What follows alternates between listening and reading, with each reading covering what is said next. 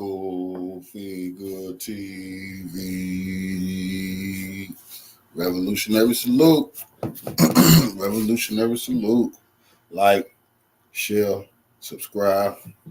Welcome to the House of Revolution. You know I'm your humble host, the Yao Ming of Revolution, and I got some late breaking news the revolutionaries can use. A coup d'etat has been pulled off in America.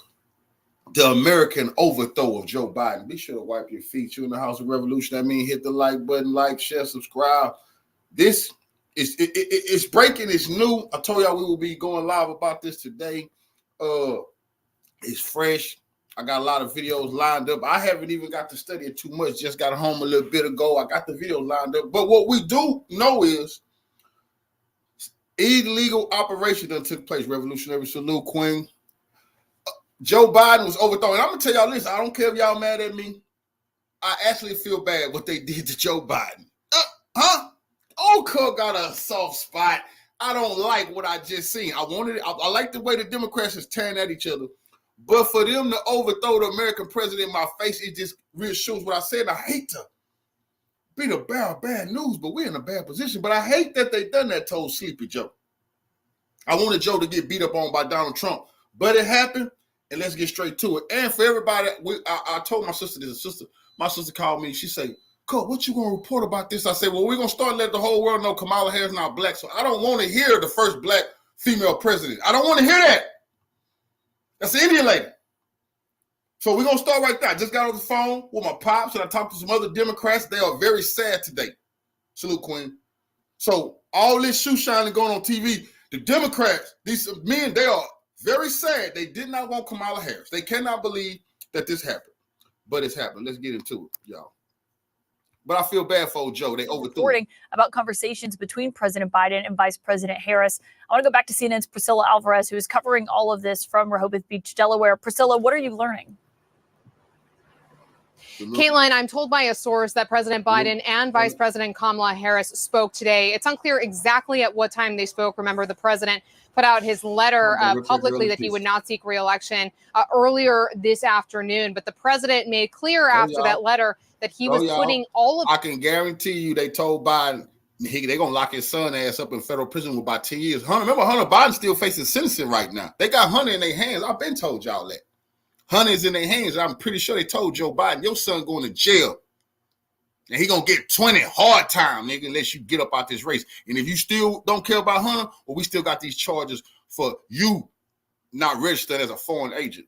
Of his support behind Vice President Kamala Harris to be the Democratic nominee, and also calling on the party to come together. Now, the vice president was on the trail yesterday. She was at a fundraiser in Massachusetts, where, again, she was defending the administration's record and also trying to underscore the stakes of the election. It was a fundraiser that brought in more. She ain't got to worry about defending the administration record, because now it's time to defend her record.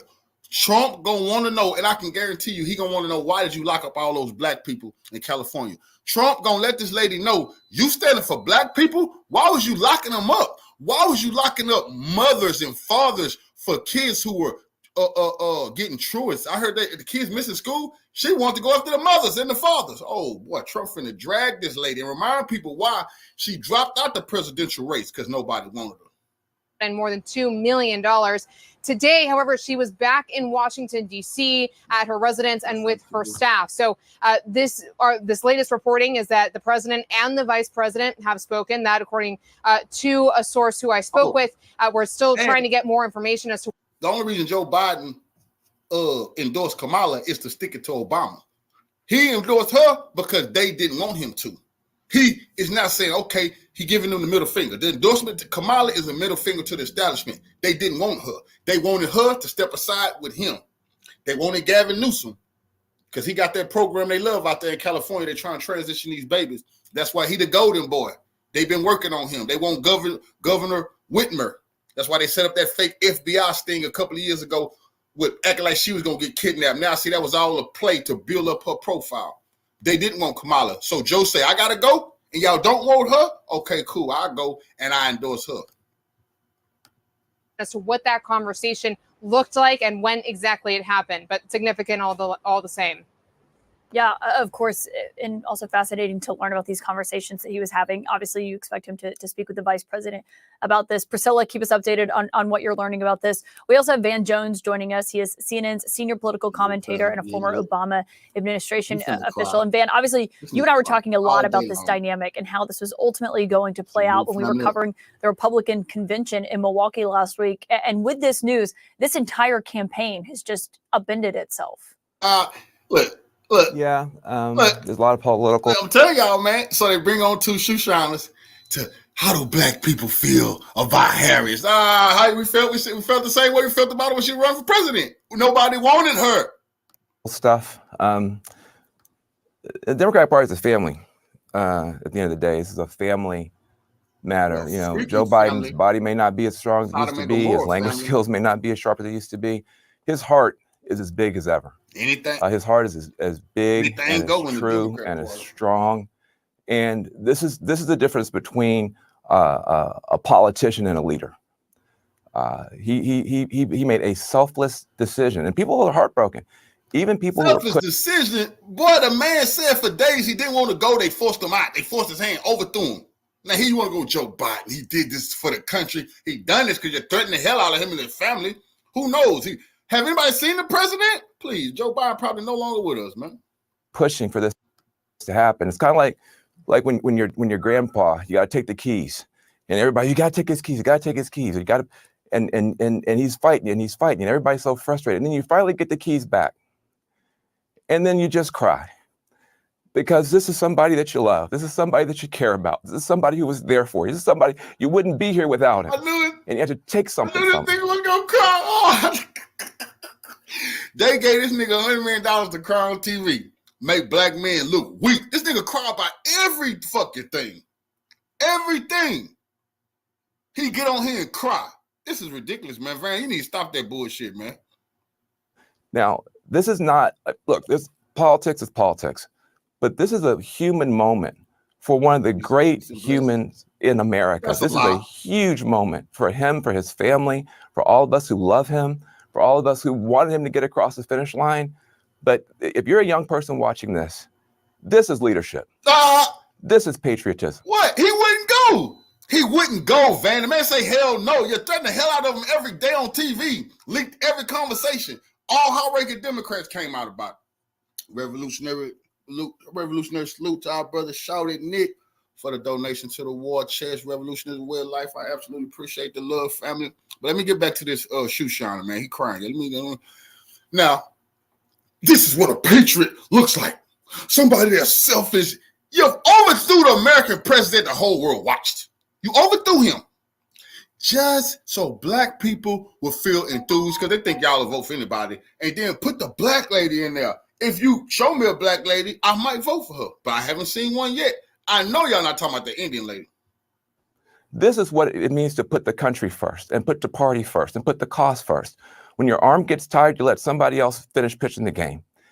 That's what Joe Biden has done. And he's done that for all of us. And so I just want to say, I don't know who's going to be the VP, the non-VP. I don't know anything about politics. I just know that I love this man. I care about this man. It was painful every day to sit up here and talk about him like he's just some problem for the party. Wait till we get to the convention. You're going to see people crying, standing, screaming, cheering. He may not get a chance to talk for 10 minutes. We finally get a chance to put our arm around this guy. He did the right thing for this country. He did the right thing for this party. All of us are going to be in this situation someday. And I hope that we take a moment to honor this man and to love this man. I love Joe Biden. I appreciate what he's done. And a lot of people are heartbroken. This is disgusting, man. This boy, you better be lucky. YouTube community guidelines told me watch how I handle y'all. I can call you the Boo Lady. You just can't call y'all a certain couple of names. They watching. Yeah, D.L. Hughley put the laws on us. We got to be careful. Get up off your knees and put that goddamn rag down, man. You're free. Put down that shoe shining polish, boy. I love him. I just love him. I just love him. Boy, y'all is freaky over there in the Democratic Party, all this love. Broken today. Even if it's the right thing, it's still just horrible. Well, and Van, I mean, on that point, which is a great point that I think resonates with a lot of people of the personal nature of a decision like this. We often talk about things. I just got a text message right when we was watching. I got a very important text message that I'm gonna read this to y'all. Usually I just say this to myself because it's from Reverend Daniels, my pops, and I don't want to put y'all all in our family business. But him being a high-ranking Democrat who's very upset right now says the Democrats are done. Nobody want Kamala. You know what? I don't think they understand old black men. Don't listen to them shoe shiners that's on TV. Old black men now, they still believe the man is the head and not the woman. They still believe a woman should be seen and not heard. I salute all y'all queens out there. They don't believe in all this woman behind the pulpit telling a man what to do, when to do it, how to do it. So I think some of those Democratic preachers and stuff like that, they gonna pretend like they gonna vote for Harris. They not. They gonna act like they is because they get their money. They not. Things and a harsh political lens of who's going to fare better, what this looks like.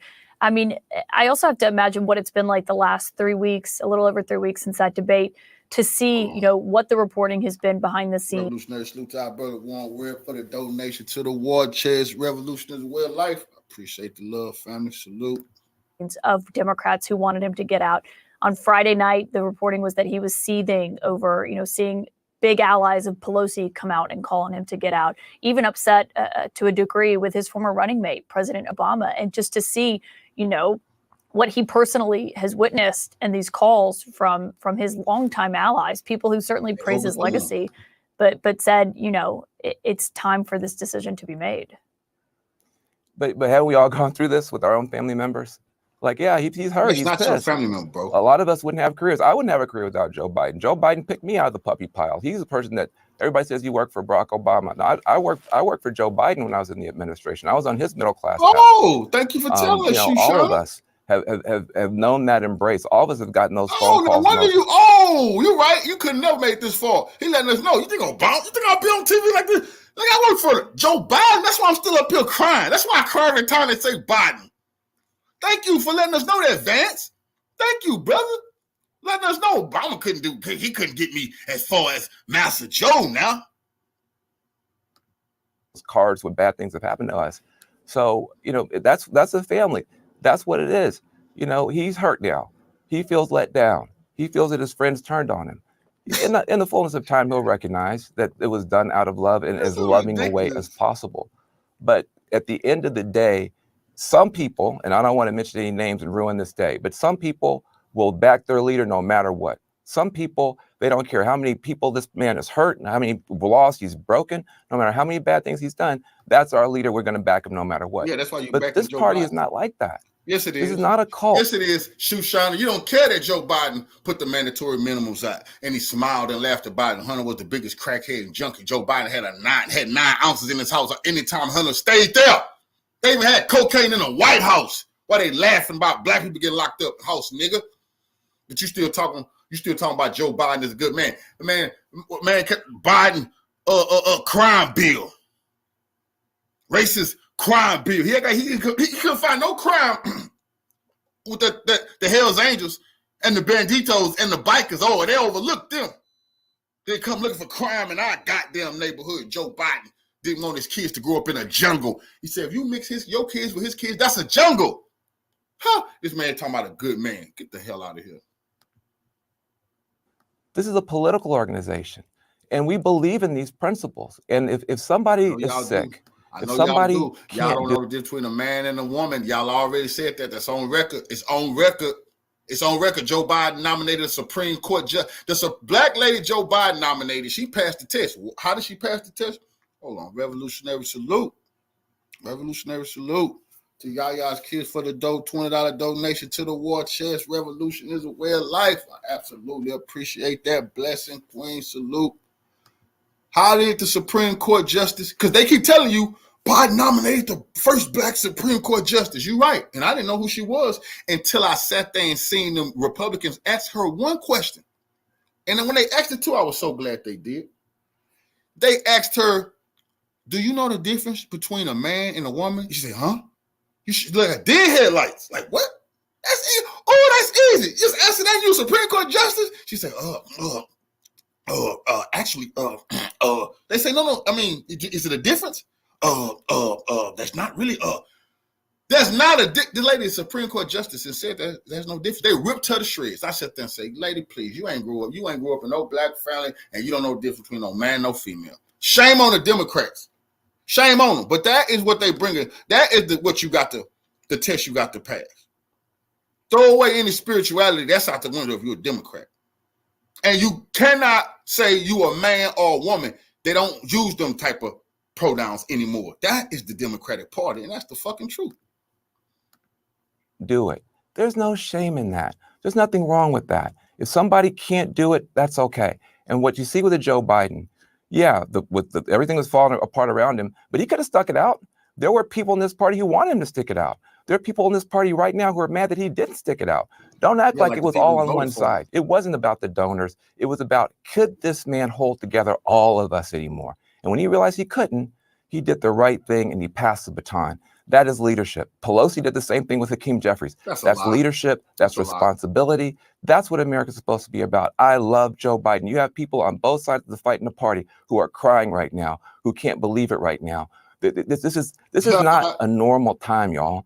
This isn't just politics. This is a moment in time to honor someone who for 50 years put this country first and sacrificed and sacrificed and sacrificed and sacrificed and sacrificed. And today, career politician with 5 or 6 homes, career politician worth $100 million. Who the fuck did he sacrifice?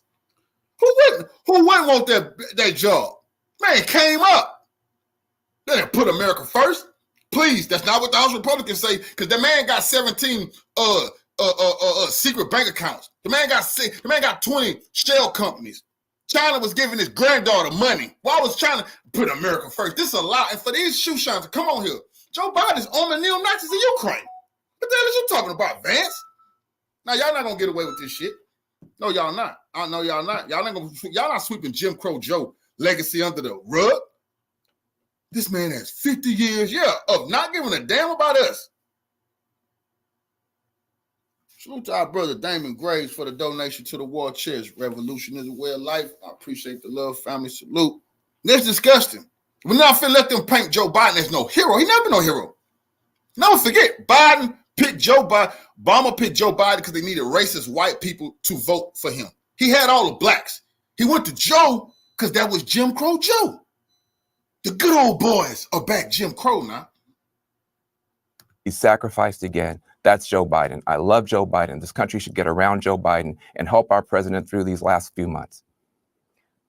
Jamal Simmons, you worked in that administration as well. I wonder what you make of how Van just laid out what a personal decision this was for President Biden to make after facing these they calls. Pushed him out, kicked him out. That's illegal. 3 weeks now, sustained calls from his own party. And obviously, you worked with him. You worked with Vice President Harris. I wonder what you make of that.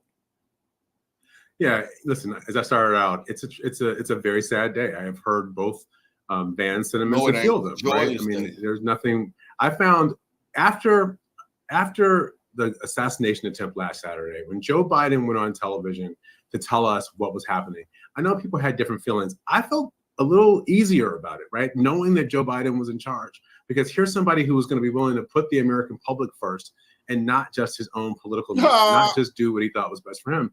And listen, we can try to make this not about politics, and Van, I'm with you. This is a day for Joe Biden. But on the other side of this coin is a guy who is that is Joe Biden stepping down. Biden, right? That probably was Obama who sent that. That probably was Obama who sent that little old gift towards Trump. That's real talk. It was completely about Donald Trump. Completely about putting himself first. So I think as we think about President Biden, all of us who know him and those of us who work for him, like Van, really feel an incredible sense of loss. At the same time, this is going to help the Democratic Party finish Joe Biden's job, which is the point of what it was he was running for, which is to keep Donald Trump out of the office and to make America a better place that includes more people and has more opportunity for people. And I think that Kamala, this nigga said they finna make America great again. Y'all is some swagger jackals, bro. Get your own slogans, fam. Harris is going to do a good job doing that. I think, let me just say this about her. I worked with her every single day. I met with her every single day. I talked to her on the phone just about every single day when I was there. This is a woman who has great public value. Her husband know you call every goddamn day. You look like the type of nigga try to sleep your way to the top. They don't trust no nigga like you. I call her every day. And now her husband, the small hat guy, he need to look at he need to watch you. What the hell are you doing calling the vice president every day? And we don't put nothing past her. We know what she did last summer with downtown Willie Brown. And if she think that's off limits, she finna learn the presidential race is for big boys and big girls. You can't be, scared of the truth. What's done in the dark don't come to the light. And if you slept with downtown Willie Brown to make it to the top, it's coming out. She knows what she's in the game fighting for. She's fighting for people who are being left behind, people who are being left out. She's been a prosecutor her whole life. I think that she locked up black people her whole life because she don't like us because she's an Indian. She don't like us. She's racist. Kamala Harris is a racist too. Kamala Harris said Joe Biden was racist when she wanted to be president, and then when she couldn't be president, she got down with him. But she don't like us. She locked up black people for marijuana. How petty of her. How petty. They pretend like she was listening to Tupac. Man, lady, please. No, we're gonna have some good lives coming up because Kamala Harris is gonna show the whole goddamn world. She's gonna prove to the whole motherfucking world why she wasn't qualified to be president. I don't know if y'all been listening to her, but she has a serious problem with laughing, cackling when she get nervous. She ain't a debate with who? Man, please. Not Trump. Uniquely built for a moment. We've got a candidate who's got 34, felony convictions to go out and prosecute him every day. She's somebody who I think has an incredible ability to go out and inspire people and to get them excited about her. I remember seeing little girls. One of the reasons I went to work for the vice president was because I have a daughter. And I remember thinking that I wanted my daughter to have the same kind of model for her life. Hey, this was really a lie. I remember seeing little girls and they say, "Oh, I got a girl." Oh, this nigga is a liar. Bro, you would say anything, bro. Welcome to Cold Figure TV, your lying shoe shiner. Get up off your knees. Put down that shoe polish and that rag. Boy, you're free. I remember seeing little girls. Then he switched a lot. Oh, I have a little girl. Yeah, I thought you remember seeing little girls. And they said, I want to be like Kamala when I grow up. Don't know black girls want to be Indian when they grow up, fam. That my son has. They talk about Barack Obama. And I remember seeing little girls grab her by the hand and look at her like she's Superwoman, like she's Wonder Woman. I remember seeing older women who many of them didn't agree with her politically. They grab her by the hand and they have tears in their eyes and they'd say, "I never thought I'd see the day that a woman would serve in the White House." Those are the kinds of cases. Who the hell was Michelle Obama? See, these niggas, if little black girls grab Kamala and said, "I never seen the day I thought a woman would serve." What is all the women walking around the White House? I mean, these coons they just get so excited to be shoe shining. I mean, they just having an orgy. This dude is creaming, coming all over himself, excuse my language, shining Joe Biden's shoes. The black girls never thought they would see a woman with this type of power. Oh, man, get out of here, man. Michelle Obama, the first cases that I think as we go forward in this, what will become the next political campaign, I think we will see the kind of energy that and emotion that we're talking about today. We'll see those out of a lot of Americans. Luke. Oh, man, okay. Woo. We just getting started too, man. Goddamn, man. I didn't even know. I told y'all, but I just put the videos together for us to get into. I'm just getting home. I didn't even know I was gonna have that much in that little video. Shit, the boy got the shining shoes. They get me excited. You want a shoe shine, nigga? We gonna deal with you. All right. Let's see what some of our people got to say about this.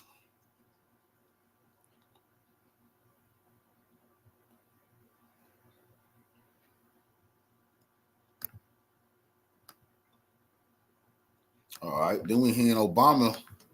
Obama is refusing. Salute, Queen. Obama is refusing to endorse her. Obama don't like her. Yeah, you talking about? He trying to set Michelle up to be president, not her. Guys, I have breaking news. So, as you know, Joe Biden has dropped out of the presidential race. He is going to continue his presidency. He's going to Revolutionary brother Deke didn't show up. Hold on, Deke Cosmo, salute to you, brother.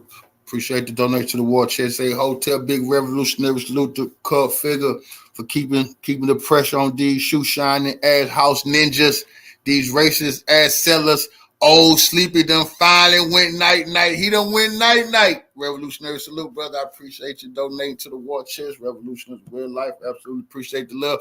They done overthrown him. But I'm going to tell you, Deke, like I said in the beginning, y'all be mad at me. When I really, I hate how they done him because, bro, we don't want America. We don't want this to be America. And it's really so disrespectful for them to be in our face like, yeah, it's really not a real government. The elite can overthrow the president. 14 million people just voted for this man to run. They actually he was supposed to go get defeated. That was their fate. But because he's so weak, they pull him late in the race, put Kamala in there, which nobody wanted. Put Kamala in there. Why? To play on the hearts of black people. That should piss black people off. I'm like, bro, quit playing with us. But guess what? It's going to be war. See, they want to start a war in the black community. They've been one between male and female because we strong enough, but it's a lot of households, they going to argue about this because there's a lot of sorority sisters. They going with Greek freaks. They going with Kamala. That's their sister girl. And a lot of brothers, they not having that shit. They're not going for that. It's some Democratic brothers. They're like, oh, hell no. I ain't going, no. It's going to start problems, but that's what they want. Up until November, it's going to be a neutering of the black man, and they're going to be trying to promote her as the image of a black woman. When she done said before, she Indian. She not black. She wasn't raised black. No Indian woman can raise a black girl. It's impossible. Continue his term till January 20th, but he is out of the election. He made that statement. Then some time later, he then made a statement on social media that he is endorsing Kamala Harris. I just did a video on who I believe is going to be her running mate.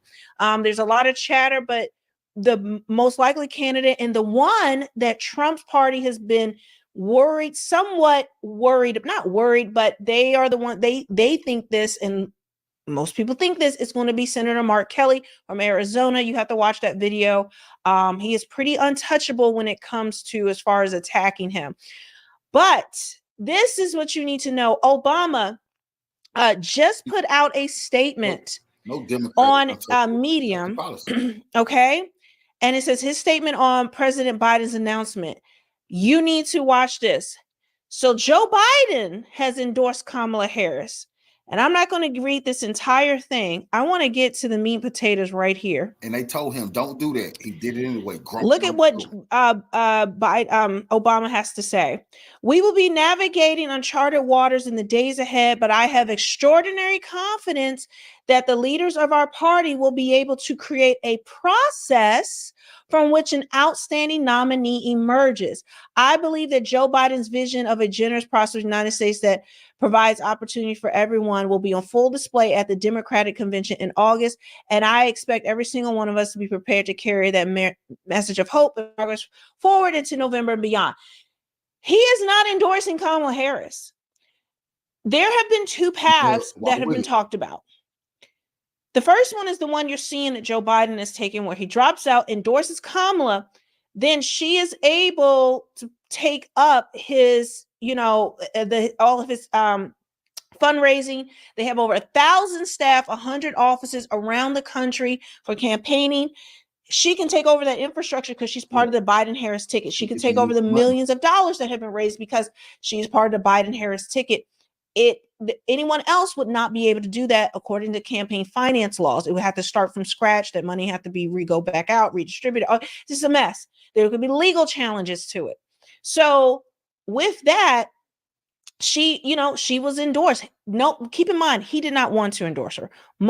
She was a DEI pick where a group of black women, influential black women, brought him a list. And I've reported this several times, where they actually brought him a list of black women that he needed to pick from to be his running mate in 2020 if they were going to endorse. This the most disrespectful part nobody ever talk about. They never talk about this. Now, this is true. They did tell Joe Biden he needed to pick a black woman to be his running mate. They absolutely told Joe Biden that. They didn't know he was going to pick Kamala Harris. They didn't know that. I mean, a lot of them, and deep inside, a lot of them is pissed, but they're not going to show their hand.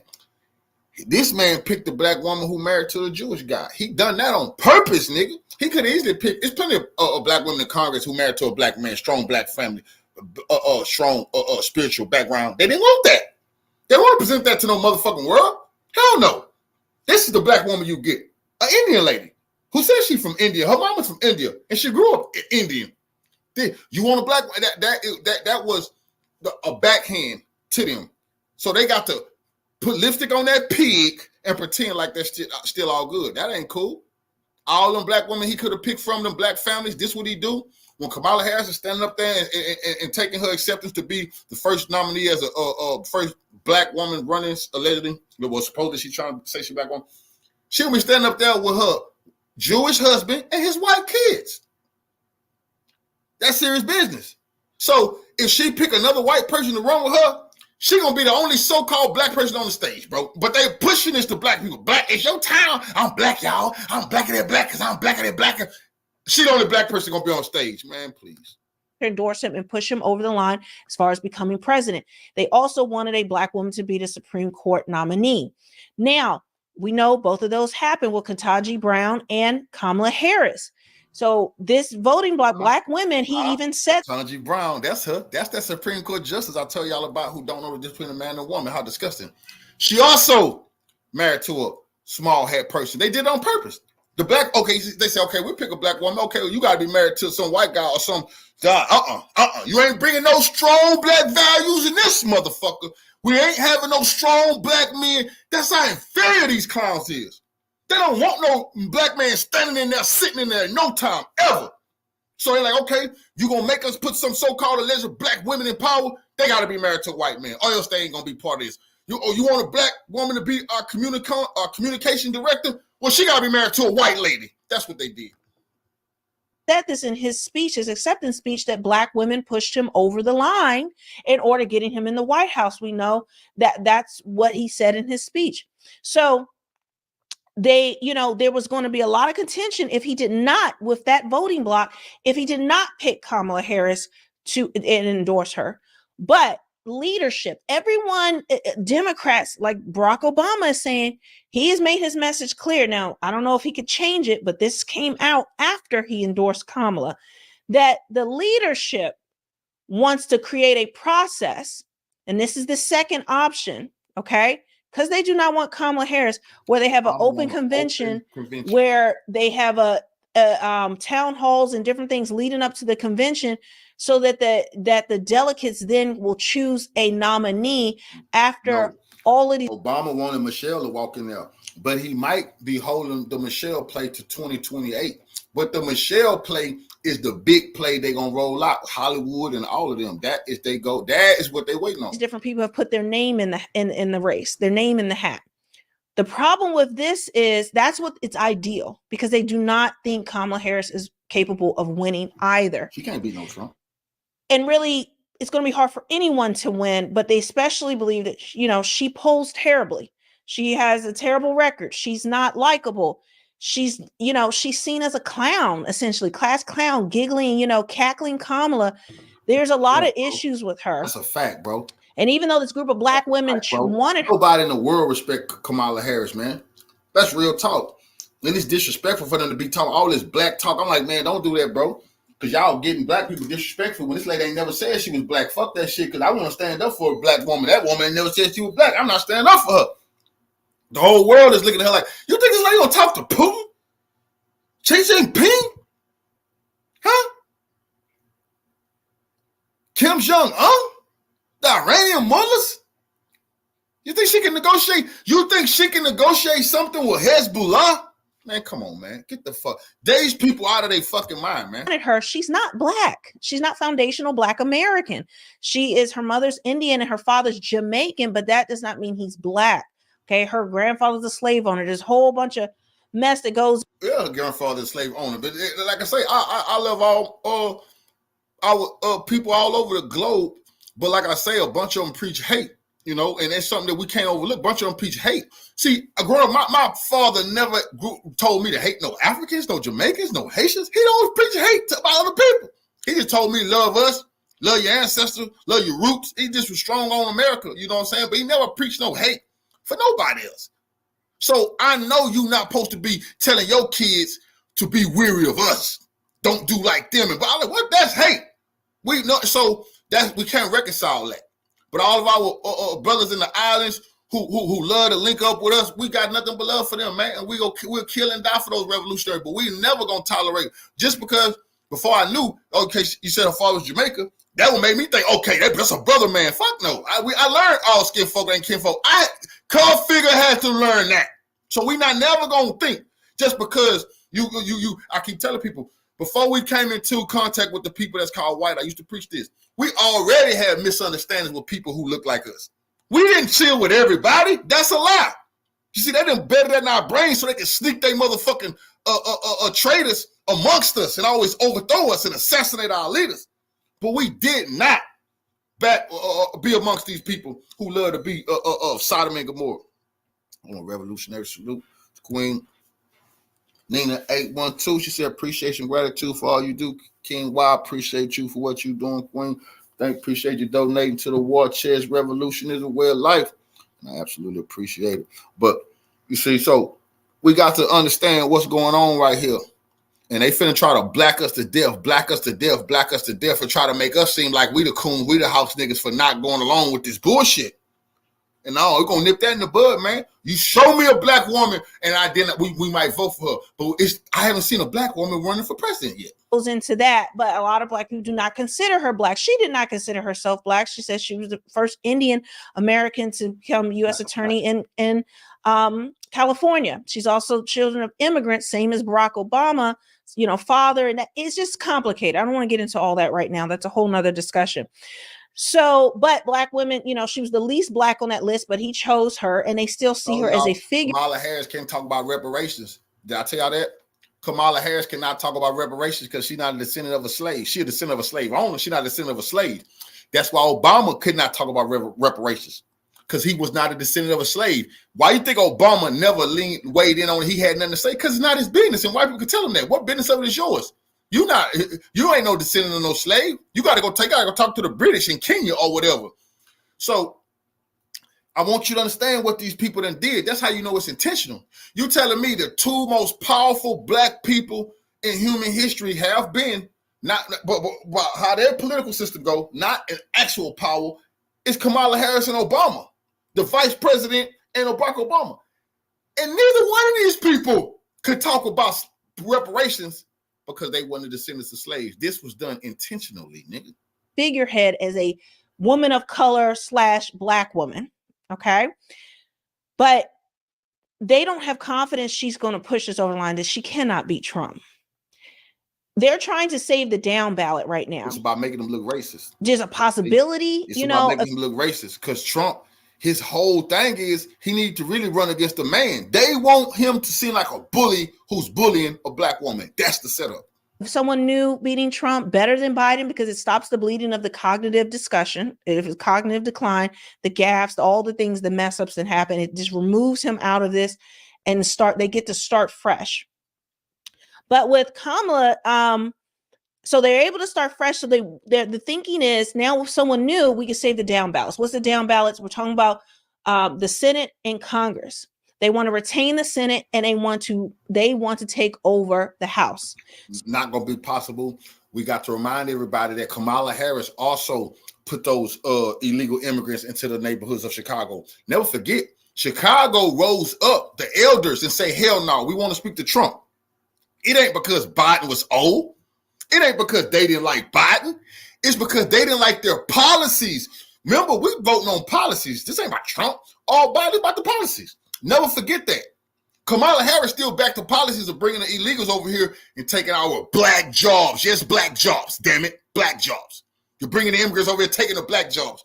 How do I know what black jobs is? Because whenever I used to get in a ride with my daddy and we ride by construction sites and ride by the railroad and there's other people doing it, my daddy say, boy, they used to be our jobs. We used to do that. Those the black jobs Trump was talking about. So if they're able to do that now that because Biden was dragging down the ticket. Biden was dragging everyone down. Donors stopped donating to everybody.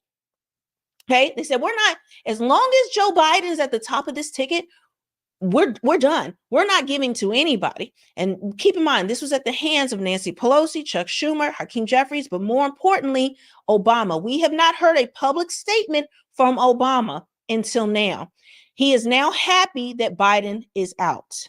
That is why we are getting an actual statement from him. Why didn't he speak up before for Joe Biden?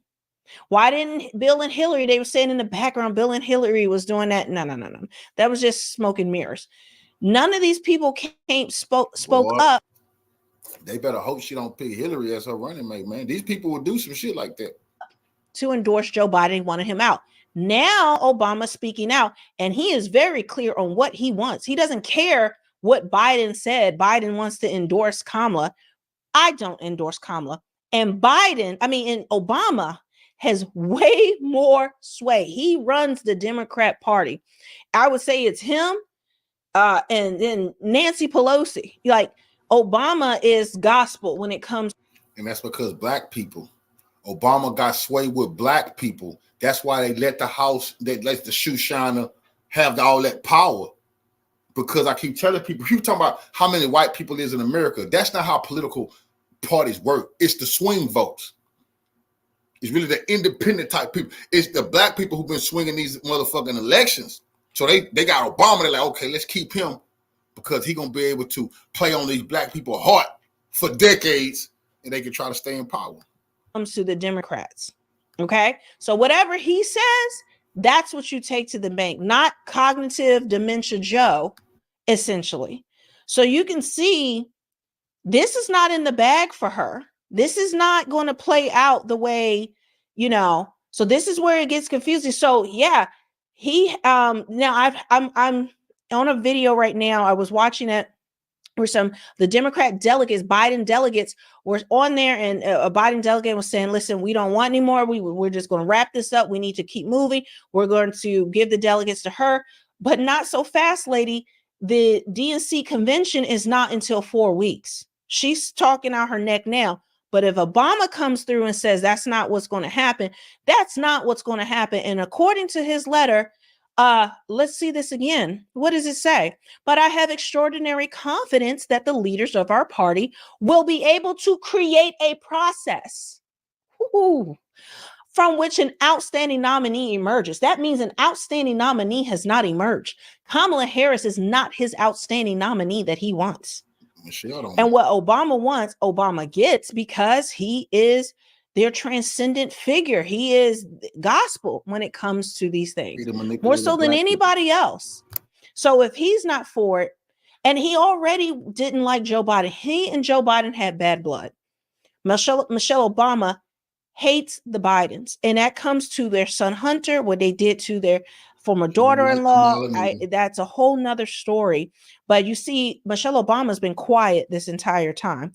But on here, he says, listen, for now, Michelle and I want to express our love and gratitude to Joe and Jill. So now Michelle is being mentioned. And anyone who's saying Michelle is going to run, Michelle will never run. She wants no part of politics. She's done. She wants to do what she does. She wants to live her life privately. She does not want to be back in the spotlight. She has no desire, no matter how much they think she'll be great. It is rough being president. It is rough. Like that is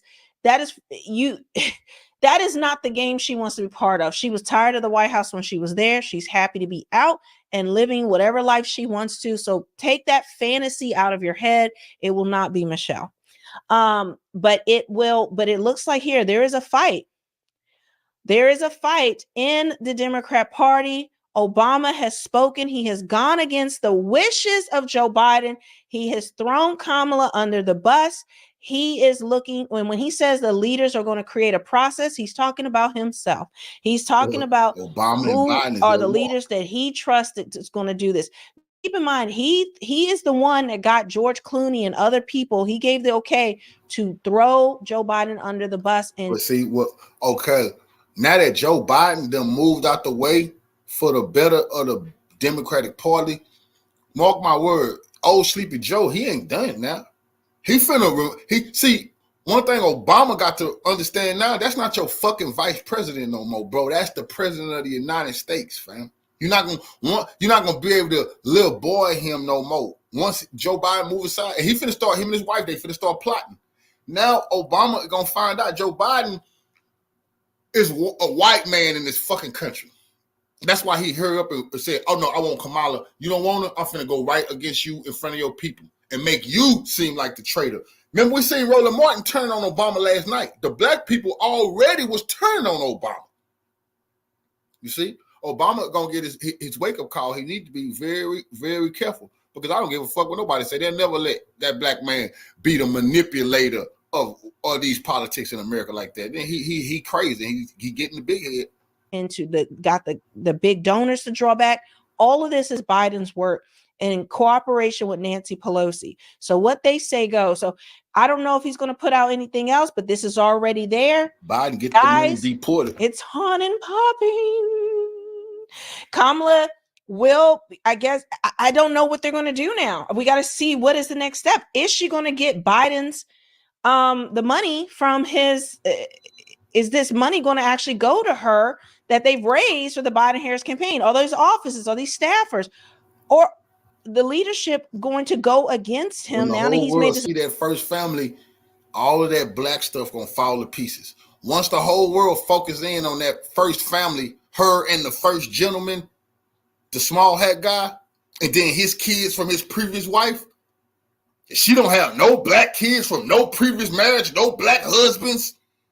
All of that black stuff gonna fall to pieces once they see, ma'am, where's the black? Can you bring your black sisters? Do you have any black nieces?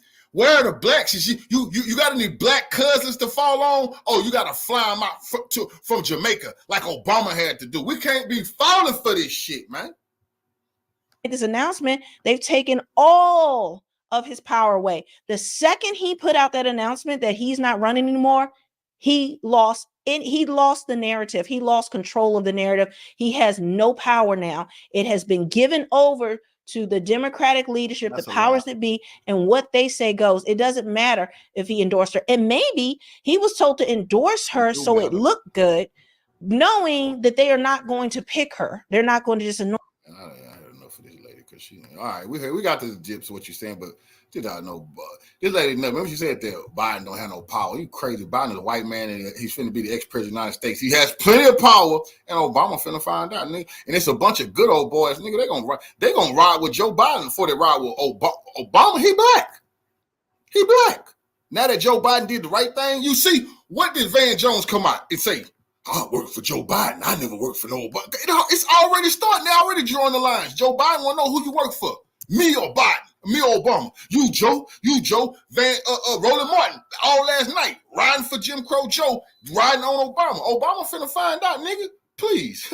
Boy, you was a token your goddamn self. I just had a moment to go back over the statement from Barack and Michelle Obama, and they are supportive of President Joe Biden's decision not to seek re-election, and they praise his outstanding track record as president. And yet in a paragraph sort of buried in this long statement, the Obamas say, we will be navigating uncharted waters in the days ahead, but I have extraordinary confidence that the leaders of our party will be able to create a process from which an outstanding nominee emerges. Why aren't the Obamas backing Vice President Kamala Harris? That's a good question. Well, that's a good question. There is some tension between the Obama and Biden camp right now. And as Senator Welch just told you here on CBS, there is a bit of hesitation among some Democrats to get ahead what they believe will be a truncated process to formally make Vice President Harris the nominee. As we detailed earlier in our conversation, Vice President Harris has known President Obama since he was a state senator going to San Francisco for fundraisers. She helped him in Iowa in 2008 when he ran for president. There is a relationship there.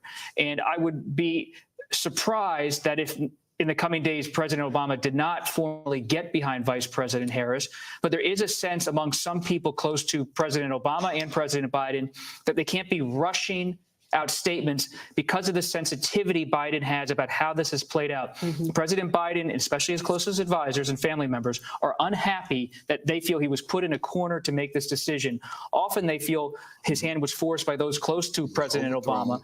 And for President Obama to let President Biden have his moment with this decision. Think about this. President Obama knows that President Biden is now in Rehoboth Beach, Delaware, making the biggest decision of his career with a statement because he's coughing as he looks at the shore with his family because he's recovering from COVID.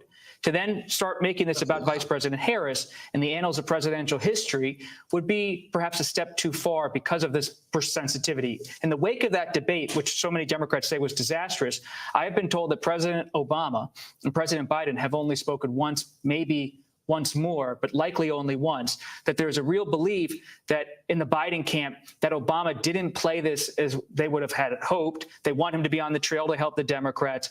But I'm not surprised that President Obama is just trying to leave it be with President Biden, knowing he's recovering from COVID, coughing as he makes this decision. It's still notable, though. Oh, sure. And let me bring in John Dickerson, because I'm looking at the contrast in statements between the Clintons, who said there is no greater threat than Donald Trump. And so they wholeheartedly have put their support behind the Vice President, Kamala Harris. The Obamas are saying that they have confidence that the leaders of our party will create a process from which an outstanding nominee emerges. Is there time for the Democratic Party to go through a process? You know, there is time, but every little detail of a process that you create, even if it's a truncated one or a mini primary or whatever, every little detail becomes something to fight over. So there is an advantage to a process in the sense that you get the rank and file to feel like they weren't just being forced into a decision. There are some people who wanted Joe Biden to stay. So they already feel like the kind of a cabal plus the media has forced a good man out of a job that they think he should be reelected to. And so what do you do with the people with those bruised feelings? Forcing them into a new nominee right away might not soothe those feelings. I think Bob is exactly right in the sense that you've got to also create the conditions for the party and everyone to celebrate Joe Biden, who has just done something that the more they celebrate what he's done, the more of a contrast they draw to Donald Trump. As Liz Cheney said, here's somebody giving up power. Okay, somebody who their whole career was counted out. Not give up power. See, here go the media lying. The whole world just witnessed Joe Biden get overthrown. He didn't want to. He came out over and over and say, "No, I'm staying." Just yesterday, he said, "I'm staying in the fight. I'm going to keep continuing." He's giving up power. He's not Trump. Y'all forced this man out of office, and to see here they go with their fake news. So it's giving up power and moving against personal instinct, which is I'm going to show them when they count me out, and it's worked for him. And that's quite a contrast to Donald Trump, who was so desirous to hang on to power that, according to the leaders in his own party, he inspired an attack on the Capitol. So to the extent that you celebrate this decision by Joe Biden in this period of time and don't immediately get on to Harris, it actually works to the Democratic Party's benefit. See? It's an excellent point, John Dickerson. Thank you. See what they get on TV and do? Biden is selfless. What? The man didn't want to go. Forced out. How can a person who forced out still be a hero who was selfless? What the fuck you want? The man will figure out, drag him out. The man say, God will have to come down from on high. He said that. The Lord himself will have to come. They asked him, what would happen? The Lord will have to come bring me. I ain't going nowhere. Come on, man. This is disgusting. I want to bring in Margaret Brennan, who also has some new reporting. Margaret. Well, Nora, I know we're all looking at the timeline saying they don't have a lot of time in their favor. And really, typically, it takes about 2 months to vet a vice presidential candidate, is what I was told. Some of that already underway. It's now underway in an expedited basis. And Democrats are all buzzing about who that could be. And when we look at the thinking here of what Vice President Kamala Harris has to weigh when she makes her decision, there's the chatter about, does she go all-female ticket with Governor Whitmer? Or does she also take into consideration the idea that perhaps she should pick a lawmaker? And if she picks a lawmaker, she can't pick one from a state with a Republican governor, because they would lose that very narrow majority they have. So there are all these little factors that are being weighed by the vice president at this time. And certainly we know some of the names. There are no surprises on this list. But when you hear, for example, Mark Kelly, the senator from Arizona, does that speak to Kamala Harris, the vice president, in a way that says we can put gun violence at the top of the ticket as an issue? We can put someone who has, a competitive, there's a competitive Senate race in that state and Democratic governor who would likely appoint another Democrat to that spot? Or do you go with the two governors I've heard the most about in recent days, Governor Shapiro of Pennsylvania, who just had a powerful speech last Saturday and Sunday, Nora, in the wake of the rally with the assassination attempt on Donald Trump, someone who has been vocal about the scourge of anti-Semitism in this country. Also hear about Governor Bashir quite a lot as well. Remember the other night when we were at the convention and John Tester issued his statement, being one of the first Democratic senators to say he's got to go, but we've got to open up this nomination process to others. And that was the signal that there is an element of the party that needs to know that there's a more moderate or maybe even Western, Midwestern character involved at the top of the ticket for them going forward, that it's harder. He was signaling, I can't run with Kamala Harris alone on the ticket or someone like her. There needs to be somebody else that speaks to my more moderate politics, my brand of politics. And that's why you look at some of those governors and some of those lawmakers like Mark Kelly from Arizona, a battleground state, has a moderate bipartisan record, is an astronaut, is married to Gabby Giffords, and you think that's the kind of person that a John Tester, a Sherrod Brown, a Jackie Rosen in Nevada, all facing difficult re-elections this year, are going to be comfortable campaigning with in those closing 3 months, and comfortable having them come to their state to campaign in ways that perhaps she couldn't as the running mate, and that Joe Biden now couldn't. But will the Democratic Party say we need a moderating force? Right. Vice President has a liberal voting record. She is from San Francisco. Will they look to join the ticket someone who is perhaps more of a conservative Democrat, like a Governor Bashir? Well, that is certainly what someone like Joe Manchin, the senator from West Virginia, who left the Democratic Party, saying that it no longer represents, sort of the flavor of Democrat he once was. He became an independent. He had been advocating for exactly that just hours before Joe Biden made this decision public. But to Ed's point, in terms of going west to Arizona, to a border state, another way to change that conversation perhaps a bit if they go in that direction. But one of the reasons, if we remember 4 years, if we remember back to when Joe Biden was the nominee and how hard that race was, how divided the Democratic Party was, he was a selection of a candidate that was meant to try to bring the very progressive part of the party together with this centrist Democrat that almost doesn't exist anymore if you believe someone like Joe Manchin. So what flavor of Democrat are we going to end up with is definitely a very hot topic. And the belief among many Democrats is that you cannot win with someone who is purely progressive. And so you do need to have someone, particularly a man, on that ticket.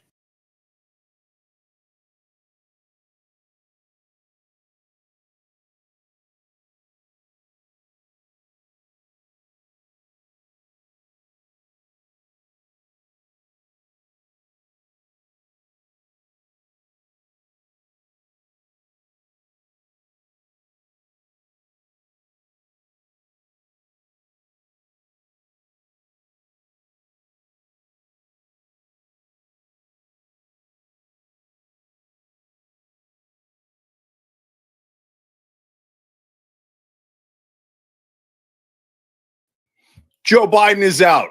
Oh my God, Joe Biden is out. We did it. So, first of all, ladies and gentlemen, we got him. Down goes Joe Biden. Okay, I'm not going to do the whole thing because we're going to talk about victory for sure, but we're also going to talk about grace, and we're also going to talk about the future. Did he name a successor? That is super important. What should we do next? Incredibly important. I have my strong thoughts on it. You're not going to be surprised by that. So I'm going to save that for a minute now, okay? First of all, I've got a bunch of people to thank in terms of who made this happen. That's put the victory part. But overall, I will say this. As the self-appointed leader of the rebel forces within the Democratic Party to oust Joe Biden, I declare victory. So Now, this is not victory against Joe Biden. This is a victory for reason, logic, and for the Democratic Party to actually win this race, which now that Joe Biden has dropped out, we go from massive underdogs to all of a sudden, overnight, back to the favorites. And so this is going to dawn on people over the next day or two. And then they're going to think, my God, what were we thinking? Why were we choosing to lose this race? So now that Joe Biden has made the right choice, we'll talk about grace for him as well. But first, a quick victory lap. And guys, this is really important. The victory lap isn't for me. It's for you. And let me explain. There's real merit to that. And there's something super important to learn from that. So who were the first people to say that Joe Biden was the wrong candidate? The people that were right first. They were all outsiders. Because the insiders are invested in keeping the status quo. They're already at the very top. They already got there through the people who are at the top who gave them those positions. They're invested in the status quo. But outsiders are not. Outsiders can see things a little bit more clearly. They're not inside that DC bubble or the Democratic Party bubble. So to all the outsiders who over a year ago said he's not the right candidate, the American people think he's too old, and in fact, he is too old. We've got to get a new dynamic ticket that could actually beat Trump.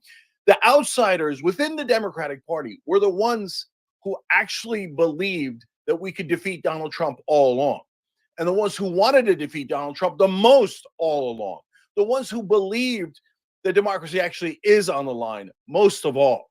So the insiders were like, democracy is on the line. But you know what? No democracy. Let's just go with the 81-year-old that even at that time, 7 out of 10 Americans thought wasn't mentally well enough to be president. So what? They voted for him. The debate, guys, didn't all of a sudden create a Joe Biden that was in this bad of shape.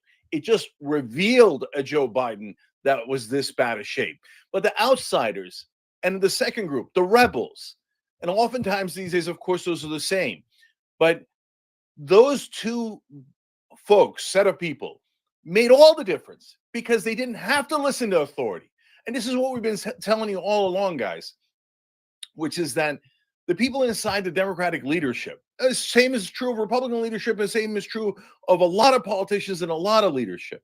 They don't know any better than you do. There's all this marketing and hoopla around, oh, the wise men of the Democratic Party, and we have to listen to leadership. We should always, remember, voters, do not use your own mind. Do not use your own judgment. Instead, substitute it for the mind and the judgment of Democratic leadership because they are so wise. But now you've seen the men behind the curtain. Do they look wise to you? No, they were never that wise. And you outsiders, you rebels, you were wiser. So look, on the Young Turks, we started saying this over a year ago. Already at that point, his polling was disastrous. The views on his age were disastrous, and his favorability was nearly unrecoverable. And that's what I've been saying all along. And Anna's been saying it. And so many people on the Young Turks and our audience has been saying it. And that's the most important part. Because, guys, 10 months ago, I asked our paying members, because they're the core of the community, and they're put their money where their mouth is, etc. And they're at our best, we're their voice. So I asked them, guys, what do you want me to do? If I run, it's crazy. Everybody knows it's crazy. You know, I'm not born inside the country, and I can get past. I think I can get past that. Could we get past it in one cycle, or would we have to sue a couple of times to win that civil right? But yes, the people not born here should be able to run. But of course, that was going to be a giant barrier. I was honest about it. And then we're outsiders, not elected Democrats, talk shows, etc. I mean, it was an overwhelming hurdle. And I said, that's not, but you guys know that's not the point. The point of running against Joe Biden was to show his weakness so that other Democratic governors and candidates would come in and we would be able to rescue the Democratic Party and beat Donald Trump. And when I asked our members, they voted overwhelmingly, 76-24, saying, yes, go in the race and we'll back you. And they did back me. And did we make a difference? Well, look, guys, obviously we didn't win the race. But what did I tell you? Get caught trying. And when we got into the race, and I say we because it was all of us, I said, you never know what happens when you try. So did we try and we won the presidency? Of course not. but did we try and make some difference? Did we move the ball to some degree? I know I tried my damnedest because you sent me in. And you're my boss. If you're a member of the Young Turks, you're my boss. Hit the join button below. Become my boss. Because, again, at my best, it's an honor to be your voice. And you guys told me, I asked you, and you told me, go, do this desperate attempt, break glass in case of emergency, because 10 months ago, you knew we were in an emergency. And you were right. You were right. Don't let them ever gaslight you. Look at this example. Don't trust the man.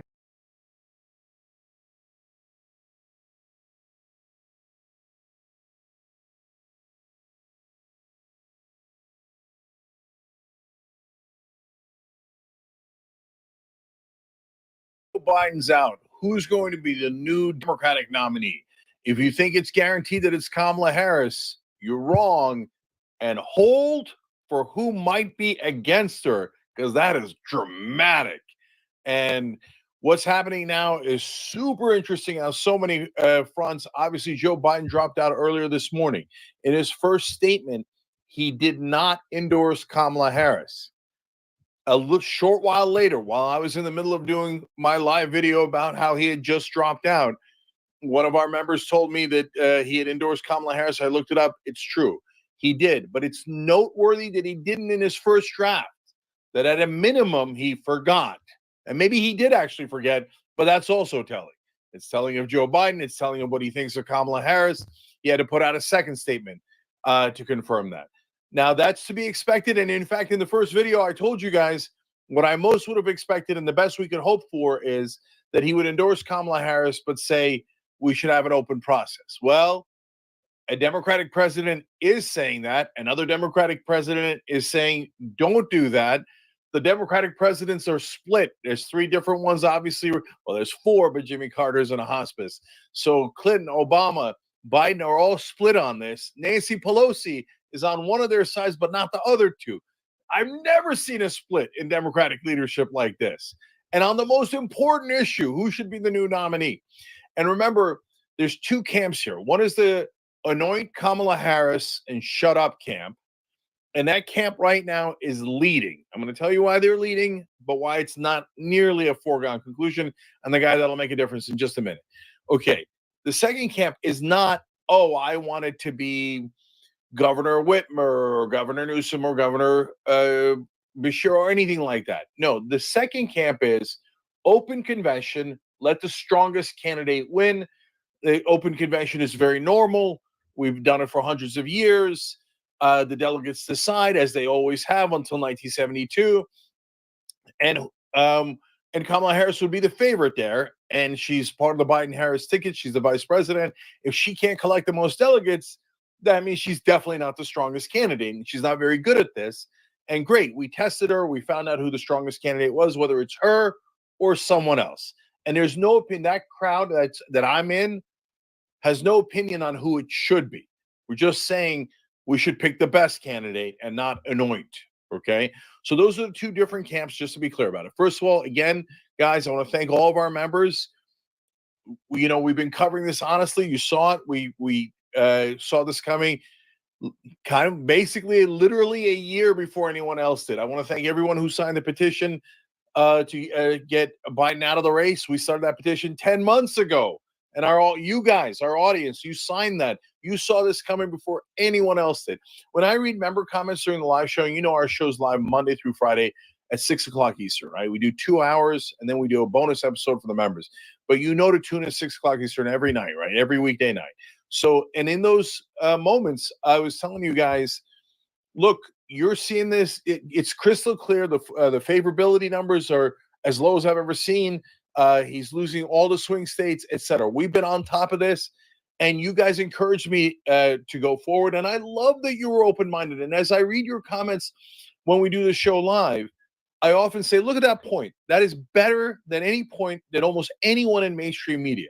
You guys understand politics better than any of these so-called wise men and these use a super old school word like these poobahs in Washington, D.C., these big cheese. Oh, trust me, I'm behind the curtain. I know what I'm doing. Does it look like they know what they're doing? We're switching candidates in July. Okay, they never knew what they were doing. If they listened to you guys, we would have switched candidates 9-10 months ago, 6 months ago. Now, but it's okay. It's still totally possible. So we are switching candidates. The question is to who. So now, when we talk about Kamala Harris, she's now has Joe Biden on her side with the asterisk that it took him a little while to get there, even within the day that he was resigning. Now, the other side that is on Kamala Harris' side is, it appears, MSNBC. And that is huge because they are their marketing and propaganda arm. So they're now saying, challenging Kamala Harris is unacceptable. Everybody fall in line. Okay. And the person saying that, and I'll give you her exact words. Obviously, that was my version of it.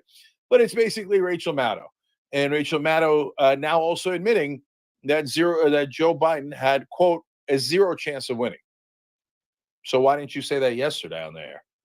Why didn't you say that a month ago? Why didn't you say that earlier? Why didn't you insist on it? I mean, because the primetime shows and the morning shows, they're not straight news shows. They do commentary. What was stopping you from being honest a day ago? All of the MSNBC hosts, it's a literal question. What was stopping you?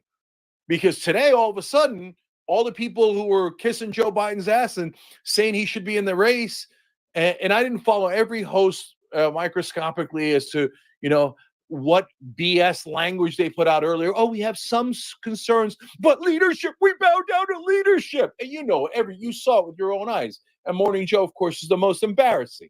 So Biden, it's got to be Biden. He drops out. Here's a 0 chance. Oh, it's a good thing. He's such a hero for dropping out because he had a 0 chance. Well, why weren't you honest with your audience a day ago and a month ago? So they're unbearable. That's your context. So she's honest ex post facto about that. Then when they turn to who should be, the nominee should be, she says, quote, if the Democrats want to start a primary in late July and thereby commit electoral suicide, I won't be surprised. Now, I want you guys to notice this, and this is why our members are so good, because, and all of our viewers, because the reason we do predictions, guys, and A, I predicted Joe Biden would lose, like I said, about a year ago. B, after the debate, I told you instantly, I think about a day afterwards, yeah, guaranteed that he's going to drop out. It is not survivable. And here it is today, he dropped out. The reason we tell you things ahead of time is so you can see that these things have a pattern. And you can begin to recognize that pattern. And that's why I love our viewers say to us all the time now, oh, now that you showed us, it's so easy to spot. You're right. There's clearly a pattern. You follow the money and all the other things that we talk about on the show. So there was no question he was going to drop out. It was just he was a stubborn old goat, and it took him 3 weeks. Again, as I said in the earlier video, God bless his heart. He did the right thing. I'll credit where credit is due. Once something is done, you don't have to belabor it. I'm just saying so that you guys know who to trust in the future. The reason we told you that it was going to happen is because the inevitability of the political momentum against the congressional Democrats and the donors stopping the money. And we told you, follow the money. Once Biden's power base is the donors. Once he loses the donors, he has no ability to go forward because he can't raise money on his own. And once you lose Congress, you have no, ability to rally your own party in a way that could lead to a victory. Teddy Cool, thank you for being a member. Thank you for saying hashtag Cenk was right. I appreciate you. I love you for it. But what I want you to, the reason I'm bringing this up, and Miss Ellen Lenant, thank you for joining. I appreciate you so much. Hit the join button below. Be part of our heroic members that partly made this possible, and I love them for it. The reason I'm telling you about who was right and who was wrong now is because when Rachel Maddow and every MSNBC anchor tells you, bow your head, it has to be Kamala Harris. Why? Why? You guys were the ones that were the most wrong. All of a sudden, we should trust you, and you never say it ahead of time. You always change the story immediately afterwards, right? But there's a second reason why. I want you to now take note of something you'll see in media all the time. People will say, like Maddow did there's going to be chaos. Oh, there's so much disorder. Oh, we can't have it. It would be crazy. But they never tell you why. Wait, we had a very active primary on the Republican side in 2016. It was the most vicious, most divisive primary I've ever seen. They talked about genitalia size. They attacked each other endlessly in the debates, and they won. We had the most contentious Democratic primary in 2020 with 27 different candidates, and the Democrats won. They never explain why quote unquote contentious primary is bad for the party. They just assume it. They're like, no, it will lead to disunity. Well, wait a minute. We already had the disunity. We have different opinions on who would be the best candidate. What you're saying is it would allow people outside of Democratic leadership and the donor class to decide when we don't want them in any way being part of the decision. We want this decision made in a back room by the donors and leadership, and we don't want you to have a second choice. That's what they're saying. They never explain why so-called chaos would be bad. In reality, it would be excellent because it would bring billions of dollars in free media coverage to Democratic candidates that the country would learn for the first time. And it would increase their branding tremendously. If you care about the Democratic Party, that's very helpful. Most importantly, for my purposes, it would get attention to positive Democratic policies. That's positive for the Democratic Party, for the Democratic candidate this year around, and it's positive for the future so people can go in the right direction. Jesse, thank you for gifting 5 Young Turks memberships. Lisa Ubiquitous, what a wonderful name. Thank you for joining. Appreciate it. Love everybody who joins. You guys are the Young Turks. We're not the Young Turks. You are. Okay. So now, Rachel Maddow, after not explaining why it would be quote unquote electoral suicide, a preposterous point. It is totally counterfactual to all the examples I just gave you. And I can give you so much more, both examples and reason why having an active, contentious process gets you the strongest candidate and the best chance to win, and the last vestige of democracy. But she goes on and says, none of them can beat Trump. Vice President Harris is going to be at the top of the ticket. She just announces it. And what this is going to mean for Joe Biden, I mean, by running with Barack Obama in 2008 and then serving ably as his vice president for 2 terms, he's part of the history of the first black president in this country. And what Joe Biden did today is going to get us the first black woman president in the country. Kamala Harris is going to be Donald Trump, and he's going to have been the man responsible for that than anybody else in the country, et cetera, et cetera. You see, once black people get to walking away from their no good ass, they try to fool them again. They want them Barack Obama. See, they praying Obama team up with her, then they can get them Obama numbers. All the blacks in the world vote for her. You see, but they got another thing coming. They finna find out she not black. She Indian. So what she's saying is she's a black woman, so shut up.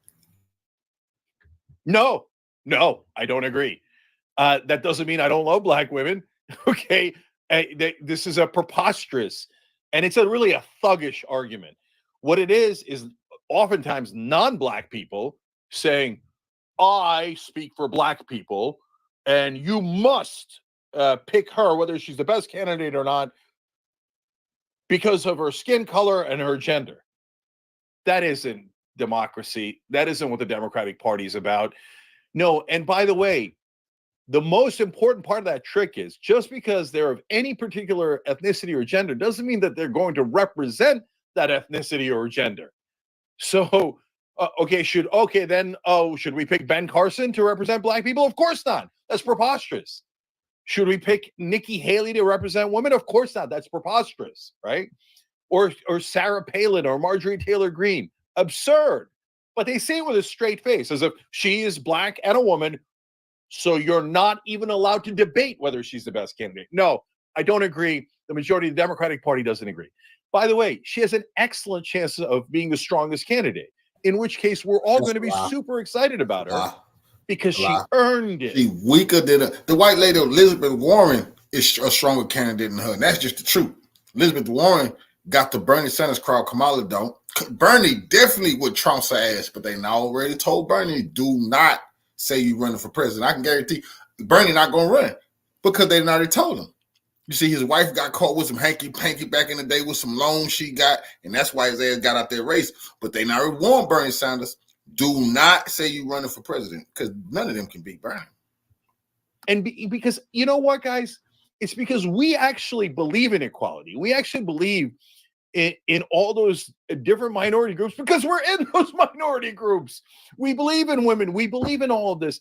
That what they're saying is we don't really believe she can earn it. We just have to hand it to her. And I'm saying, why wouldn't she be able to earn it? Whoever gets the most delegates wins. Why? Kamala Harris is the person most likely to win the most delegates. She's getting the backing of half the party. So what are you afraid of? What? It doesn't make any sense at all. They don't believe in her, and that's why they're trying to protect her. So if you said to me, hey, do you want your candidate tested? I'd say, of course.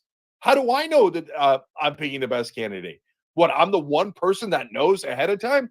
No, here I am telling you. And I'm well known to be a bit of a loudmouth. And so it's not like I'm shy of in having opinions. But I'm telling you, I don't know who the strongest candidate would be. That's why they should fight for the delegates so that we can. They really don't want a progressive Democrat, because a progressive Democrat can be talked into reparations. That's serious business. A real progressive Democrat can easily be talked into doing the right thing, and that's why they do not want them. They want corporate Democrats, war-hungry maniac. You just heard the news people saying it. We want a man, and he needs to be a conservative Democrat. Yeah. You one who hate reparations, don't want to hear shit about no reparations. That type of Democrat. You can find out. You can't be more reasonable than that. But MSNBC says no, Democratic leadership should decide. But which Democratic leadership? Because now we have a giant split in the party. I can't wait to tell you about this. Give me one more second here. Ralph V, thank you for joining. Daniel Ortiz, thank you for joining. And you guys are wonderful. I appreciate you. And guys, you could also upgrade through that button, and that helps a lot too. GGG, thank you for joining. Ciamanto E, thank you for joining. Appreciate all of you. Okay, now, guys, now I just told you Biden endorsed Kamala Harris, and the Clintons came out and have endorsed Kamala Harris, Bill and Hillary Clinton. Okay, so who has not? The reason the Clintons is endorsing her is because she isn't a president, so she still needs them. She don't have that power. Biden, like the lady talking about Biden ain't got no more power. You fucking crazy. He's a president of the United States. He got power till you die. So Clinton, this is a Game of Thrones. Hillary's still trying to get her way in there somewhere. She want to get back in the power because this is about her freedom. She know goddamn well she still can be indicted for things that she has done and Bill done did. This is about their freedom, man. Not endorsed her. This is where the drama comes into play. Number one, Nancy Pelosi put out a statement, did not include Kamala Harris as the clear nominee. No, she's in favor of a quote-unquote mini primary. I'm going to give you a quote on that from the New York Times in a second. Nate Dogg, thanks for joining, brothers and sisters. Love you guys. This is of the people, by the people, for the people. That's how media should be, so that it's honest and it shares the real news with you guys and not just marketing for any particular leader or party. So that's where the Democrats in this scam right here, that Ukraine war is what we got them right in the head. Like, let's not pretend like they didn't want what's going on in Palestine. Why the hell did you love what the same group of people was doing in Ukraine? That's the same group of people. The same batch of criminals over there in Ukraine, neo-Nazis and the small hats working hand in hand. And this man pushed that war. They're going to have to explain to us why did they want to send our money to neo-Nazis, the Azov Battalion. See, they got to answer. The Democrats, they cannot answer that. Trump is a racist. Well, why the hell he don't like the Azov Battalion like Joe Biden like him? I mean, if you are a real racist, you're supposed to love the Nazis. And there's only one group of people that's in love with the damn Nazis. That's the Democrats, nigga. That's serious damn business. New York Times reporting that Nancy Pelosi yesterday saying that she thinks there should be a mini primary, an open convention, and we should pick the strongest candidate. The fact that she is not anointing Kamala Harris is gigantic, but there's someone even larger that I'm going to tell you about in a second. So the Zoe Lofgren is often a person who speaks publicly for Nancy Pelosi. Insiders know, and the New York Times notes correctly, that when Lofgren speaks, she's oftentimes carrying a message for Nancy Pelosi. First of all, they already have the notes of the meeting of Pelosi saying it to the other Democrats. But on top of that, Representative Lofgren said publicly, quote, I don't think we can do a coronation, kind of a mini primary, maybe a vetting hosted by former presidents, including Obama and Clinton, would be helpful. So saying no coronation. And Nancy Pelosi in the closed door meeting with other Democrats said that she does not want to quote unquote anoint. So that is huge. Hey, Raiders all day 2519. Like Funny handle. I like it. Thank you for Kamala. joining, brother. Okay, welcome aboard. This is a news organization led by the people. So that's why we never suck up for access. We don't care what the powerful say. I was saying all along, what we're worried about Joe Biden's feelings? I thought democracy was on the line. No, we're supposed to represent the average person, the voters, real people. And since we're powered by you guys, our source of power is you. So that's why I asked you guys to join. That's why I asked you guys to help at tyt.com/team. And the links are always in the description box. Okay, now we get to the main event. So guess who is not endorsed Kamala Harris, even though he has put out a statement? Barack Obama. Okay, so that is huge. So if Barack Obama is in our camp, and that's an enormous indication, to put out a statement thanking Joe Biden, saying he made the right decision, he's a hero, but not mentioning Kamala Harris, that means ball game. They got Biden and Clinton's. We have Obama and Pelosi on our side. That's a powerful combo to have. Now, Obama has one other thing that's super important that is going to affect this. But first, I want to read you the statement that he wrote so that you know exactly what I'm referring to, and you can parse the language yourself. First, Cornelis Widowfit, thank you for joining, brother. Benjamin Gilbert Liff, as always, total hero. I appreciate the super chats, brother. You're amazing. And one last one here, if I can get it right. And Jay Costas, you guys are terrific. Thanks for joining. Hit the join button below, join them. Okay, here we go. So on Obama, here is what his statement said, the relevant part when it comes to other nominees. We will be navigating uncharted waters in the days ahead, but I have extraordinary confidence that the leaders of our party will be able to create a process from which an outstanding nominee emerges. That's it. He's in our camp. So he could change his mind later, and there's a lot of pressure to support Kamala Harris, but that is Obama saying we need a, quote, process from which an outstanding nominee emerges. That is saying no anointing, open convention, let the delegates pick. Yes, that is enormous, because that means the two sides of the Democratic Party are split. The Democratic leadership is split. So you never know. The force of Kamala Harris might surge. And then, by the way, if you anoint Kamala Harris, you also anoint whoever she randomly picks as her VP. There'll be no process for that either. She could just go Buttigieg, and there you are. You're stuck with another guy. Obama playing the long game. He know none of these clowns are able to beat Trump right now, especially after that assassination attempt. Trump for them beat them people up in that debate. They're not. This is 2028. Obama trying to position his individual, whoever he gonna anoint for 2028. These people are just crash dummies led to the slaughter of Trump right now. Obama know that. Other guy who I don't think will be electorally helpful at all. But the elites love him because he speaks for corporations and the rich, and he looks like a little corporate dude that they empathize with and relate to, etc. But the average guy doesn't. Let the strongest win in the convention. Oh. Now Obama agrees. I always remember Kamala Harris, she got the same blood on her hands that Genocide Joe got on his. Them Palestinian protesters, the Muslims who said they're not voting for them, see the media is just fooling everybody. They just play it. This is program TV. Never forget, you have strong sections and blocks of people who said hell no to Jim Crow Joe. The people in Chicago, them black people said they want to meet Trump because they tired of the migrants trying to come take over the community center. Kamala Harris ain't came out against that. So all of this is smoke and mirror. They know damn well they finna run. Trump finna get up there and talk about building a wall and the same policies that had people lean towards what he was saying to begin with. Finna be tough on all this blackface, Ku Klux Klan, criminalistic BS in our neighborhood. Come on, man. Remember, they finna say they want to authorize prison reform. That's what you get. No, please, man, please. Don't play with us Democrats. So don't just anoint two different people. Just give us a tiny bit of democracy, for God's sake. Okay, so last thing here. And then, of course, Monday, we're going to have huge updates for you guys at 6 o'clock Eastern every weekday, 6 o'clock Eastern. Make sure you're watching the show live. Thank you, guys.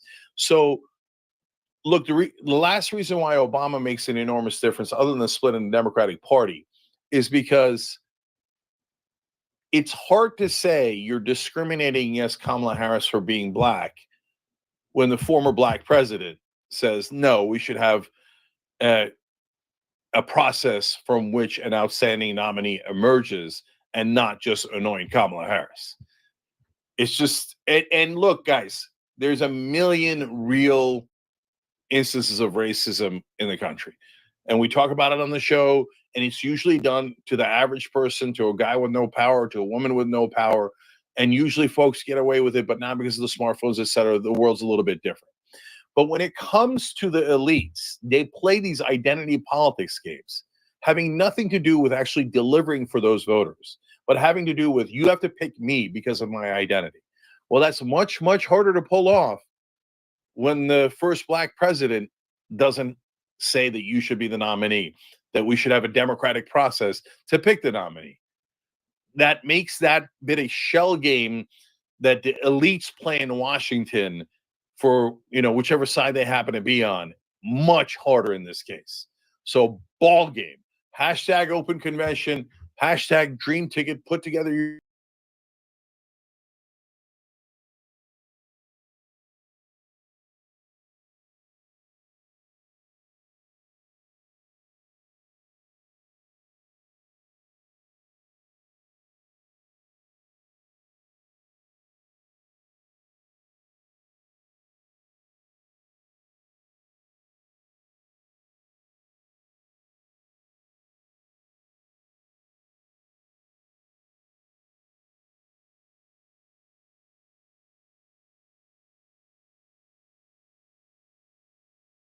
I also want to close with one message to the Democrat Party. End this farce that Joe Biden is going to be your nominee. We know he's not even the president of the United States. He's a puppet for the managerial class. So have the guts to step up and be honest about who you're actually going to put up so we can have an honest debate. Biden should step aside, end his candidacy now so we can see whether it's Newsom or Michelle Obama or whoever else. All right, just tell us the truth so we can have an honest debate. Ambassador.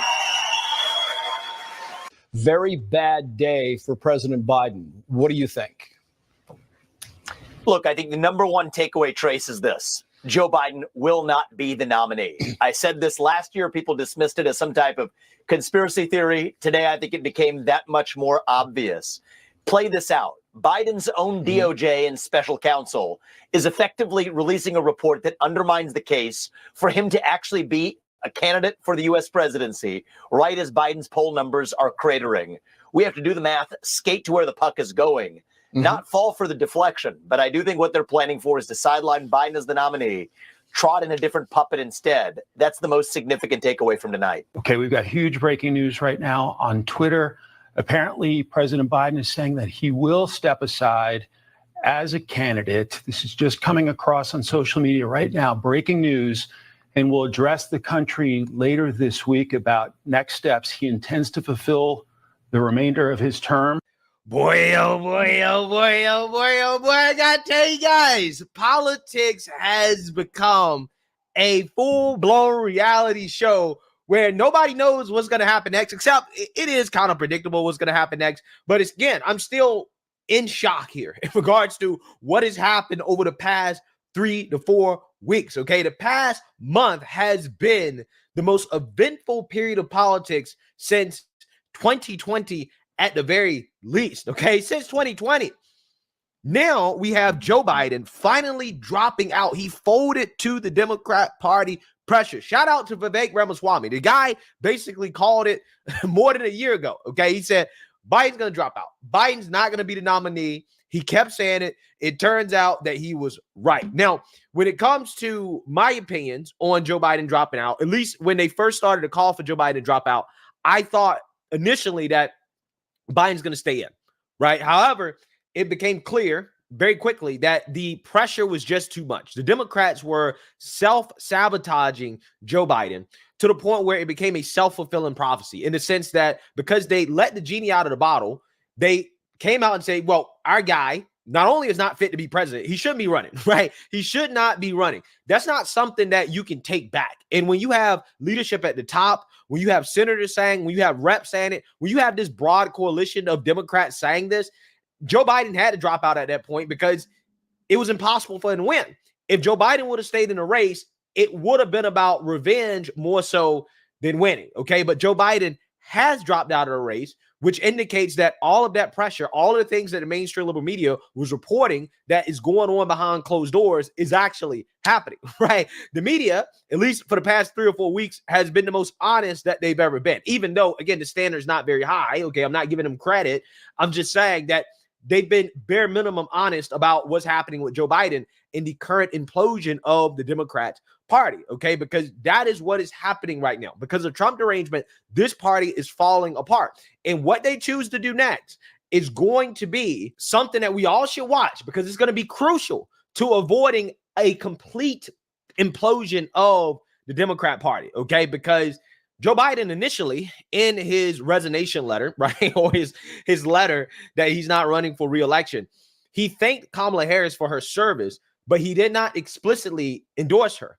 However, now, a few minutes later, after that letter, he is now coming out and explicitly endorsing Kamala Harris to take over for his administration to be the next Democrat Party nominee. Take a look. All right. I want you to react to this breaking news now. President Biden saying, quote, I want to offer my full support and endorsement for Kamala to be the nominee of our party this year. So not clear if whether they've been watching the coverage, seeing that, no endorsement. But there you have President Biden saying he fully supports and endorses her to be the Democratic nominee of the party this year. Voila, had to do it. And I mentioned earlier, it's not just because she was voted on as part of this ticket. Millions of Americans who support the Democrats didn't just vote for in the primaries for Joe Biden. They voted for Biden Harris. So in some senses, he almost had to do it. But as I mentioned to you earlier, if you were to bypass a top ranked woman on the ticket for somebody else, a woman of color, as you heard our colleague Britt Hume mention, I just don't think that's a tenable way to go for this party, not just in this election, but it could damage them for years to come. They have to go with Harris. That's still my prediction. And if they choose not to, in spite of the president now endorsing her fully, I think it could create massive problems for them moving forward. We'll see. And we'll see if, in fact, she gets that nod and picks an interesting and compelling VP, Mike. Yeah, fascinating stuff. Absolutely fascinating for so many reasons, guys. There's so many different things going on here because for me personally, like I told you guys about the media has been very dishonest, right, for a long time now. However, the past 3 or 4 weeks, they've been more honest than they've ever been about Democrats. So I have no reason to believe that the rumors that Democrats overthrowing Joe Biden, they have now successfully completed the coup, okay, at least half of it, right? The second half now is about to start, which is that they also want to overthrow Kamala. They don't want Kamala to be the nominee. I have no reason not to believe that. So I think it is very interesting that Joe Biden is endorsing Kamala Harris after he initially didn't really endorse her in his letter. You would think that the guy in his letter, this is my writing, okay? Hey, I want Kamala to be president. She should take over, okay? He should have wrote a long letter. The second page should have been of her qualifications and why she should take over. But the fact that he didn't do that means that he probably doesn't have that much confidence in her, okay? Which nobody really does. However, it kind of is a last stab in the back to Democrats to say, well, I know that you don't want Kamala, but Kamala is a part of my legacy, right? So therefore, I am going to endorse Kamala as a way to make it so it's essentially impossible to have a contested convention in which Kamala is not the candidate, because that would destroy the Democrat Party, right? Everything is lining up perfectly for sheer and utter destruction, okay, figuratively, of the Democrat Party based off what is happening, right? The trajectory, okay? Because if Biden would have stayed in the race, he loses. Again, Democrats, the party is still there. They just lose and they got to regroup. Now that Biden's out, we know that he's out. He's endorsed Kamala. Now comes the convention. Are Democrats still going to try to have an open convention where they're going to overthrow Kamala Harris, who the last president just endorsed to take over for him? And she's a so-called woman of color. They really going to overthrow her and replace her with somebody else? They're going to do that at the convention. Yeah, that's going to be a very, very, very tough thing to pull off without the Democrat Party being completely destroyed, right? Now, if Biden would not have endorsed Kamala, then it's kind of like, well, Biden's not really getting behind her, and there's less pressure to go with Kamala Harris, okay? So, again, I think that this endorsement from Joe Biden is a last kind of stab in the back at the Democrats who want to overthrow his whole administration, right? They just don't want anything to do with the Biden administration, okay? They don't want anything to do with it. So Biden said, you know what? Cool. I'm going to throw my support around Kamala, and hey, you got to roll with the remnants of my administration or your party's going to completely implode. And here's the thing. Kamala Harris doesn't necessarily have a better chance of winning than Joe Biden at this point, at least as of right now. And that's why her VP pick is going to be so important, because I think it's obvious who she's going to pick. She's going to pick some governor like Josh Shapiro or Roy Cooper, who are swing state governors. Roy Cooper from North Carolina, Josh Shapiro from Pennsylvania. She's going to pick some governor like that can help her steal a state, a swing state from Trump. Most likely it's going to be Josh Shapiro, right? I'm almost like basically like dead set on the idea that the best ticket for the Democrat Party to avoid a complete implosion and to give themselves the best chance of winning is probably going to be Kamala and Josh Shapiro from Pennsylvania, right? I've actually heard Josh Shapiro speak, and I got to tell you guys, he is a talented politician. This is not a ticket that should be underestimated. Okay, I know we laugh at cackling Kamala, but I believe a part of the deal to allow Kamala to actually be at the top of the ticket from Democrats will be, well, you got to pick somebody that is much better than you, right? You got to pick somebody that we're comfortable with kind of leading the way. Yeah, you're at the top of the ticket, but this guy is going to get a lot of face time, right? He's going to do most of the talking, and he's pseudo going to be leading the campaign, right? He's going to be the one that's actually really talking to the people the most, right? We're going to give him the most face time because he's way more talented than you, right? You can get the credit at being at the top, but you ain't really going to be running nothing, right? I believe that's going to be the deal. That's going to be the deal in order to allow Kamala to move forward as the nominee, even though she's going to be just like Joe Biden, an empty suit, right? A shadow president. She's not really going to be running anything because they're not going to allow her to. They don't believe she's qualified to do so, but they're stuck with her because, again, if they skip over her, the diversity coalition is threatening to rebel against the Democrat Party, to revolt if they skip over her. So do Democrats actually really want to call their bluff? Maybe they do. Because if I was Democrats, these people and their threats, we all know they're going to fall in line. People like the Roland Martins of the world, right? All these people coming out here warning that, oh, we're going to abandon the Democrat Party if they overthrow Kamala. If they skip over a black woman. No, you're not. No, you're not. Right? I would actually call their bluff. If they really don't like Kamala that much, that's what I would consider if I was Democrats, right? If you really don't want her to be the nominee. If you're worried about the black bourgeoisie, I'm here to tell you, the pundits will fall in line. People like Roland Martin, right? He talks big game, but he'll fall in line because, well, I don't want Trump to win. But there will be some of these black women who are Kamala stands, okay, who are Kamala or die, okay? Hard to believe those people exist. They probably will end up going through with the boycott, right? Maybe. But again, a lot of these people don't want to be seen as stopping Trump from winning, right? From destroying democracy. So they'll probably just line up and vote Democrat regardless, even if they skip over Kamala. Or Democrats will pull the okie doke and they'll skip over Kamala, but then they'll select some other token. They'll put some other puppet that's black, probably a woman, in Kamala's place, right? And they'll say, well, listen, we overthrew Kamala, but we have another black person, another token on the ticket. Please vote for us, right? That's how stupid they think black people are, right? They think black people are replaceable, right? Interchangeable. Okay, we can just swap one out, put another one in if you guys are mad, right? If you're crying sexism and bigotry, we'll just swap them out to shut you guys up, right? This is what they think. So I find it fascinating to see if the Democrat Party elites are actually going to call the bluff of the black elites, right? The diversity coalition that wants Kamala to be president. We will see. I'm just saying that that's the mindset that I would have if I was a Democrat Party elite. If I really, really, really didn't want Kamala, that's the logic that you would go with to skip over her if you don't think that it will end up in a complete and total disaster. But it probably will, right? It probably will. Those people, there will probably be enough people that will revolt. Again, enough to affect the outcome of the 2024 election. And that's all Republicans really need. But my overall point is this, okay? The pressure on Joe Biden was just too much in regards to his decision to stay in or drop out. it was going to be ultimately a legacy decision in the sense that he knows that if he stays in and he loses to Trump, the Democrats will say that he was the worst president ever. He won't get a presidential library, right? He will generally be seen as, again, one of the worst presidents ever, right, among historians because he let Trump win. And it basically became guaranteed that that would happen as Democrats started to kneecap Joe Biden by openly criticizing him, something that, again, made it impossible for Joe Biden to win. So now that Joe Biden has dropped out and he's endorsed Kamala, now there's the question of whether or not Democrats want to get rid of Kamala and whether or not those reports are true. We're going to see over the next few days. And if the Democrats do move forward with trying to overthrow Kamala in a way that is completely undemocratic, which, again, would have to happen. I mean, their convention, they're not going to have a primary.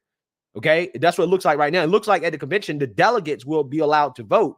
But again, these aren't the people. So again, the people aren't going to have a choice. And if Kamala is skipped over because the party elites are saying, no, we don't want her, again, that could lead to a full-blown disaster for the Democrat Party, right? That they won't be able to recover from for years on end. It will be fascinating to see if they're willing to take that risk. Again, the delegates have already voted for Joe Biden. They voted for the ticket, Joe Biden and Kamala. So for those delegates to switch from Kamala Harris, who was endorsed by Joe Biden, the person that, you know, the people in their state said that, hey, should be the nominee, for them to revolt against the Biden administration and his endorsement, again, that's going to lead to a full-scale disaster. But hey, I'm here for it, right? I'm here for the entertainment. Okay, I'm kind of disappointed that Joe Biden dropped out because at this point it was impossible for him to win. If he would have stayed in the race, it would have been a guaranteed Trump victory. So now this opens up the possibility that Democrats could put together some competent ticket that would give them at least some chance of winning. And that is, again, not the best case scenario. However, the process of them doing that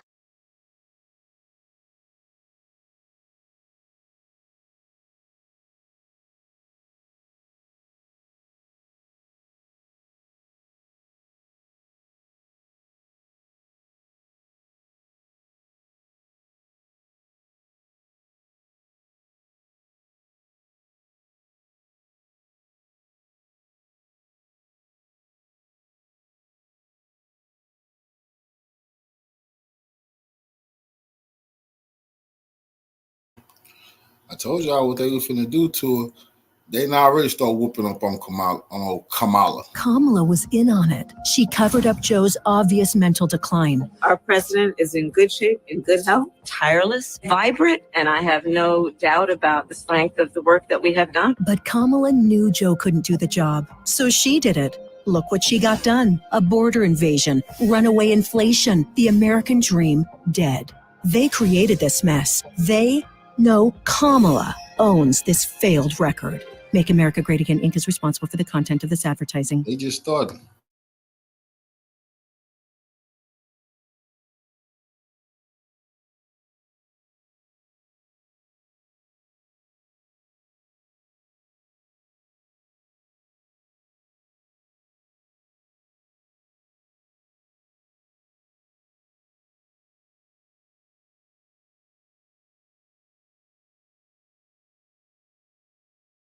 You will have heard so many heartfelt tributes to President Joe Biden now that he has announced that he's standing down as the Democratic presidential nominee. He's declared that it's in the best interest of my party and the country for me to stand down and focus solely on fulfilling my duties as president for the remainder of my term.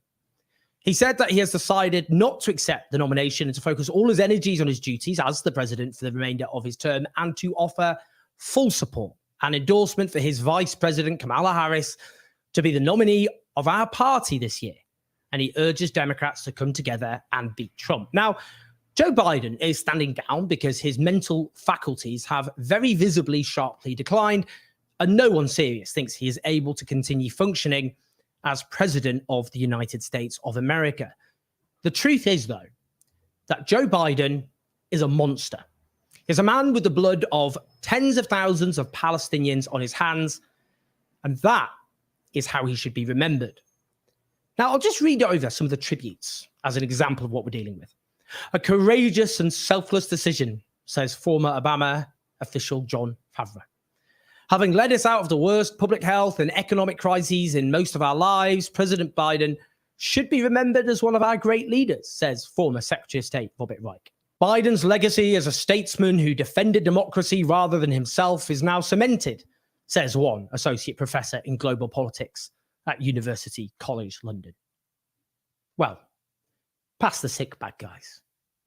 None of these people mentioned Gaza. None mentioned the Palestinians who've been slaughtered, maimed, starved, driven from their homes largely destroyed, their healthcare system torn apart. I don't believe those lauding Joe Biden in these terms believe Palestinians are human beings. Not in a meaningful, substantive way. If Biden had facilitated the mass slaughter of those they did regard as human beings like themselves, then I don't believe for 1 second that they would have responded like this. Now, Joe Biden is standing down because the efforts of both him and, crucially, his close advisors to cover up from the American people his true medical condition collided with the eyes and ears of the American people and indeed everybody else. Those around him should be regarded with contempt. We could all see his decline. They work with him close up, day in, day out. Did they really believe he was capable of serving a full 4-year term on top of the time he has due left to serve until the inauguration of the next president of the United States in January 2025? Of course they didn't. Of course they didn't believe that. They lied. They conspired against the American people. But I'm not myself in any way primarily concerned with the mental decline of the US president. I don't know what ails him, and if I'm perfectly honest, it doesn't particularly interest me.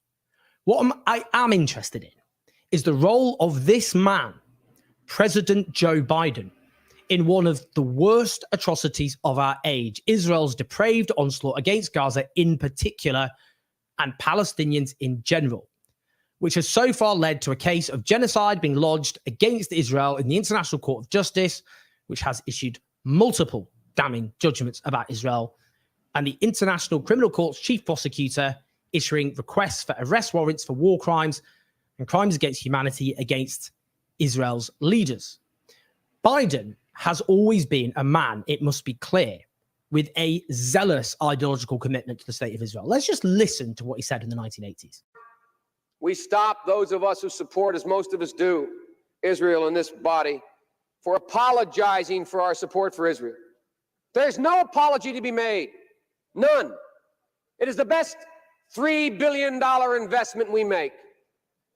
Were there not an Israel, the United States of America would have to invent an Israel to protect her interest in the region. That's right. Joe Biden believed that Israel existed primarily to serve the interests of US imperialism. Not even subtle. In the aftermath of 7th of October, Joe Biden used the bully pulpit of the US presidency to spread Israeli lies, which were used to build a case for genocide.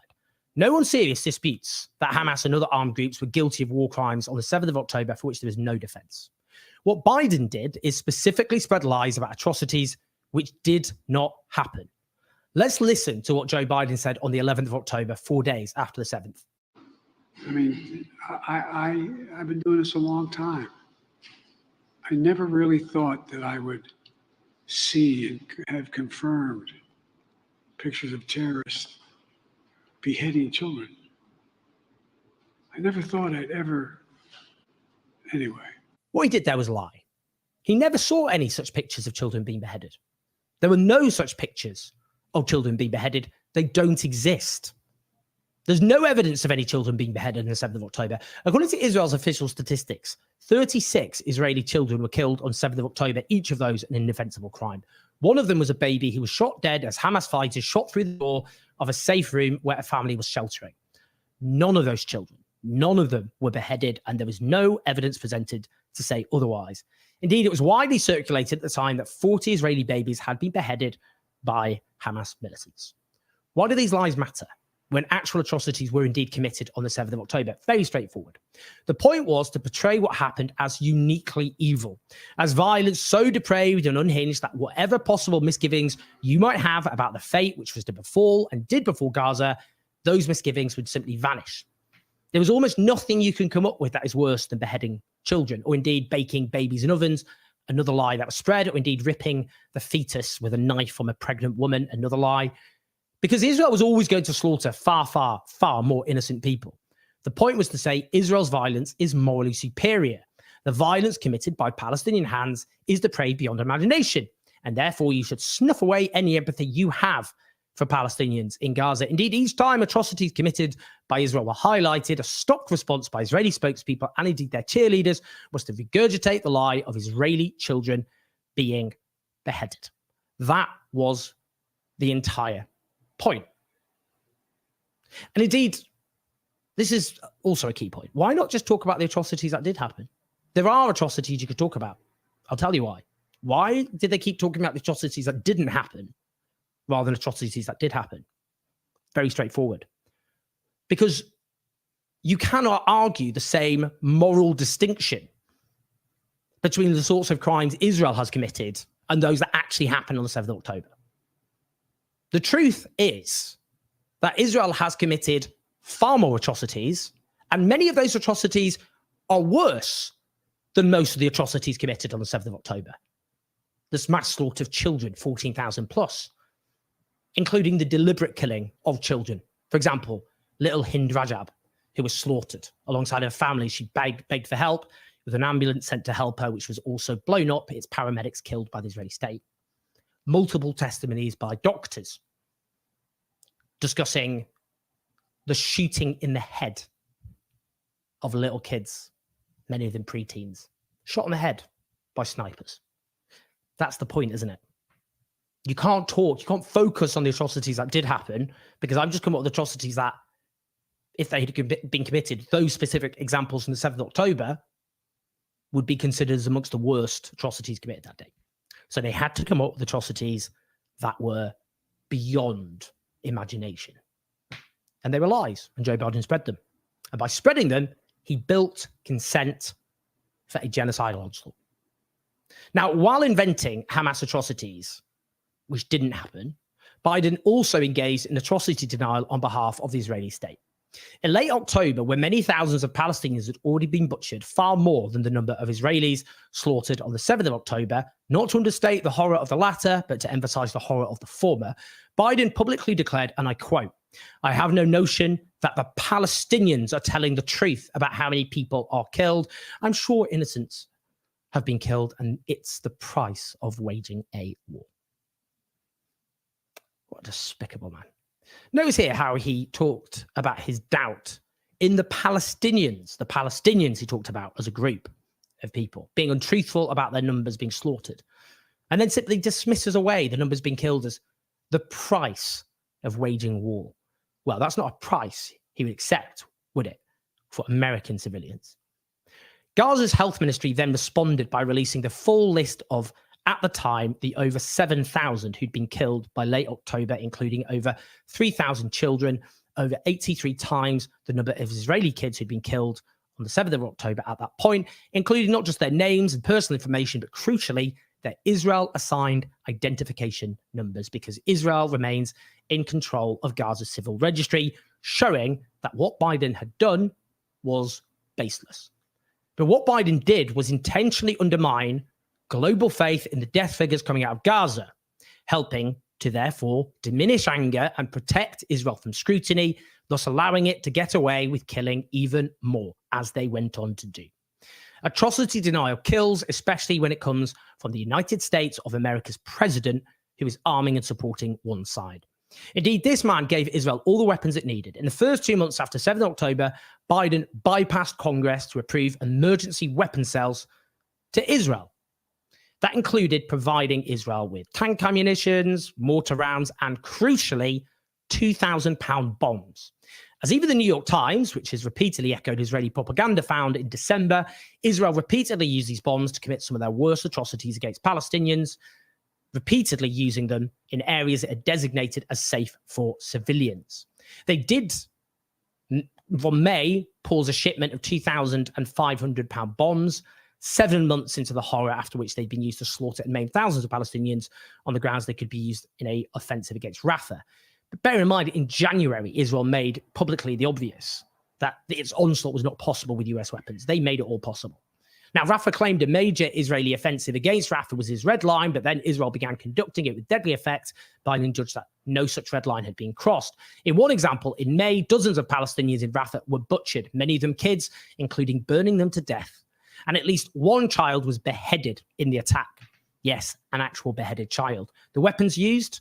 US-produced weapons. Biden publicly has vowed ironclad support for Israel. When asked about specific Israeli war crimes, the Biden administration simply falls back on generic responses about asking Israel for further information and even repeatedly expressing confidence in the ability of Israel to investigate itself in the face of all precedent and evidence. Indeed, when confronted with evidence of Israeli war crimes, the US repeatedly falls back on blaming Hamas instead.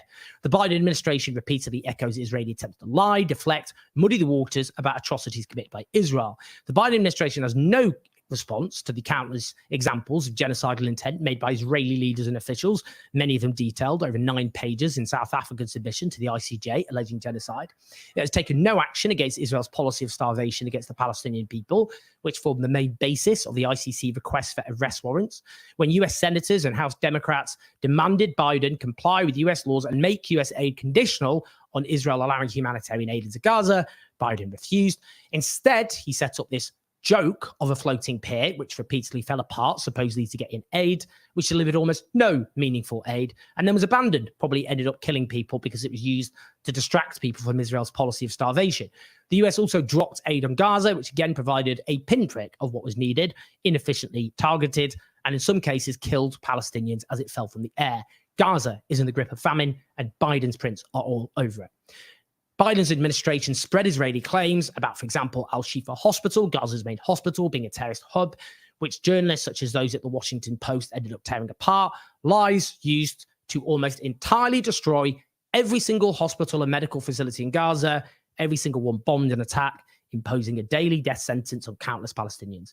Biden officials have repeatedly privately briefed their disillusionment and supposed anger in Netanyahu, which makes them total cowards, because they clearly only do this because they know Democratic voters are angry, understandably, and they think that will be enough to satisfy them. Occasionally, we've heard Biden's public hand-wringing over Israel, but what little that has been is purely for domestic consumption and makes no meaningful impact on Israel's conduct.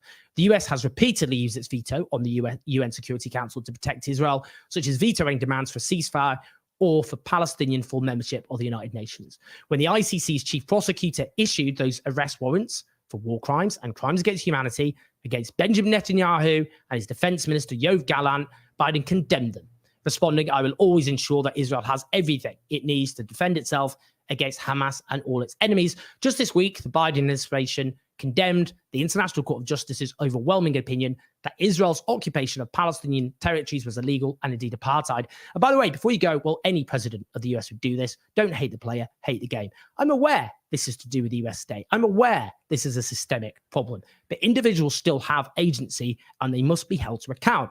When Israel invaded Lebanon in 1982, right-wing Republican President Ronald Reagan was disgusted and rang the then Prime Minister Menachem Begin and said, "Menachem Begin, this is a Holocaust." He demanded Begin stop the bombing, and 20 minutes later, Begin rang back and ordered the then Defense Minister Ariel Sharon to halt the attacks. In 2002, George Bush strongly condemned Israel for killing Hamas's most wanted militant because 14 Gazans were killed in the same strike. Joe Biden is a monster. He is someone with the blood of countless Palestinians on his hands. He made this atrocity, one of the great atrocities of our age, possible. It is notable that polling shows most Americans do not believe that Israel is committing genocide. More Americans than not, should be said, including a large majority of those intending to vote for Joe Biden. Even if it wasn't for his mental decline, Biden was always going to struggle in the presidential elections because many natural Democratic voters were disgusted by this genocide and had no intention of voting for him. Do not mourn this guy. He's a monster. He's a moral disgrace. He deserves to be condemned by history forever. Don't rehabilitate him. Don't give him an inch. And those blindly celebrating him now simply underline the fact they don't believe Palestinians are humans. But Palestinians are humans. The worth of their lives no greater than the lives of me or you. Palestinian lives matter. And there are those of us who will never stop believing that and never stop holding to account the criminals who drowned Palestine in blood.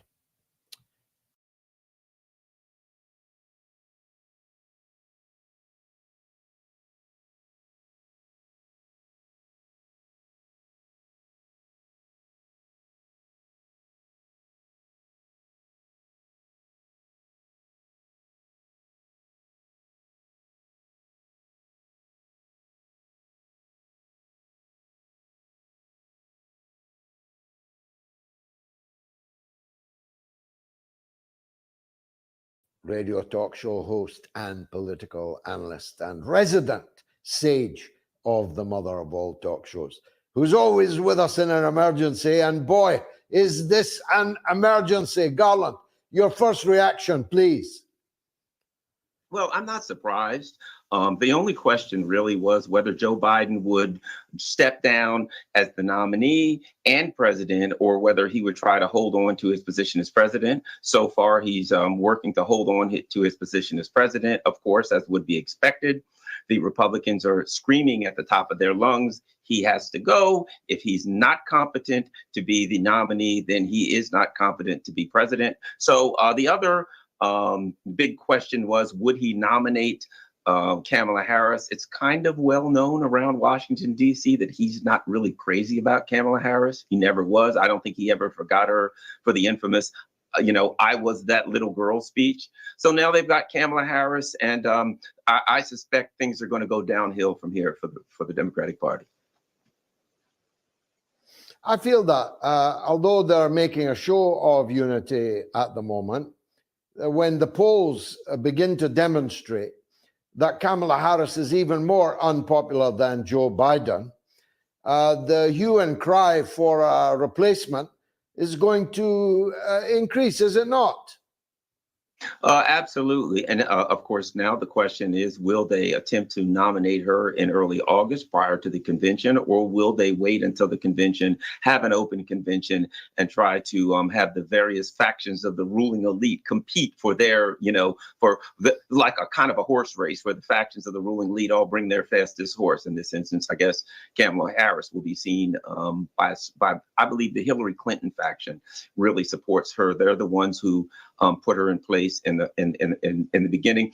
Here's something interesting about Kamala Harris. Right now, the polls have her about the same as Joe Biden against Donald Trump. But if we look at her history, if we look at Kamala Harris when she ran previously, the concept of Kamala Harris as a candidate does far better than the actual personage of Kamala Harris as a candidate. So when people think, oh, woman, female, diverse, all that kind of stuff, there's a certain element in our society that feels quite spirited by that. But once they start hearing Kamala Harris, seeing Kamala Harris, her inability to emotionally connect with people, her inability to deal with people who come after her. When Donald Trump attacks her, Kamala Harris is going to get angry and kind of fall apart. So her history is her polling numbers generally drop pretty fast after people start getting a taste of the real Kamala Harris. And I suspect that there are those who have been researching her history and who know that. So now the battle is, will it be Kamala Harris? I suspect yes. Yeah, but my guess is that that's not a battle that is finalized yet.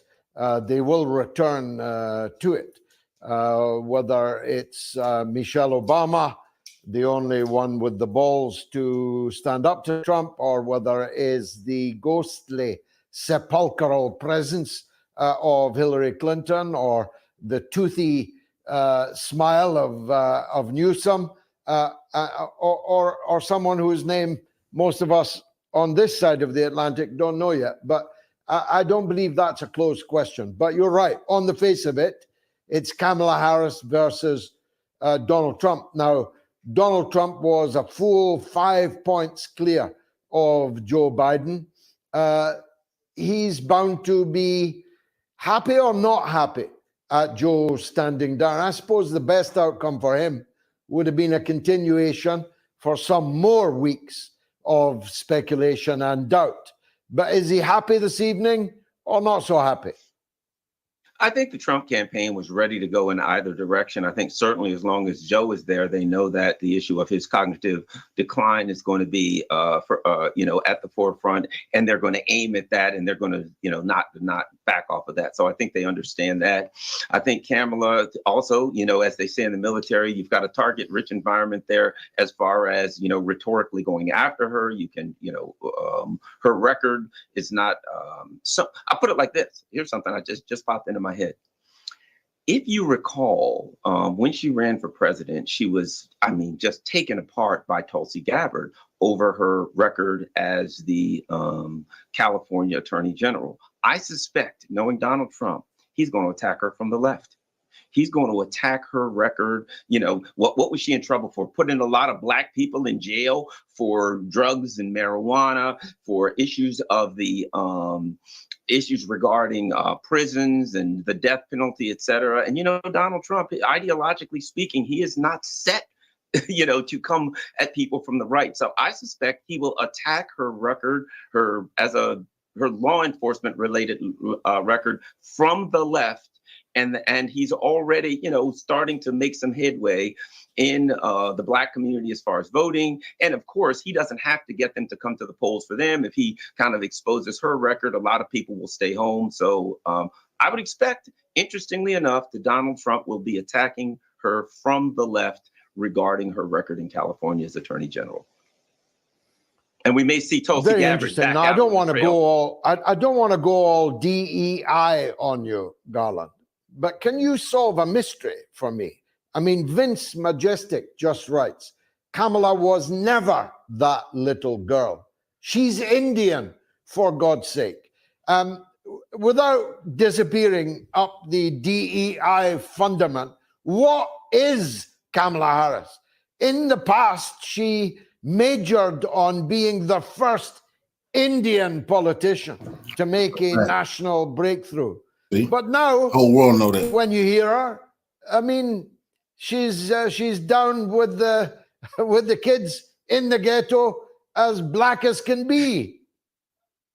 Well, now, Kamala Harris, her whole concept of being a Black woman or whatever it is so fake and phony. I imagine she could always go get Elizabeth Warren, and she could have the first Black woman and a Native American vice president. If that may be the plan if they're going to go down that road. But I think what you're going to see is this also. This is going to be kind of like a Disney superhero movie. We keep seeing these Disney superhero movies, right? And they'll have like 3 diverse female superheroes. They'll have a diverse female director. The writers are all diverse females, and the movie's horrible.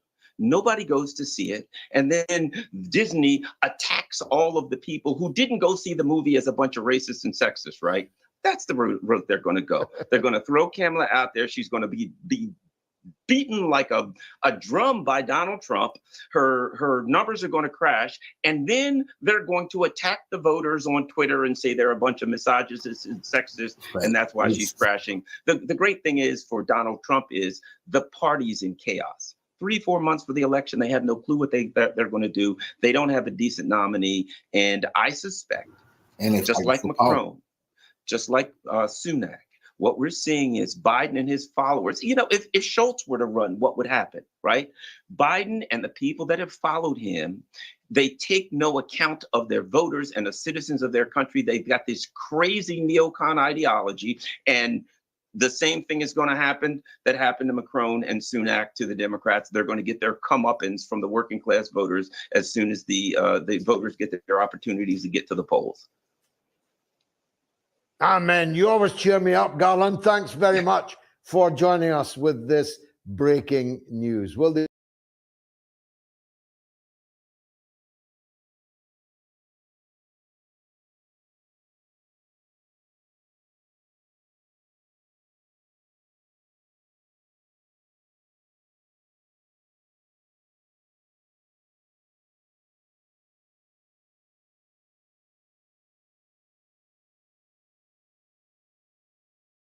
Ladies and gentlemen, President Joe Biden has decided to drop out of the race. Now, we know there's been much pressure on President Biden to get out of the race. It started after the debate that he had with Donald Trump.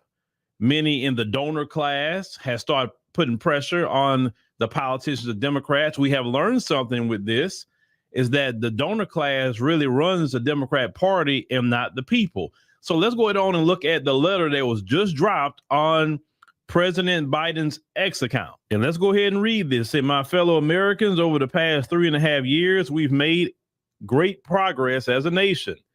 Today, America has the strongest economy in the world. We've made historic investments in rebuilding our nation, in lowering prescription drug costs for seniors, and in expanding affordable health care to a record number of Americans. We provided critically needed care to 1 million veterans exposed to toxic substances, passed the first gun safety law in 30 years, appointed the first African-American woman to the Supreme Court, and passed the most significant climate legislation in the history of the world. America has never been better positioned to lead than we are today.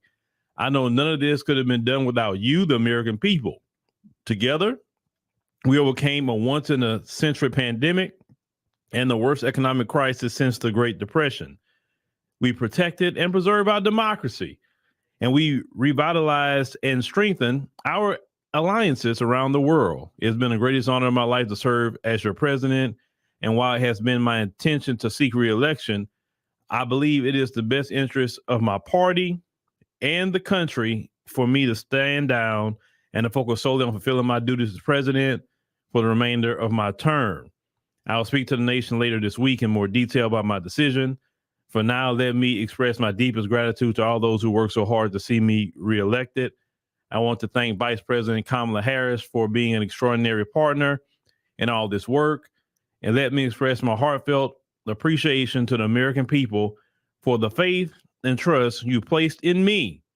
I believe today, what I've always have, that there is nothing America can't do when we do it together. We just have to remember we are the United States of America. So when I seen that, ladies and gentlemen, I say, wow, this has been an interesting weekend. First on Friday, Representative Sheila Jackson Lee had passed away. You know, she had a battle with cancer, and we'll talk about Sheila Jackson Lee another time. Now we have this. And normally, you know, we do the podcast about 10 p.m. Central Standard Time, but this more so was a breaking news event that we had to get out, you know, as soon as we can, especially since we've been kind of talking about this, especially Friday on African Diaspora News Channel. We did the Democrat Civil War, and we asked that question Friday about this, and this happened Sunday. So it lets you know we are already on the pulse of what's going on. Now, as I said earlier, the donor class is in control of the Democrat Party, not the people, because there were 14 million people that actually voted in primaries for Biden.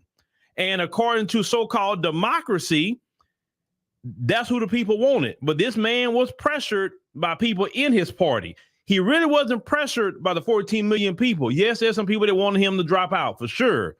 We all seen that. But what I'm saying about the situation, this man literally said in his letter, basically, I was pressured out. It wasn't the people that pushed me out. It was the party, because the donor class was like, hey, I'm not giving this dude, I ain't giving this dude no money. So he got to go. So it lets y'all know, when I told y'all the Democrats don't believe in democracy either, they are authoritarian. I told you this. Now, let's talk about the future. Now he's stepping to the side. The second thing, he thanked Kamala Harris for you know, serving with him and all of that. But one thing he did not do, at least for now, he did not say, hey, I'm going to step aside. I'm going to finish my term. But Kamala Harris should be the person that we get behind to continue this work that we already started. He didn't say that at all in the letter. He said he's going to address the nation later this week. We'll see what he says. But for now, she's not being put up. So for him to make this type of decision, not only be pressured, what did they tell him that would be the replacement enough for him to say, okay, that person could beat Trump? Is it Michelle Obama? They saying that they wanted Michelle Obama so bad. Michelle Obama said so many times, I don't want nothing to do with that politics. That was my husband with that. I was just supporting him. I don't want nothing to do with it. Did the donor class, it's just a question, did the donor class promise Michelle Obama so much money?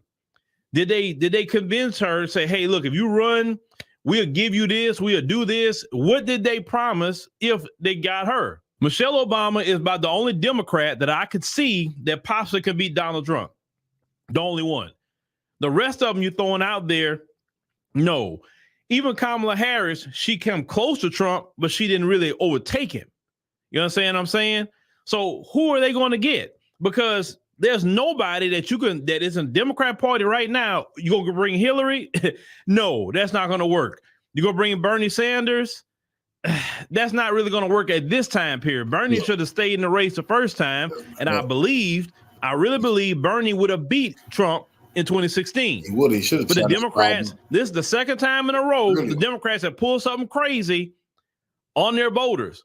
Now, this was going to happen because you have Democrats. Now you got Biden out. Okay, cool. I haven't heard as of yet, and we're going to update it as we hear it. I haven't heard. We're going to put Kamala Harris up. Now you're going to fracture those hardcore black people that support her. They already threatened y'all that they're going to break off from the party. Okay. So the only way you'll keep them, you would have to have Michelle Obama. That'd be the only way that I can think of. But if you don't put Michelle Obama, if you put Gretchen Whitmer or any other white woman, you can forget it. Ain't happening. Gavin Newsom, no, it ain't gonna work. Because look at California. Do you want the rest of the country like California? Hell no, right? So the Democrats have done this right literally before the election. This is July. Voting is in November. Like what was in y'all mind as Democrats? And see, Democrat Party, to the 14 million voters that voted for Democrats, they knew this man's condition long time ago. Y'all need to be mad at Jamie Harrison and every Democrat pundit out there that covered for President Biden and his condition.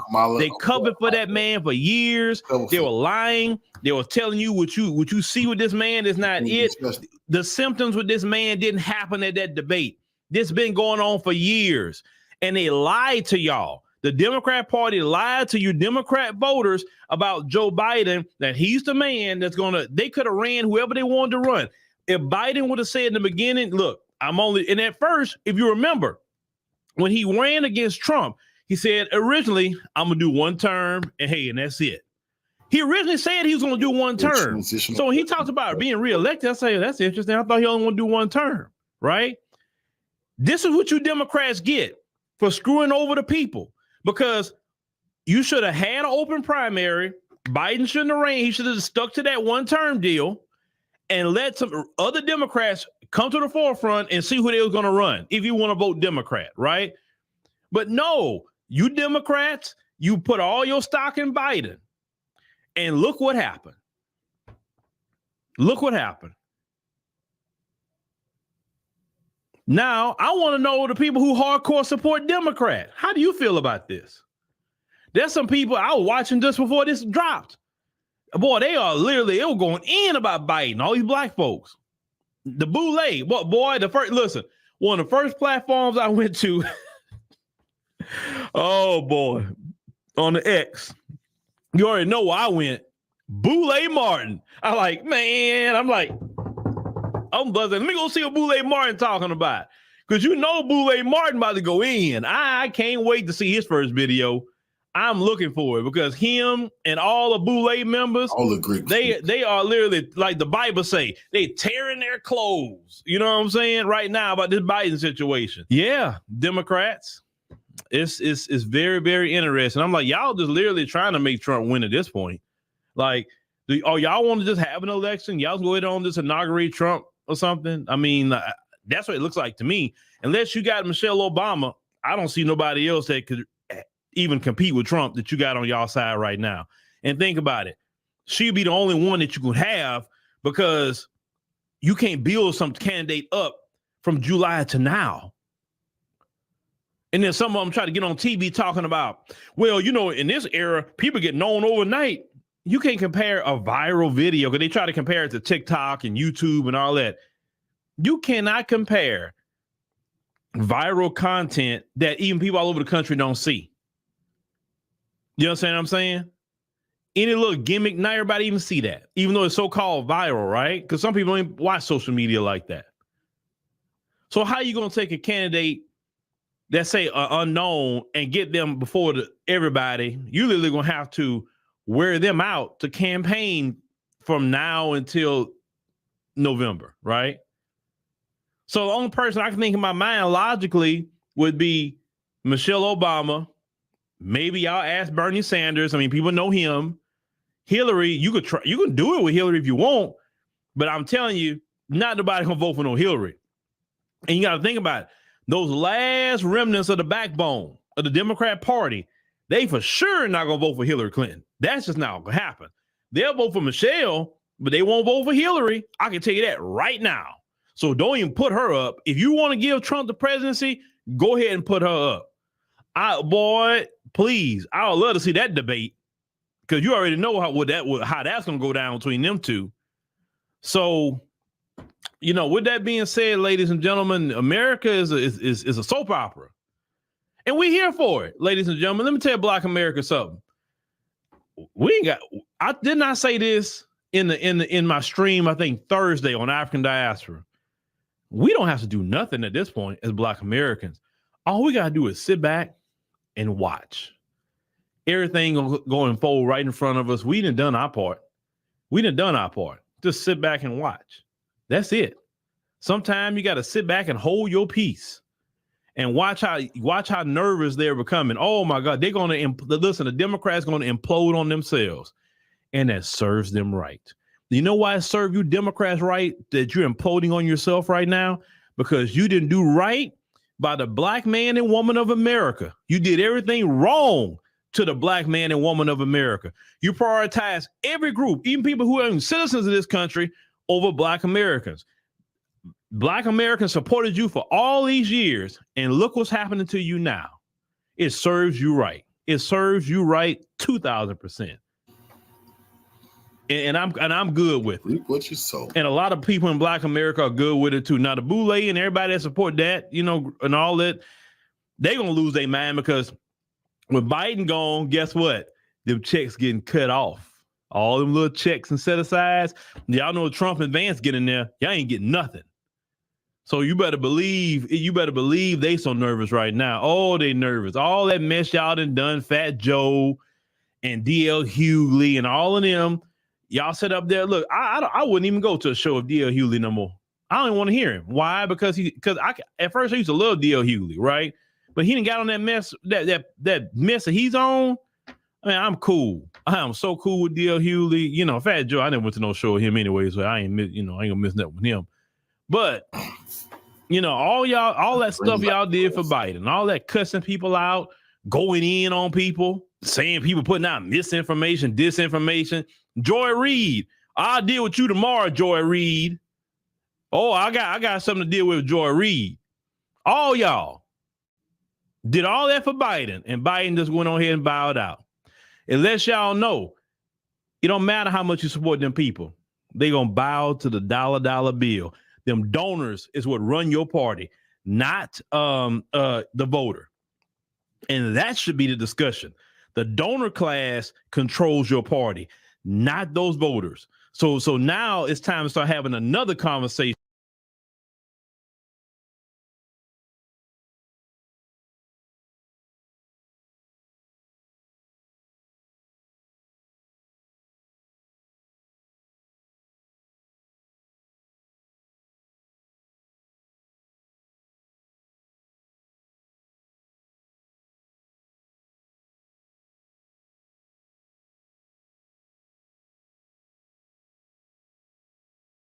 A nominee that, hey guys, it's your girl Melanie, and I just did a video showing Barack Obama's statement on Medium where he says he wants the Democratic Party leadership to pick a nominee to pick a nominee. He did not endorse Kamala Harris. His statement went out after Joe Biden endorsed Kamala Harris.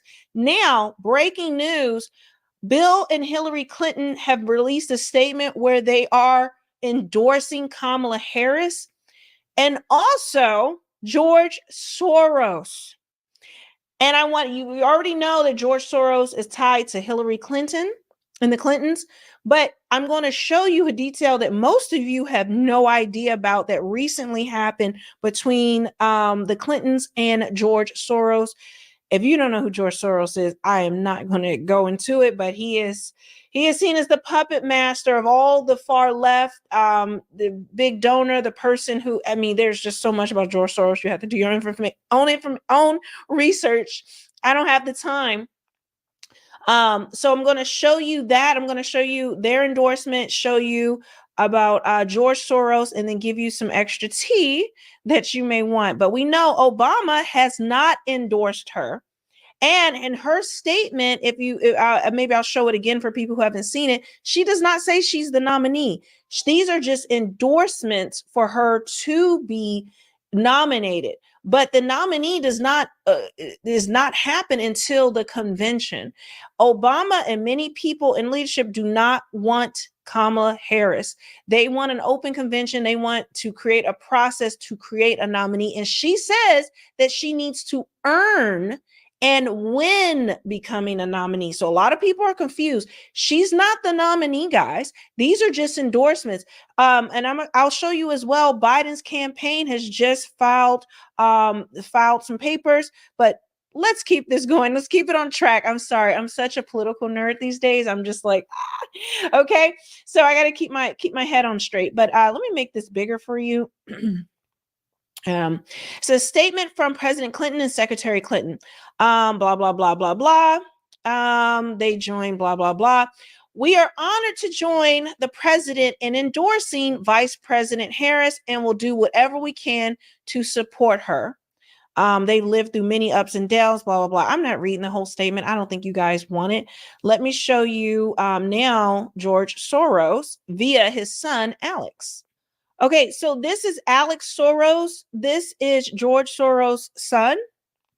He basically runs his father's organization, but it says Alex Soros, the son of controversial billionaire Democrat philanthropist George Soros, endorsed Vice President Kamala Harris for president on Sunday shortly after President Joe Biden exited the race.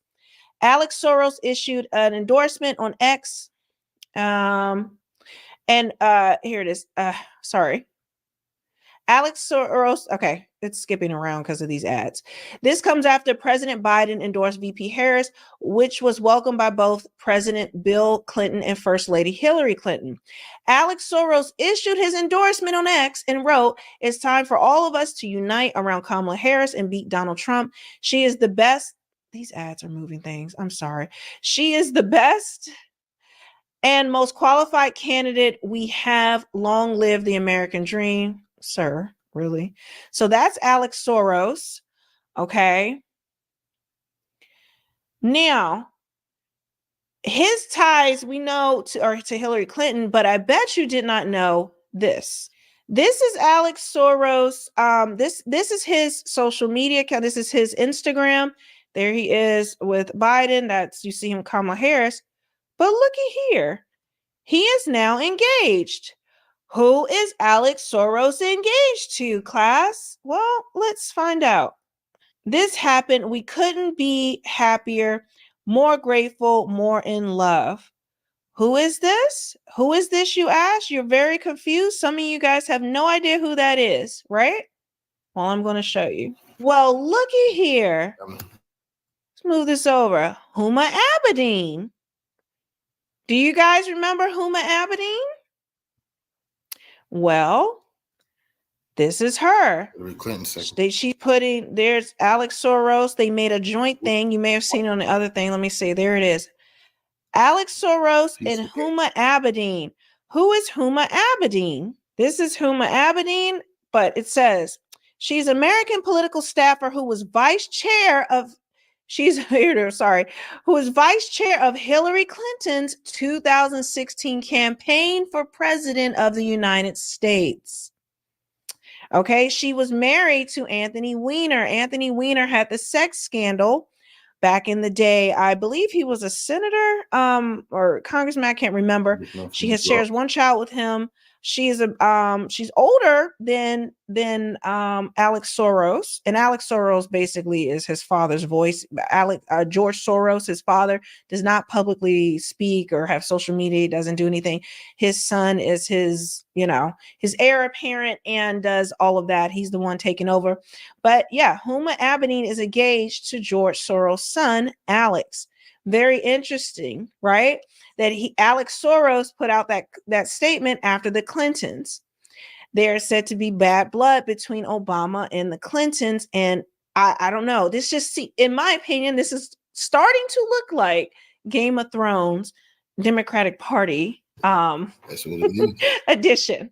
So we got Game of Thrones going on, and it's getting spicy. Now we go to this. It says it's getting official. Biden for President campaign just filed this notice, amending it to the Harris for President committee. Let's get it bigger so you guys can see. It's still kind of difficult to see, but it says this letter is to inform you that Vice President Harris is no longer a candidate in the 2024 election for Vice President. Vice President Harris is now a candidate for United States President in the 2024 election and will henceforth be conducting campaign activities only in pursuit of that office. The committee's statement of organization and the statement of candidacy will be amended accordingly. So this is the actual filing, Harris for President. There's not much else on it, just the date, signed by the treasurer. And this is, guys, so this is also that the money that is part of the Biden-Harris campaign can go to her. As we said before, because of campaign finance laws, that money cannot be transferred to her. I mean, Revolutionary salute to our brother Curtis Mitchell. He say small has out of control. They definitely is out of control, brother. I appreciate the donation to the war chest. Revolution is real life. Transfer to anybody else other than Kamala Harris because she was already on the ticket. She was already there. The 1,000 the 1,000 people who are employed in 100 offices around the country for this campaign for the Biden-Harris, now Harris, and I think Mark Kelly, if he doesn't throw his name in the hat for president, which I think he's Trump world has been speaking a lot about him. He's pretty untouchable, but if for Harris and whoever, this is what it will be. But I don't believe she will name a vice president until she becomes the nominee. So right now, she just has endorsements from Hillary Clinton, George Soros. Huma Abedin could be coming along on this campaign, although she failed Hillary Clinton, so I don't know about that. But we know George Soros is putting money behind Kamala Harris, but he also could be putting money behind anyone else. Right now, there's not anyone else who put their name in the hat. A lot of people are unsure about putting their name in the hat to have this open convention that Obama has talked about and many people in leadership have wanted. Kamala picked Bernie. Obama may turn around and go ahead and endorse Kamala, but she is not his first choice. She's not the first choice of most of these people. They never thought that she would actually this would happen. They don't like her. They don't think she's qualified. They don't think she can beat Trump, but they're trying to save the down ballots, meaning the House and the Senate. They already have the Senate. They want to retain it. They want to pick up the House. And right now, Kamala does not have the numbers behind her to actually beat Trump. She will get a boost, right, from this. But she's from this, her polling will get better because of this announcement. It's a fresh face, takes away all of Biden's, competency and his cognitive decline conversation so they can stop bleeding. That's why they wanted Biden out, to stop the bleeding, and they, knifed him. But Obama has gone against him. So I will keep you guys up to date on the Game of Thrones, game of Democrats.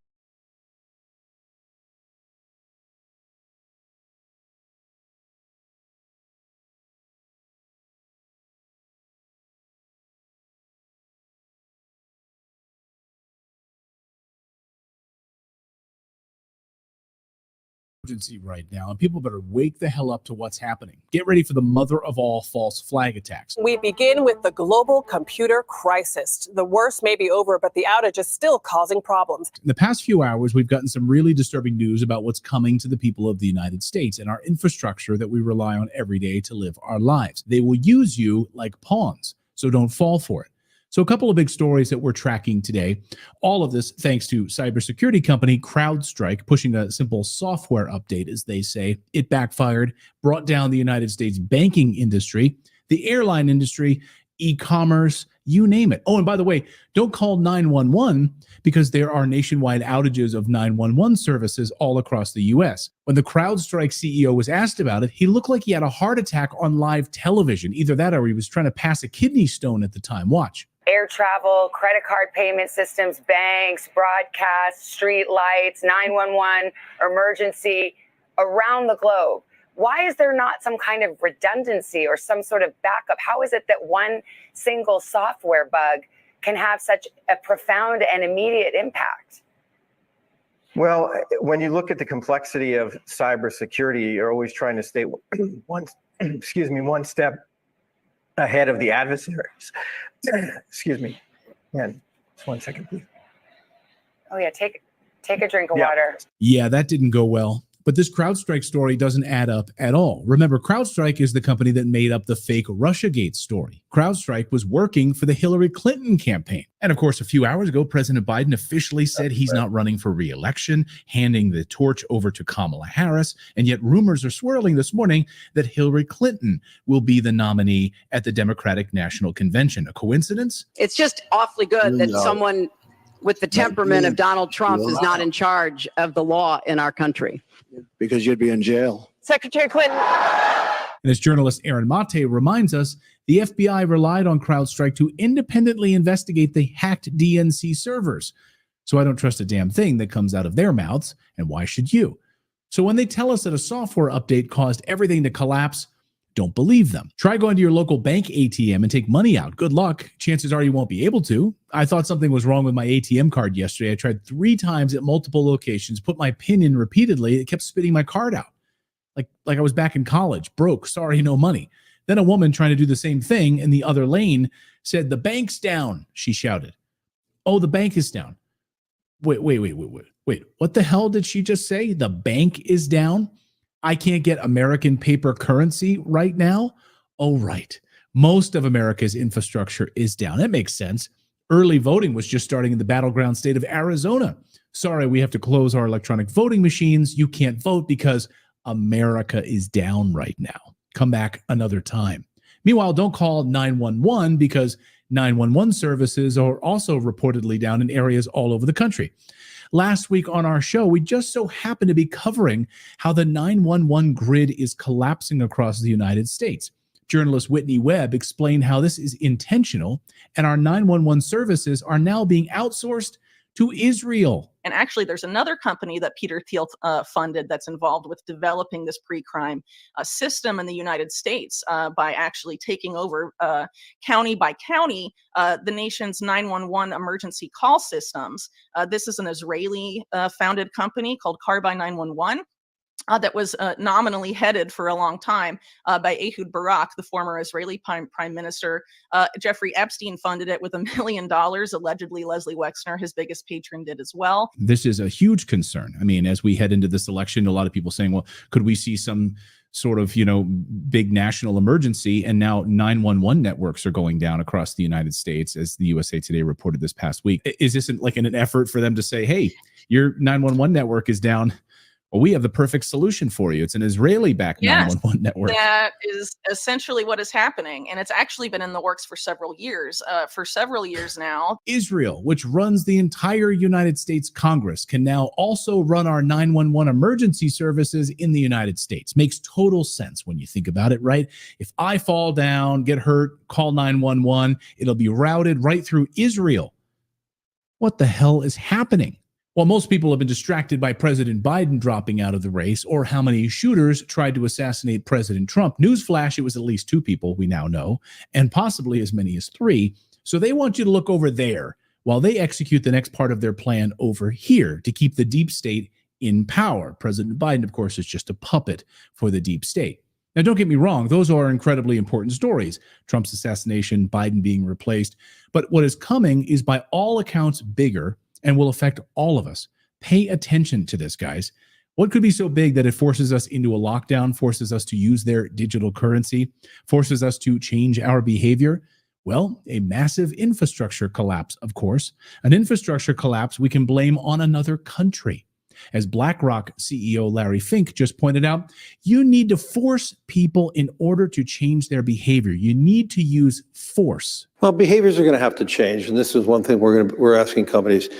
You have to force behaviors, and at BlackRock, we are forcing behaviors. Of course, you have to use force. People don't want your lousy digital currency. They don't want to be locked down at home and told what to do. We knew this was coming, of course. The WEF has been warning us for years that the next pandemic wouldn't be a virus, it would be a cyber attack. The WEF detailed this attack in their Cyber Polygon report. And of course, it's shocking that CrowdStrike is a proud member of the WEF. You can't make this stuff up, guys. So the way to keep Biden in power, keep the deep state in power, is to create a massive false flag that harms every one of us, and then we blame it on a foreign adversary, like, 9/11, right? That's exactly how this works. So let's spin the wheel. Who could be behind all of this? Could it be Russia? Nah, they've tried that one. China? Nah, too obvious. Ah, yes, Iran. Where we are now is not in a good place. Iran, because the nuclear agreement was thrown out, instead of being at least a year away from having the breakout capacity of producing fissile material for a nuclear weapon, is now probably 1 or 2 weeks away from doing that. Over the past 24 hours, the White House is pretending to go into DEFCON 2, one step away from war with Iran. Oh, and the shooter that tried to kill Trump had an encrypted overseas account, or multiple encrypted overseas accounts. Dare I say he was an Iranian secret agent? Oh, that's what they're trying to tell us next.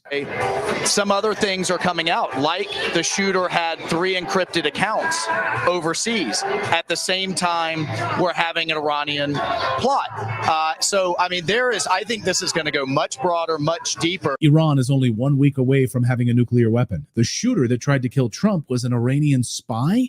So we better go to war with them right now. If you believe that, I have a bridge to sell you in the corrupt town called Netanyahu. A U.S. war with Iran, of course, is Netanyahu's wet dream. He's been dreaming about it for many, many years. Meanwhile, half of CrowdStrike's servers are located in Ukraine. Ukraine is run by the CIA. Again, I'm sure it's nothing. Remember when Donald Trump told us all that CrowdStrike had the DNC server in Ukraine? The reason they had it in Ukraine was to hide it from the U.S. government? For instance, I still ask the FBI, where is the server? So the server, they say, is held by a company whose primary ownership individual is from Ukraine. I'd like to see the server. They gave the server to CrowdStrike, or whatever it's called, which is a company owned by a very wealthy Ukrainian. Again, I'm sure it's nothing. No, in fact, I'm sure it's something massive coming for this country, and people better be ready for it. Don't be fooled by the lies they are spinning right now. All the media will be on the same page when they try to trick you. They will all run stories almost within a 24-hour time period when they're trying to spin this yarn. They want you to be scared, and they want you to be sheep that they can control. Don't be sheep. Don't let them control you. Period. Don't fall for it. That's the news update part of today's video. Now,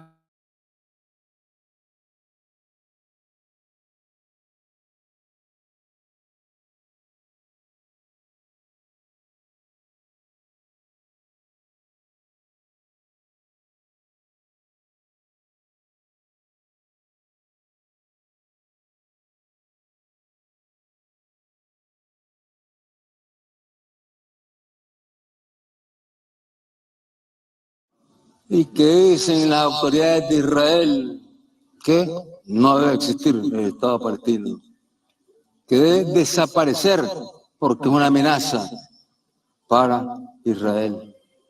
Si nos vamos con esa filosofía, habría que pedir la desaparición del Estado de la United States.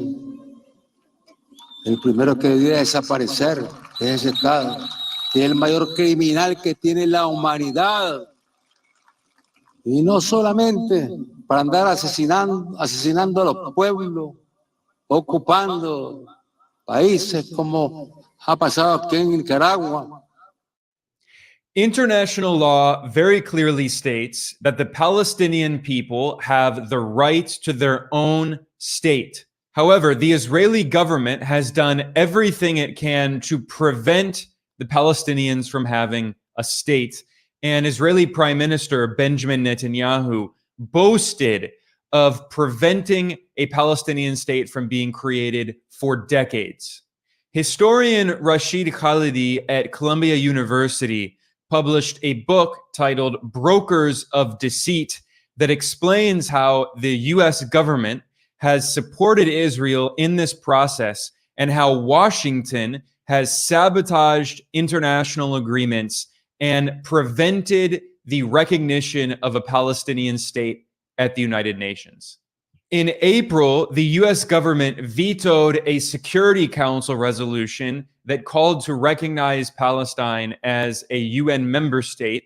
The vast majority of the member states in the General Assembly voted to recognize Palestine, but the United States is literally the only obstacle on earth, the only country that has the power to and is using that power to block the recognition of Palestine.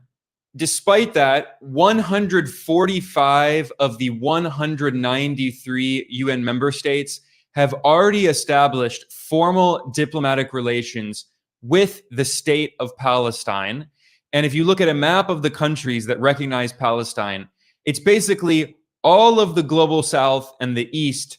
And there are just a few Western countries that refuse to recognize Palestine. So in other words, it's the West versus the rest.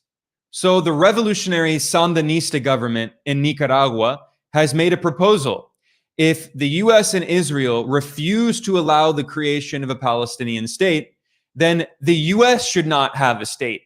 Why does the US have a right to exist if Palestine does not have a right to exist? This is the question that was asked by Nicaragua's president, Daniel Ortega, who is the leader of the Sandinista revolution. In a speech, President Daniel Ortega accused Israel of the crime of genocide.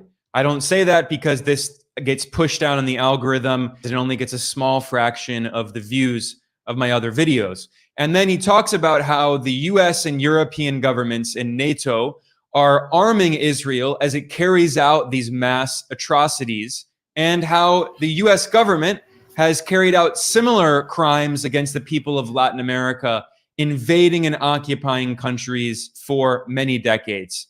Here is this clip. Vemos también cómo los imperialistas se ensañan en un pueblo que por acuerdos en los organismos internacionales, en Naciones Unidas, tiene derecho a ser un Estado, el Estado palestino, de un pueblo que está siendo sometido al genocidio, donde los niños están siendo asesinados todos los días, donde los jóvenes están siendo asesinados todos los días, y gobiernos europeos, el gobierno de Estados Unidos, reunidos en la OTAN, deciden todos los días darle cada vez más armas para que se sigan bombardeando al pueblo palestino. Y lo dicen claramente los gobernantes del Estado de Israel, que quieren que desaparezca el Estado palestino. Lo dicen sin ninguna vergüenza. La ley manda. Fue acuerdo de Naciones Unidas firmado por todos los países del mundo. Entonces, ¿qué? Había que crear dos estados, el Estado de Israel y el Estado palestino. ¿Y qué dicen las autoridades de Israel? Que no debe existir el Estado palestino, que debe desaparecer porque es una amenaza para Israel. Si nos vamos con esa filosofía, habría que pedir la desaparición del Estado de la United States El primero que debería desaparecer es ese Estado, que es el mayor criminal que tiene la humanidad. Y no solamente para andar asesinando a los pueblos, ocupando países como ha pasado aquí en Nicaragua, invadida por los yanquis. Now, President Ortega was the leader of a revolution that overthrew a US-backed right-wing dictatorship who brutalized the people of Nicaragua for decades. But despite the fact that the US government has carried out so many crimes against the people of Nicaragua, he made it very clear that his problem is not with the people of the United States. President Ortega said, I have nothing against the North American people, but rather against the US government, which does not represent the North American people. He pointed out that the US government and US politicians only represent rich elites, the military-industrial complex, and big corporations. Here is this clip. Como no puedo hablar mal del pueblo norteamericano. O sea, los criminales son los que están gobernando, los que tienen el poder militar, los que tienen el poder económico. Esos son los criminales. Los que armaron a Somoza aquí, los que organizaron esa guardia genocida con la que se tuvo que luchar y que representan a los presidentes norteamericanos, no son más que puestos ahí por cualquiera de los partidos para servirle a la industria militar. Cuanto más guerra, más negocio para la industria militar, para servirle a las grandes empresas norteamericanas. Es decir, no está ni para servirle al pueblo norteamericano, sino para enriquecer a los más ricos en los Estados Unidos. Now, as Israel brutally bombs Gaza with US weapons, Nicaragua has not only supported Palestine politically, but Nicaragua has also joined South Africa in the case in the International Court of Justice, accusing Israel of the G-side crime. And Nicaragua extended the case and also accused Germany and European countries, along with the United States, of being complicit in Israel's crimes by sending more and more weapons to Israel. 66% of the foreign weapon supplies to Israel have come from the US, but Germany has provided 30% of the foreign weapon shipments to Israel, and Italy has provided 5%. Now, the International Court of Justice, the ICJ, did not rule in favor of Nicaragua in this case. It said that the case that South Africa presented against Israel over its crimes against Palestinians is still ongoing, and therefore the court, which is known as The Hague, because it's located in The Hague in the Netherlands, The Hague ruled that Germany does not have to immediately stop sending weapons to Israel, which is, of course, ridiculous, because in January, the ICJ ruled that Israel had to stop killing Palestinians because it could be violating the convention on G side. But Israel completely ignored that ruling and continued bombing Gaza, killing large numbers of civilians. Then in May, the ICJ issued another ruling that ordered Israel to, quote, immediately halt its military offensive in Rafah, which is a city in Gaza where roughly 1 million Palestinians were concentrated and gathered, and Israel was attacking them. And once again, Israel ignored this ruling by The Hague, and the US continued sending Israel weapons. And then on the 19th of July, which is also the anniversary of the Sandinista revolution in Nicaragua, but on that date, the ICJ issued a third ruling, and it stated very clearly that Israel's occupation of not only the Palestinian West Bank, but also Gaza is completely illegal, that Israel must end its occupation, quote, as rapidly as possible. The ICJ ordered all Israeli settlers to leave. It ordered Israel to pay reparations to the Palestinian people. And importantly, The Hague said that foreign states, that is the United States and European countries, must not aid Israel in its illegal occupation of Palestinian territory and its crimes against the Palestinian people. And once again, Israel and its Western sponsors are blatantly ignoring this third ruling in 1 year from the ICJ. But honestly, we cannot be surprised too much because, as the people of Nicaragua know, the United States is, objectively speaking, a rogue state that has ignored international law, blatantly violated international law for many decades. Because, as Nicaragua points out every single year, in 1986, the International Court of Justice ruled that the United States had violated international law in the war, the brutal war that it waged against Nicaragua's revolutionary Sandinista government in the 1980s, when the Ronald Reagan administration and the CIA armed and trained the Contras, who were far-right extremists who burnt down schools and hospitals and killed large numbers of civilians. And the CIA also put mines in Nicaragua's ports and attacked Nicaraguan civilian infrastructure. And the ICJ said very clearly that the US must pay billions of dollars of reparations to Nicaragua, and the US completely ignored it and still today refuses to abide by this ruling from the ICJ at The Hague, which is the top UN legal authority. So here we can see very clearly that the US talks about the so-called rules-based international order, while the US and its allies and proxies violate international law every single day, carrying out these horrific atrocities all around the world. And meanwhile, revolutionary movements in the global south, like the Sandinistas in Nicaragua, like the Palestinian movement, they have a lot in common in their shared struggle against Western imperialism and neocolonialism.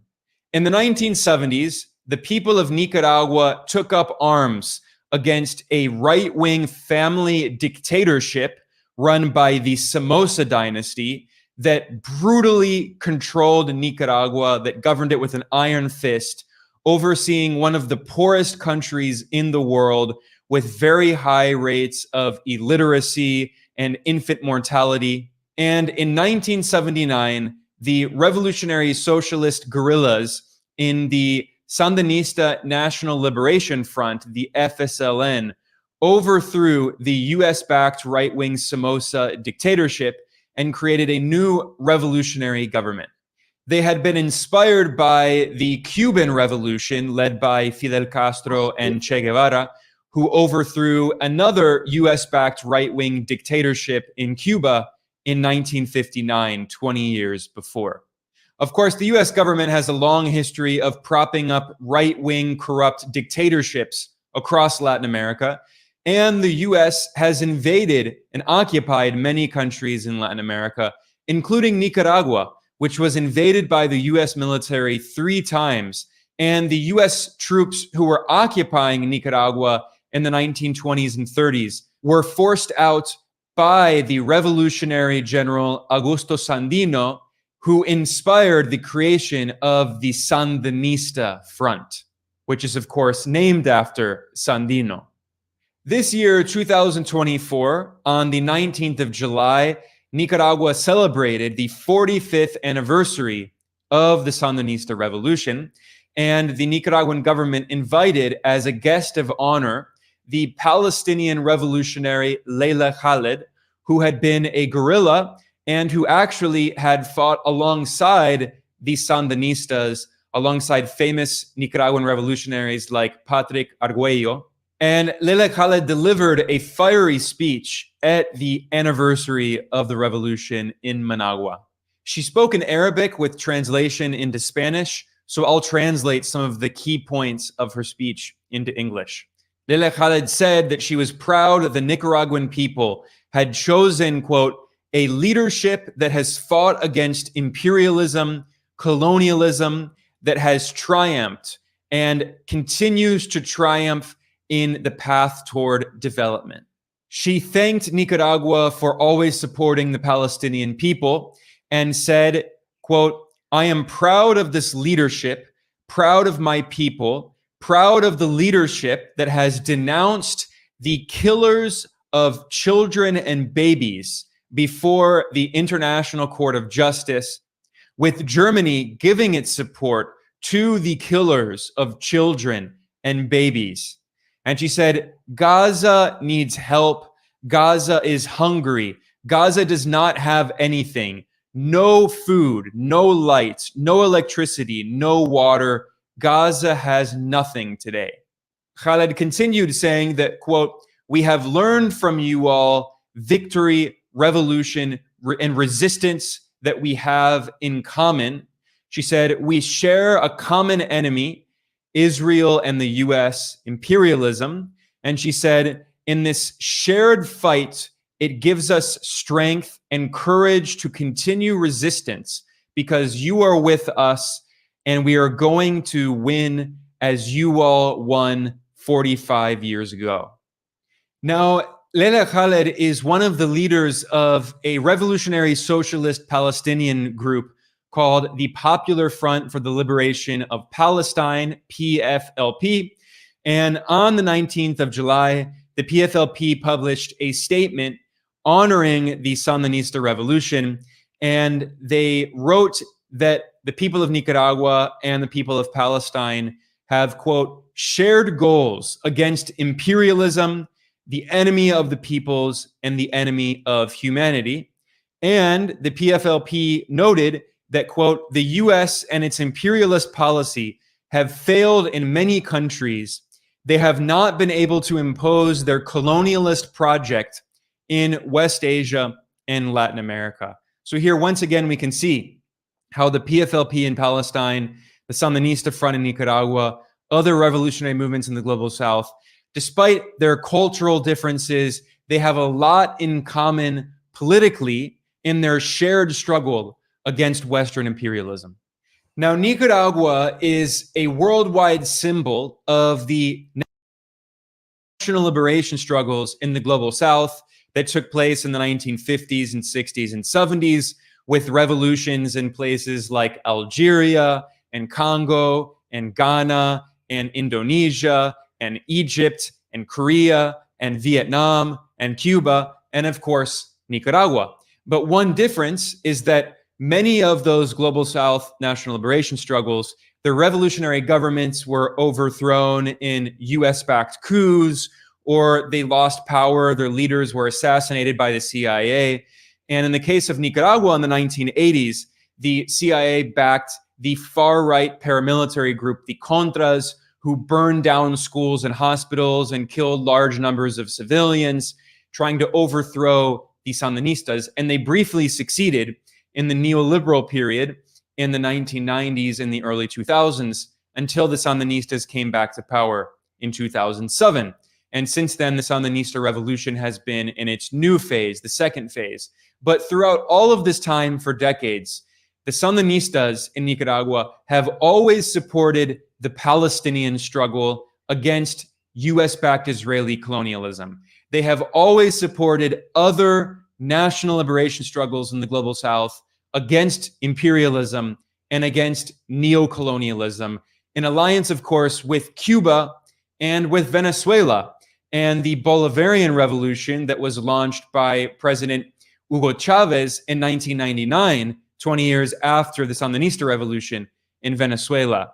So the Sandinistas in Nicaragua have always been a great symbol of the Global South revolution against Western imperialism.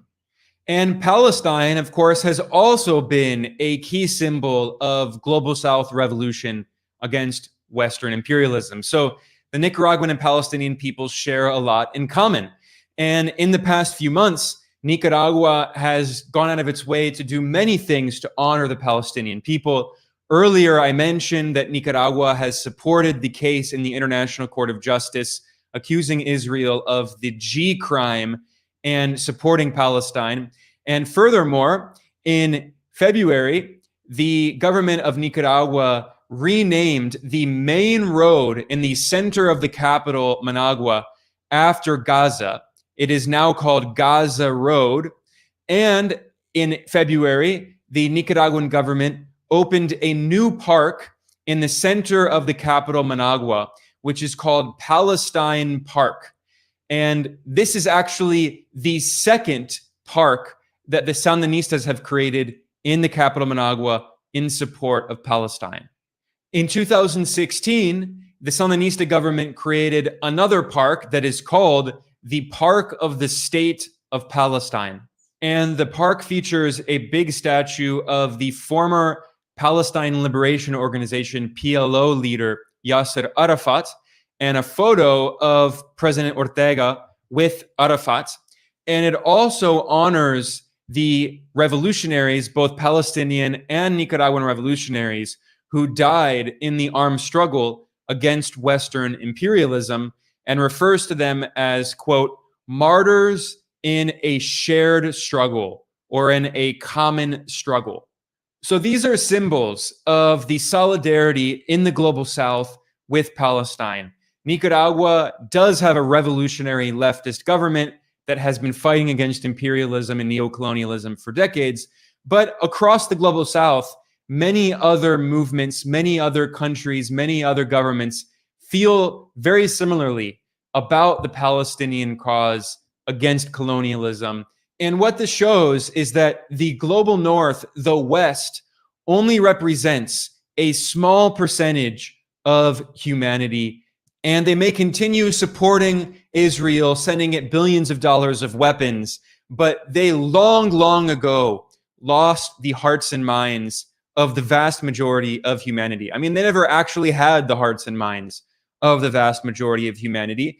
They were the colonizers, the Western capitalist countries, the rich, advanced economies. They colonized the vast majority of the world. And Israel represents an extension of that attempt, that vain colonial project, an attempt to control the entire world and steal the natural resources and land of the global majority. But they're failing. And more, the global South is standing up against Western imperialism, as we can see with the very noble example of Nicaragua and Palestine. I'm going to conclude here. I'm Ben.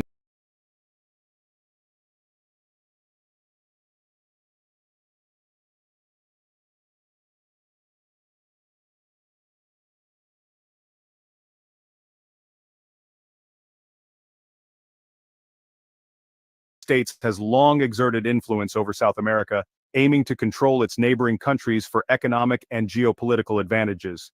However, a growing number of South American nations are now indirectly challenging U.S. interests by aligning with the global South, and particularly the BRICS bloc. Recently, 3 South American countries, Colombia, Bolivia, and Venezuela, have expressed intentions to join BRICS, a group dominated by nations that the U.S. views as rivals or adversaries. This shift can be seen as a significant setback for U.S. policies and a potential undermining of its long-standing investments in the region. This move by South American nations to join BRICS is not just a diplomatic gesture, but a strategic alignment that could alter the geopolitical landscape. BRICS, which includes China and Russia, offers these countries an alternative platform for economic cooperation and political solidarity, diminishing the influence of traditional Western powers. The inclusion of Colombia, Bolivia, and Venezuela in BRICS highlights their desire to diversify their international partnerships and reduce dependency on the U.S. for the United States. This development represents a considerable challenge. It signals the diminishing effectiveness of U.S. foreign policy in the region and raises questions about the future of American influence in its so-called backyard. The potential economic and political realignments could have far-reaching implications, affecting everything from trade agreements to military cooperation. Brazilian ambassador to Russia, Rodrigo de Lima Bena Suarez, revealed Brazil's proposal of Colombia as a potential new BRICS member, as reported by the Russian news agency TASS. This strategic recommendation was underscored by Brazilian President Luiz Inácio Lula da Silva during discussions with Colombian President Gustavo Petro, highlighting Colombia's significance in the expansion plan. In addition, Bolivia, under the leadership of President Luis Arce, has formally sought BRICS membership. Bolivia's vast lithium reserves, essential for sustainable energy solutions, make it an attractive candidate for the bloc. Similarly, Venezuela, led by President Nicolas Maduro, has expressed a strong desire to join BRICS, emphasizing its substantial oil reserves. Venezuela's application has garnered support from China, Russia, and Brazil, underscoring its strategic importance. The expansion of BRICS into Latin America represents a significant geopolitical shift, diminishing the influence of the United States, which has traditionally viewed the region as its geopolitical backyard. By incorporating more Latin American countries, BRICS aims to create a counterbalance to U.S. economic and political dominance. This move is expected to enhance regional integration, reduce dependence on U.S. markets, and promote a more diversified economic base. In this video, we analyze the significance of Colombia, Bolivia, and Venezuela's potential inclusion in BRICS and its implications for both BRICS and the United States. This development could potentially reshape the global order, altering economic alliances and geopolitical strategies. We will explore how this move could challenge U.S. dominance in Latin America and enhance BRICS's influence on the world stage, thereby creating a new dynamic in international relations. Why America is unhappy with this move? From the perspective of hegemony, the United States' focus on its geopolitical backyard can be seen as a strategic effort to maintain its dominant position in the global order. Hegemony, in this context, refers to the leadership or dominance of one country over others, particularly in terms of political, economic, and military influence. The United States has long sought to maintain regional dominance by preventing any rival power from establishing a presence in its sphere of influence that could challenge its supremacy. However, the recent moves by Colombia, Bolivia, and Venezuela to join the BRICS bloc present a significant challenge to these U.S. plans. In response to these developments, the United States is recalibrating its strategy by enhancing its presence in other regions, such as South Asia. This shift aims to counterbalance the growing influence of China and Russia in Latin America by strengthening alliances and economic ties in Asia. The confrontation between the U.S. and these BRICS members is thus expanding to new regions, reflecting a broader geopolitical struggle for influence and dominance. These geopolitical shifts underscore the dynamic nature of international relations, where emerging alliances and the strategic interests of major powers continuously reshape the global landscape. The inclusion of Colombia, Bolivia, and Venezuela in BRICS not only signifies a challenge to U.S. regional dominance, but also highlights the evolving multipolar world order. Why Colombia's BRICS membership is a game changer for Latin America. Colombia's potential accession to BRICS holds considerable significance, presenting multiple strategic advantages for the group. Key factors underscore this importance, starting with Colombia's geographic location. The country borders Brazil, a founding BRICS member, enhancing regional cooperation in South America. Its access to both the Atlantic and Pacific Oceans facilitates trade routes and maritime connectivity, positioning Colombia as a pivotal player in intercontinental trade dynamics. Rich in natural resources such as coal, oil, coffee, and gold, Colombia's commodities are essential to global markets and support its economy. By joining BRICS, Colombia can leverage its resource wealth to boost trade and investment within the bloc, enhancing economic stability and growth prospects.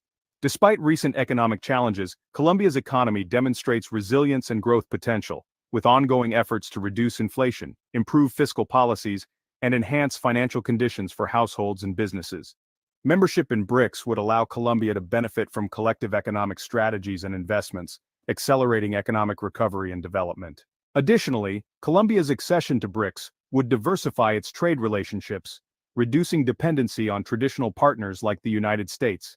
This diversification can help stabilize the economy against global economic shifts and foster new market opportunities within BRICS nations, promoting balanced and sustainable economic growth. Joining BRICS would also elevate Colombia's political and diplomatic standing on the global stage, aligning it with major emerging economies. This alignment provides a platform to influence global economic policies and advocate for the interests of developing nations, leading to enhanced cooperation in areas such as technology, education, and infrastructure development. As of 2024, Colombia's economy is experiencing modest growth and gradual recovery following global economic challenges and internal adjustments. The economy is projected to grow by approximately 1.3% to 1.8% in 2024, marking an improvement from the 0.6% growth recorded in 2023, which was affected by the unwinding of stimulus policies and policy uncertainties. Inflation in Colombia is on a declining trend, expected to drop from 9.3% at the end of 2023 to around 5.4% by the end of 2024. The Central Bank of Colombia is considering lowering its benchmark interest rate from the current 13% to stimulate economic growth while balancing the risks of reigniting inflation. President Gustavo Petro has proposed amendments to the fiscal reform to shift tax burdens from companies to wealthy individuals, addressing equity and social responsibility concerns. This proposal requires careful negotiation with business leaders and congressional approval, aiming to reduce the fiscal deficit to 4.3% of GDP. Improved financial conditions, including lower interest rates and enhanced credit availability, are expected to boost household consumption and investment. These factors are crucial for driving economic recovery, particularly in the latter half of the year. The housing sector is also anticipated to contribute positively to economic growth towards the end of 2024. Colombia's economic performance is influenced by its major trading partners, with sluggish growth in these regions posing challenges. Efforts to diversify and expand export markets are ongoing, alongside seeking new international partnerships to attract investment and support economic development. Addressing significant social and territorial inequalities remains a critical focus for Colombia. Enhancing productivity, improving educational outcomes, and strengthening public institutions are essential for promoting inclusive growth and reducing poverty. This comprehensive approach aims to ensure that the benefits of economic growth are broadly shared across all segments of the population. Let's take a quick pause. Could you do us a favor? If you enjoy our content, please hit the like button. To help even more, leave your thoughts and feedback in the comments. Your engagement helps us grow. Thank you. As of 2024, Colombia's economy is characterized by significant trade activity, reflecting its robust engagement in global commerce. The country's total exports in 2024 continue the upward trend observed in recent years. In 2022, exports reached $60.3 billion, with major commodities including crude petroleum, coal briquettes, coffee, refined petroleum, and gold. The United States remains the largest destination for Colombian exports, followed by Panama, the Netherlands, India, and Brazil. Imports have also been increasing. In April 2024, Colombia's imports rose to $5.84 billion, marking an 18.1% year-over-year increase. The main imported goods include machinery, electronics, and chemicals, reflecting industrial and consumer demands. The top import partners are the United States, China, and Brazil.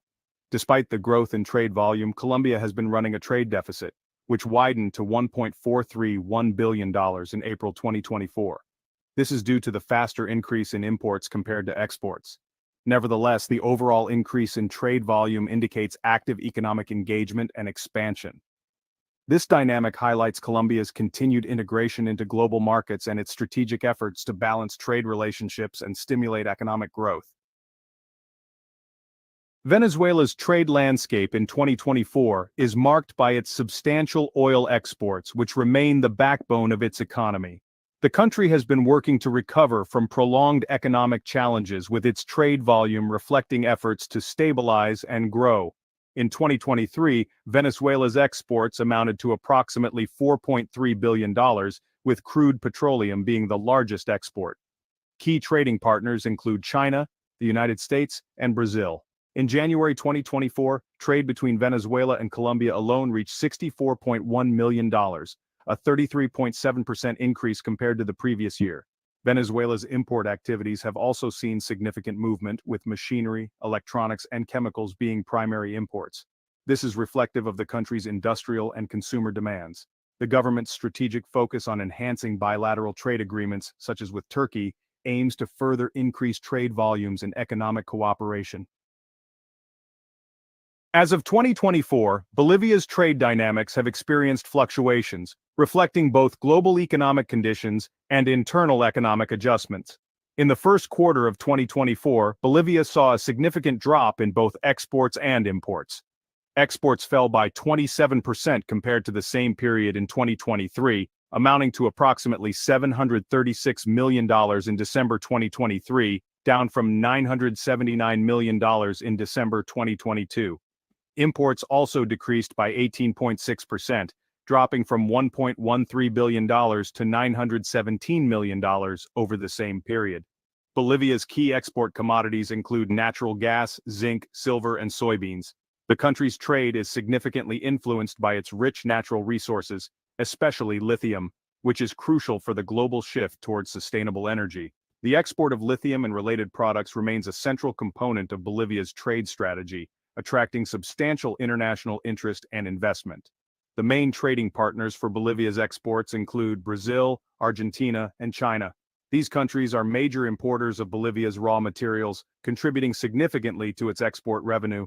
On the import side, Bolivia primarily brings in machinery, electronics, and consumer goods, reflecting its industrial and consumer demands. That's all for this video. Thank you for watching this video. We sincerely appreciate you joining us.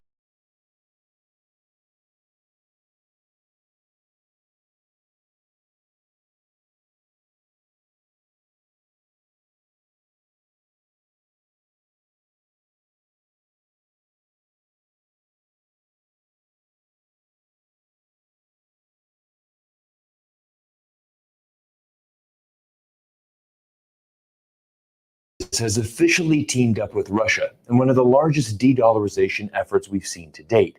And if you still aren't taking the BRICS organization and de-dollarization seriously, we're going to be breaking down several trends happening around the world and what this means for the future of the US dollar. Now, this all started a couple of weeks ago when India's Prime Minister Modi flew to Moscow to personally meet with Vladimir Putin. The two leaders sat down and discussed the bilateral trade between both nations, which stood at $65 billion last year, up an incredible 33% from the previous year. India is now the top purchaser of Russian oil, and as this graph illustrates, has increased its purchases of Russian oil by a whopping 1,800% since the 2022 invasion of Ukraine. I can't stress how big a deal this is, because while the US and its allies have imposed over 16,000 sanctions on Russia, over 85% of the world hasn't agreed to them.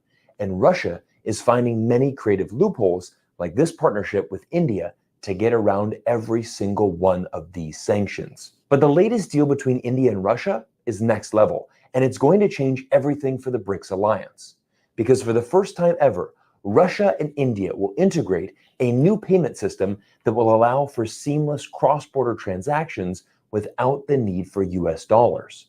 This is important because it's the tip of an iceberg in a massive international effort of countries around the world ditching the US dollar and setting up cross-border transactions in local currencies. At the end of their meeting, Putin and Modi set a goal to achieve $100 billion in trade revenue between Russia and India by 2030, locking in this partnership for the rest of the decade and also giving us a sign of what's next to come for the BRICS organization. In fact, the real winner of de-dollarization has been gold, as all members of BRICS have increased their gold holdings at a faster rate than the rest of the world since 2018.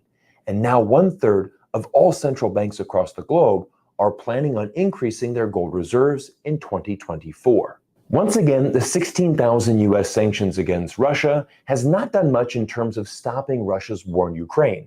And in fact, it's only accelerated more countries around the world to de-risk themselves away from the US dollar and purchase gold instead. Russia will now host the BRICS Presidents Summit this October and will continue to build this new BRICS payment system and also discuss which new countries will be added to the alliance in 2025. Andrei Kostin, the CEO of Russia's VTB Bank, was quoted, "We, BRICS, must develop our own settlement system that includes the Global South, enabling us to conduct transactions in our own national currencies and not the US dollar. India has a positive attitude towards working with Russia." For many months, there has been a lot of speculation that BRICS would be launching an entirely new currency.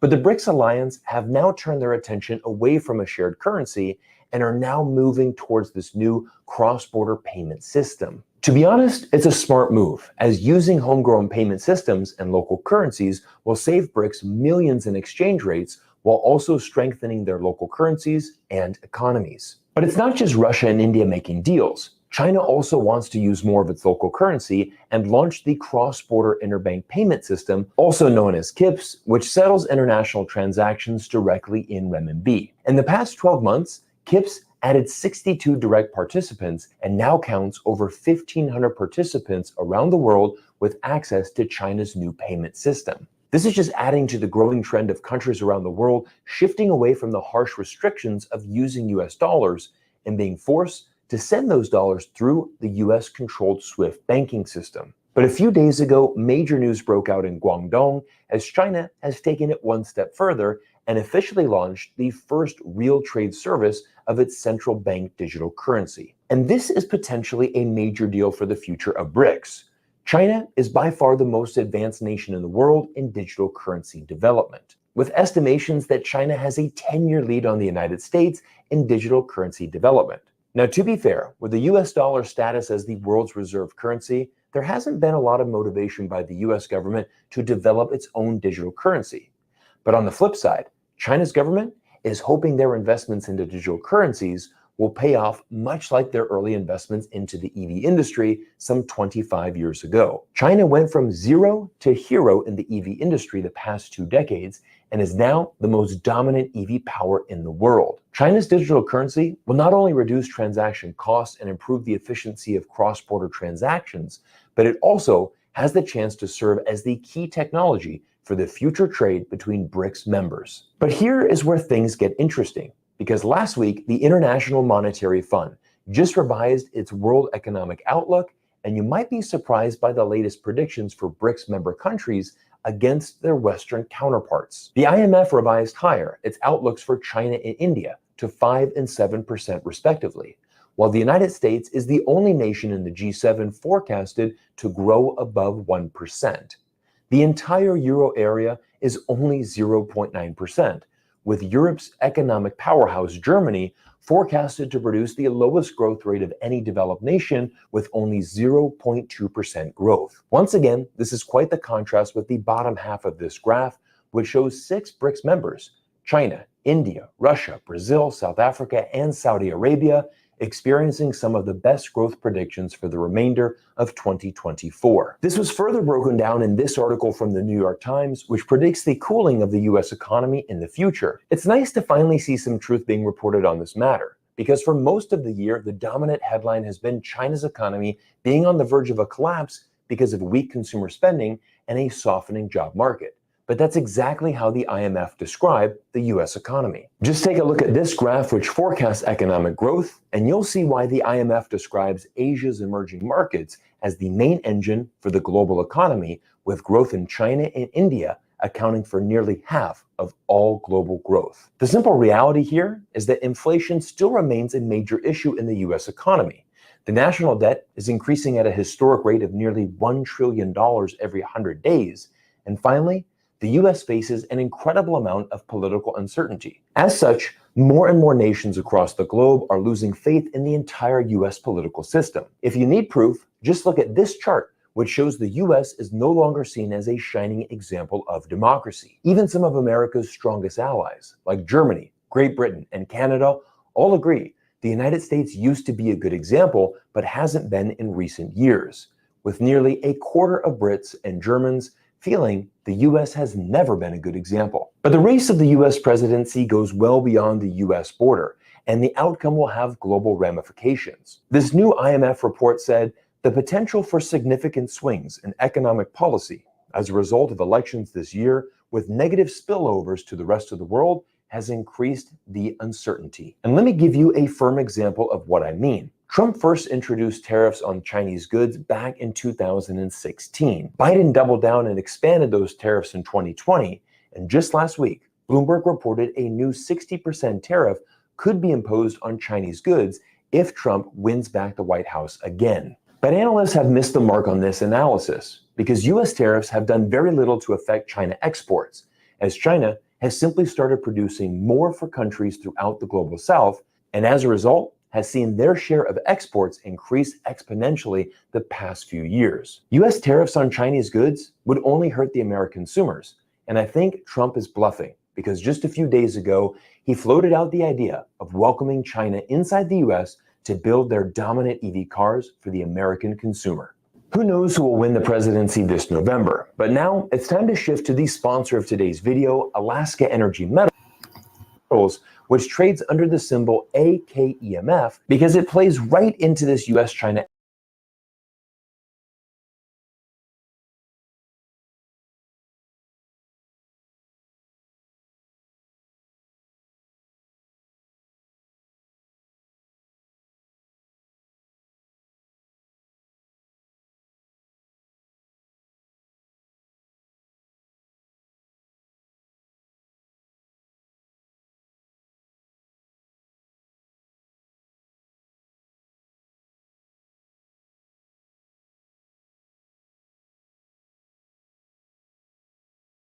surprising that I found out some articles about whatever, but they're not addressing the key stuff that I'm going to be sharing with you here. R3 placement, good to see you. E.T. Bush, good to see you. Who else? Lorenzo Casida, good to see you. Ellen Go, I'm sorry. Truth Seeker, as always. Hang NG, good to see you as always done. I already released it to the member on the channel because that's the right thing to do. You do something for the days to figure out what everything is. You need to know where things are because some of you have been donating money for that trip with John. In conclusion, I have my own assessments to why. You be the judge on this. Failure, explain all that stuff to me. The questions here that I have for this particular conversation here, and I'm going to share it with you. And I'm assuming I didn't say anything about the sound, so that means you guys can hear me clearly here. And thanks to the person, by the way, who told me about to reduce the exposure. I didn't understand what it meant. I had to call Elizabeth and ask her, please come over and help me out with this, and she did. So she explained all that stuff to me. So anyway, what are the questions? So what happened in South China Sea that we didn't hear about? Second thing is why the media staying silent about it. Is this to sort of keep under the wrap the exposure of the failure of the United States regarding SIGINT or electronic warfare? So yeah, you be the judge on this. All I'm going to be doing here, sharing with you my own information, okay, based on some articles that I read from overseas, not from here. Then you reach your own conclusion. I have my own assessments to why this was kept under wrap here in the U.S. So third question is, how did the U.S. do? Well, you will be surprised. And the fourth question is, how significant is this development? Because this exactly what just happened in South China Sea, it's an indication of what lies ahead moving forward. And now the US is going back to the drawing board at the Pentagon and rethinking all this. But there is a reason for all this, which I intend to share with you all this. So, all right, let's get into okay, what did I ask you guys a question earlier? Okay, no, oh, Peter Lay, you give a thumbs up. That means the sound is good. Thank you, Peter. I appreciate you, man. All right, let's get into our conversations here. So what happened in South China Sea? And by the way, I am also going to be reacting to an article written by Stephen. Now, Stephen, this article is from overseas. I'm going to provide you the link to all this. And I looked into the source of the link, and it is part of coming from China, which is their deals with this particular aspect of information here. So I read the article in its entirety. I read other articles to collaborate the information. I collaborated, except that here in the US, the articles that I read, and I did read specifically one from the US Navy in info, and I'm going to provide you the link, did talk about what took place, but didn't address really what was the end game for the US. And this is what I intend to address with you. So in South China Sea, of course, things went quietly. No gunshots were fired. Okay, nothing. Because all was happening electronically, that is, And this one, because this is where the world, like I mentioned in the title, the entire world is focused on what's going on in Ukraine. Of course, we are pushing the narrative for that and the propaganda for that. So this way, people will not pay attention to what's going on. Well, this is exactly what happened. But this didn't just happen yesterday. This was going over a period of time, going as far back as June 30th. Now you see why all of a sudden, and I did a video for you guys about this, all of a sudden you're seeing the Philippines is being pushed to the forefront regarding the tensions with China. That didn't happen in a vacuum. And it is my word, it is my opinion here that Philippines was forced to do that. They didn't do it out of just the whim of their own. No. I think it was pre-planned. And the reason it was pre-planned because we will have an opportunity in that chaos to drop the electronic equipments that we needed to drop in the South China Sea. That is exactly what happened. That's why it took all this time. Okay? And this is why you didn't hear much. It was except one particular message was from Weibo account. You guys familiar with Weibo, right? Weibo. It was a meaningful tweet from that. And it says, and I'm going to share it with you the way it was written. It says, thick smoke deep in the blue sea. Good night. End of quote. Loaded with messages. That's, to me, this is a part of how the PSYOPs work and all the stuff in the military. This message is of a military nature. This is not diplomacy, and it wasn't intended to be for diplomacy. Once again, it says, and I quote the message, thick smoke deep in the blue sea. Good night. End of quote. So, and this why it was, and by the way, this came from someone in China's Southern Theater Command. And I am familiar with all the 5 commands of the China military theaters. That is, and I have actually, matter of fact, why won't I do it right now for you guys? This way we're talking about it. Yeah, right here, guys. Those are the theater commands for China: Eastern Command, Southern Command, Western Command, and so forth. You get the idea. So this particular tweet or message, whatever you want to call it, it came from the Southern Command. Well, of course, because it's closer to the South China Sea. That is. Well, this is why the PLA Navy, meaning the Chinese Liberation Army Navy, that is. This is why they kind of unveiled or lifted the veil on these strategies regarding the technology that China had. And this was for a reason. Why? Because he wanted to counter U.S. warfare aircrafts in the South China Sea. And we did deploy.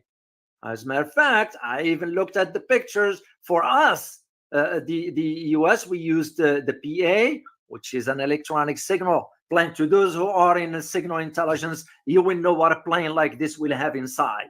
This is with all the whistles of listening devices and so forth. That was for me part of what the 98 Golf was all about, my MOS in the military back then.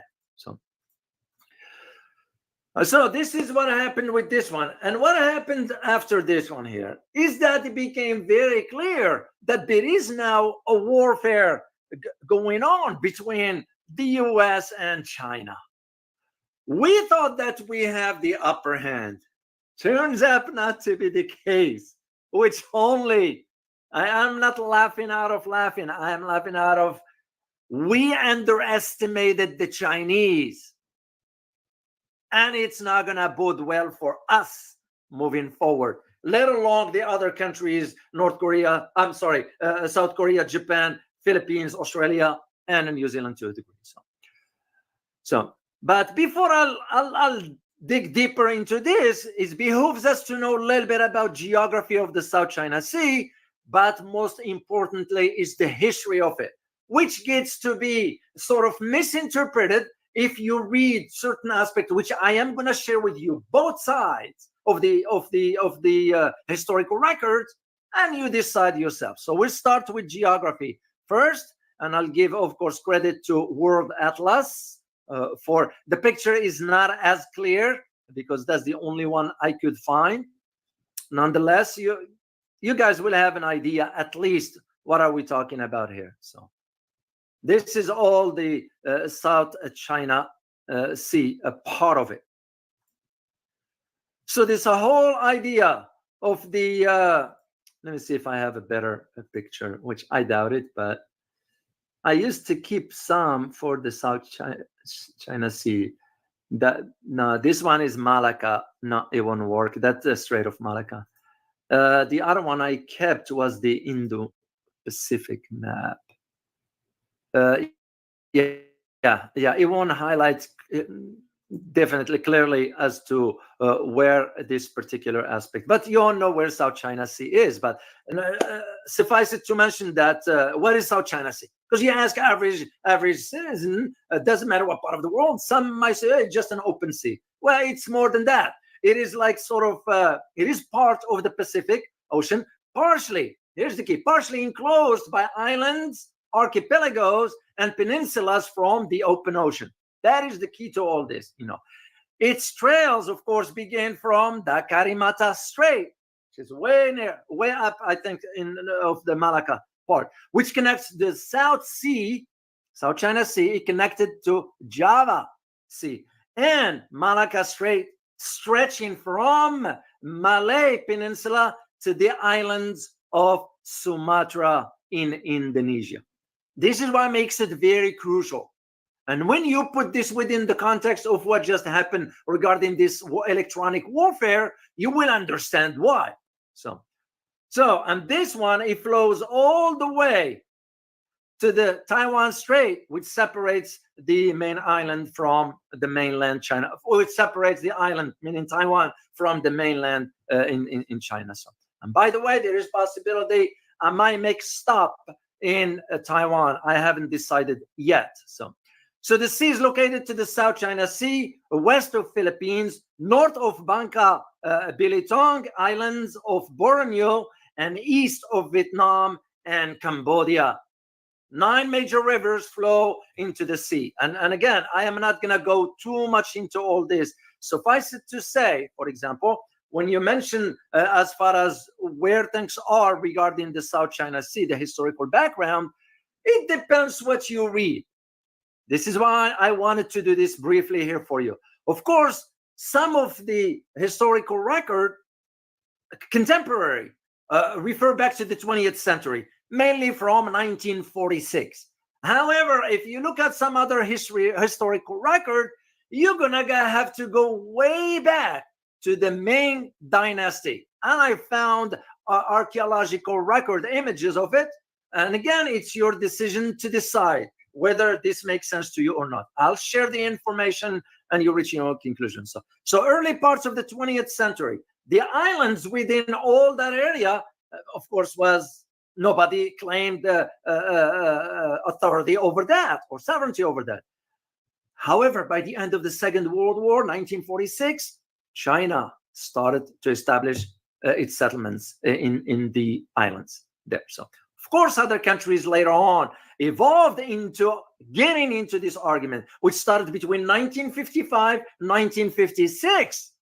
And mainly, here is where I see the difference of those historical records. Some of them are mentioning, and I'm going to share them as they are mentioned here: Brunei, Indonesia, Malaysia, Philippines, Taiwan, and Vietnam, in addition to China. Well, of course, when you say Taiwan, are you referring to the whole People's Republic of China, the PRC? Of course, but just the record to separate this. So, because the idea of Taiwan making these claims about, well, it's the mainland China that is making the claim. And again, I am providing you both sides of the argument because this is how we do it here in this community, guys. We don't lean one way or another. Objective assessment, objective analysis, and bias. That's what matters. So, and of course, China works out its differences with other countries, including Vietnam, Malaysia, and even sort of Cambodia. Yeah, and they did. And this is where the difference is. Now, regarding, it's too long. I'm going to just provide you the link to this because I need to move on with this. However, I need to provide the historical aspects of it. And I got like some, let me open the link here because those are from academic record. One of them, an article that was written by Sean Mirsky. Now, of course, I respect the guy's opinion, and I read the whole thing. And there are some contentious points. It was only when I checked the source of where he works, it turns out to be that he works for none other than, let me get you the name of it here, Hoover Institute. Do you guys familiar with Hoover Institute in Washington? So, yeah, I'll let you do the research for yourself. But nonetheless, he provided some sort of logical arguments at the beginning of the article. And I have some pictures here that I need to share with you. One of them is this one right here. So the argument, or based on his article, is says, and I quote, a small outcropping of sand occasionally breaks the vast expanse of the South China Sea. These islands are modest, even diminutive, but they form the core of a fierce territorial dispute among 6 primary claimants. This is where one of them I have a hard time understanding the logic of this. Brunei, China, Malaysia, the Philippines, Taiwan, and Vietnam. Okay. Now, to me, straightforward. Okay, what is Taiwan doing there? Is Taiwan sovereign state? It is not. So, who's going to be taking the lead on this claim? Is it Taiwan or is it the mainland China? That to me was kind of misleading gently the audience to that. These claimants also clash over the rights and duties in the nearby waters as well as the seabed beneath it or under it. Now, the idea that the author, of course, highlighted the old century contested history, but didn't disclose exactly what it was. This is why I had to go and dig into the historical record and pull up something from way back that contradicts what he's saying here, just to provide the argument for you both sides. You reach your own conclusion. So now, here is what it says. As the readers can see, and I quote here, as the readers can see in the map above, the map you're looking at, guys. Yeah, that map you're looking at. The islands of the South China Sea can largely be grouped into 2 main island chains. One is the Paracel Islands, which are clustered in the northwest corner of the sea, and the other one is the Spratly Islands in the southeast corner. So, and this is the articles goes into the period after World War II and so forth, and I'm going to put the link for you and you guys can read it. I want to get into another link that highlighted something with the same thing. It says almost the same map, guys. It says the line of a 70 years old map that threatens to set off a war in East Asia. Let me see if I get another map of this. No, I don't. I have only this one here, guys. And let me remove this one here. So anyway, this one here, this article, which was written by Steve Morman. And by the way, both articles were published back in the first one in 2015, and this one was published in 2016. What happened during that time? That's where we finished. If you had a chance to read the Pentagon report to the Congress about the Indo-Pacific strategy, it was around the same time. So now the article started with, and I quote, tensions are escalating in the South China Sea. And on July, UN tribunal will deliver a long-awaited verdict on Beijing claims, sweeping claims, that's what it says here, sweeping claims to the vital waterways. Each year, more than $5 trillion of trade passes through the sea, which contains rich fishing ground and large, mostly untapped reserve of oil and natural gas. End of quote. So you need to read between the line why we are creating what we're creating in South China Sea. Because the oil, because the natural gas, and because also we wanted to make sure that hypothetically, if a conflict broke up with China, we will choke the Chinese. Ain't gonna work. You know why? Ain't gonna work. You know why? Recently, just about 3 or 4 days ago, it's gonna come on the news. Mark my word on this. China, Russia, and North Korea decided all three to build a port. Just think about it. Think of the locations of where North Korea is, access to the water. Think of China, think of Russia, and think about the strategic reason for a port. That's to me where the key is. And when you read something like this, and this is why I wanted to share with you both sides, and I'm going to do the last link, which has to do with way back. So remember, South China Sea now, when you hear South China Sea, you need to think of two things, oil and natural gas. Okay. Let me share the last link before I'll dive in back into my own analysis here. And this one, I am going to go back, and I'll provide you the link to all these guys, to the Ming Dynasty. And I have found a record of images. Okay, now once again, you decide. This is a picture from the Ming Dynasty's era. Those are in the ocean floor back then. So those are the Ming Dynasty shipwrecks, which resurfaced off the coast of South China Sea.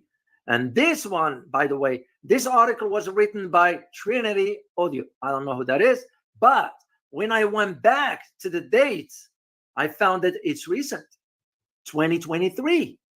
And I'm going to provide you the link to all this. So what it says, and I quote, in the depth of the South China Sea, didn't say Paracel Islands or Spratly. South China Sea.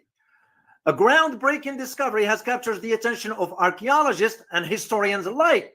Two ancient shipwrecks dating back to the illustration Ming Dynasty have emerged from the ocean floor, revealing a treasure trove of relics and insights into China's rich maritime history.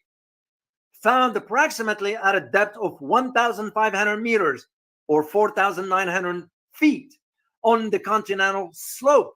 This discovery marks the first large ancient shipwreck site ever discovered in the deep sea by China. They are also key evidence for Chinese overseas trade and cultural ties, particularly in the continent of the maritime silk. It is a ship, shipwreck number 2. Those are sort of fallen, those are woods that they found in the ocean floor.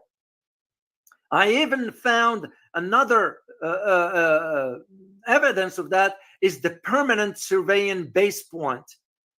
And by the way, this one, I got to give credit to the picture to China Daily. That picture belongs to them. So I give credit to them, as a matter of fact, for all 3 pictures there. So my point in all this, if we are to go back to the history of how it was back then, we will see some way back. All of a sudden, we find in, oh, this is our own opportunity now to create some aspects of it. Because here is the thing. If archaeological records suggest or indicate that there is something there, that gives you about the historical time frame. And the archaeological evidence, of course, tells you who it belongs to. Simple as that. I'm not an archaeologist, but that's how I interpret it. So, and this, by the way, this picture here, I'd like to share this quickly before I move on. This one here, guys, this is number 2 shipwreck, which situated around 20 kilometers away, contains numerous meticulously arranged processed wooden logs, along with a smaller collection of ceramics. Based on the recovered artifacts, artifacts. Experts believe that the #1 shipwreck, which is the picture I showed you earlier, is likely from the reign of Emperor Zhangdi between 1505 and 1521. While #2 shipwreck dates back to the era of Emperor Hongzhi between 1488 and 1505. Both rulers were from the Ming dynasty. So this discovery has the potential to be considered a world-class archaeological breakthrough in deep sea exploration, but also reflection of how it was back then. So anyway, I was fascinated when I found out this one here, and I said, there is no way the community will not appreciate this one. This is why I wanted to share this with you. So let's get into our the electronic warfare that took place between the United States and China. So, of course, and once again, I am reacting to that article, but also I have checked elsewhere to confirm the information. So the whole warfare exchange between the United States and China started also, as I said, you go back to June 30th, but emerged more during the last but the scrimmage that existed between China and Philippines, because Philippines broke its promise not to bring construction material against the agreement. So China had to react, and rightly so. But here is what happened with that one. So what happened is that in North Philippines, just a few weeks ago, there was complete silence over the skies. Electronic signals were cut off. Satellite phones, the GPS, because those are under the US, the GPS navigation, television signals, and all that. This is exactly what, when I checked on the other article, confirmed this one here. So basically, what does it mean? It meant, or what it meant back then, is that everything that is reliant on electronic communication seems to lose its ability overnight, just like that. So it was a 12-hour blackout. If there is anybody from the Philippines in this chat room here, I would greatly appreciate if you can confirm this one. It's like some of you confirmed about what I said about the UK collapsing economy, and I'll share something with you later on. It was blackout, and this one shocked all the people inside Philippines. Did we hear about it? Nah. Was the news got out of it about it? No. And all this, as I mentioned, started when the Philippines and China had this confrontation in the Renai Reef. And I have a picture, a satellite picture of the Renai. Let me pick it up for you. Here, right here, guys. Where the star is, I'm pointing at it. That's where the Renai Reef is. Okay? So the Philippines felt sort of agitated by the Chinese legitimate action. This is where the difference is. Philippines broke its agreement not to bring construction material, but rather to bring sort of the water, food, whatever they have for their own soldiers in those parts. So why are you bringing construction stuff? That was one of the arguments for that. So what happened after that one? Of course, for us, the US, what were we doing? We were pushing Philippines forward because we said to the Philippines, we'll back you. Yeah, like we were doing in Ukraine. We back you. And the reason for what? Why? Because we wanted to seize the opportunity. And you all remember when it was the military exercises of about 29 countries, which usually was useless anyway. Because the argument at that time was that, oh, this is to show unity against China and we all stand together and all that. All this was nothing but hypes, because we wanted to create this front, okay? So everybody looks here, while at the same time, we are doing what we doing here, and nobody's going to be looking at. And what we'll be looking at, because we wanted to take this opportunity to lay the new developed anti-submarine devices on the seabed. That is what we wanted to do, which is part of the electronic warfare. And basically, what does it do? It spies on the movements on the Chinese. For this case, we wanted to target the Chinese submarines, the movement of the Chinese submarines. Because what does China have as far as submarines? And nuclear ones. So, and further restricting China's strategic space. That is what was the objective of it. Because usually the way it works, if a country finds out that, oh, it is being tracked by another one, you're going to withdraw from it. You don't want to become the target because you're already being a target. You kind of time to figure out, go back to the drawing board and come up with a new strategy. And this is exactly what happened with this one here. So, however, something we didn't count on, you know what we didn't count on? Is the fast and quick reaction of the Chinese. The article used the term swift and decisive, which I agree, 100%. So what happened? When the US P-8, 8A, which is a recon, here, let me share the picture, right there. When this plane here, which we usually, this one has some, pardon me, has some equipments inside that deals with tracking a submarine movement. Those are because the P-8A is an anti-submarine patrol aircraft. And what this plane did, it dropped this high-tech equipment, which is monitoring one that is in the South China Sea. And of course, we didn't count on this, that the Chinese will detect this in no time. So what China ended up doing, they quickly deployed and launched a recovery operation, which means what? To get a hold of those devices. And the moment the Chinese did that, we panicked. Why did we panic? It's because now the Chinese are in possession of this equipment. This is the same thing just happened last week in Ukraine.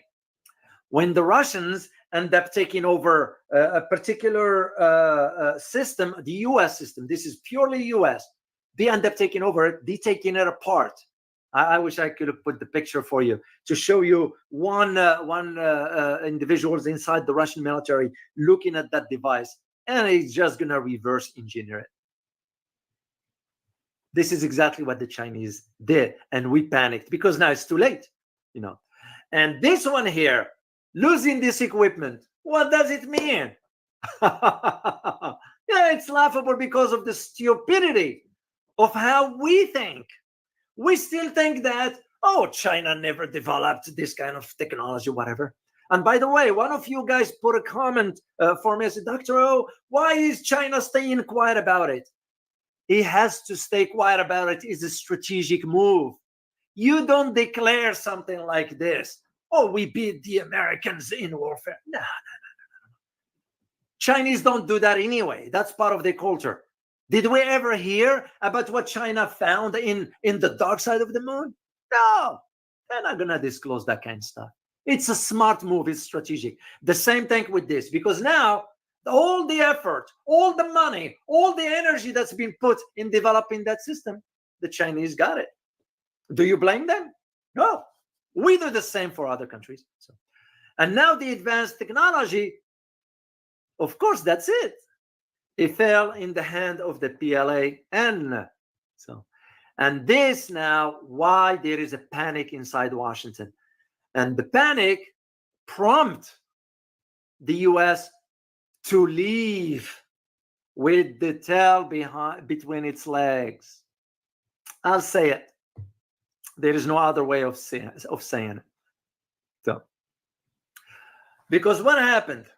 The Chinese end up deploying the Shandong Carrier Strike Group. And I think I have a picture of it. Yeah, right here. Shandong aircraft carrier. They end up deploying that. Because Chinese weren't going to mess around with this. They know what's at stake. And they also know this is their opportunity. Now or never to take over this kind of equipment.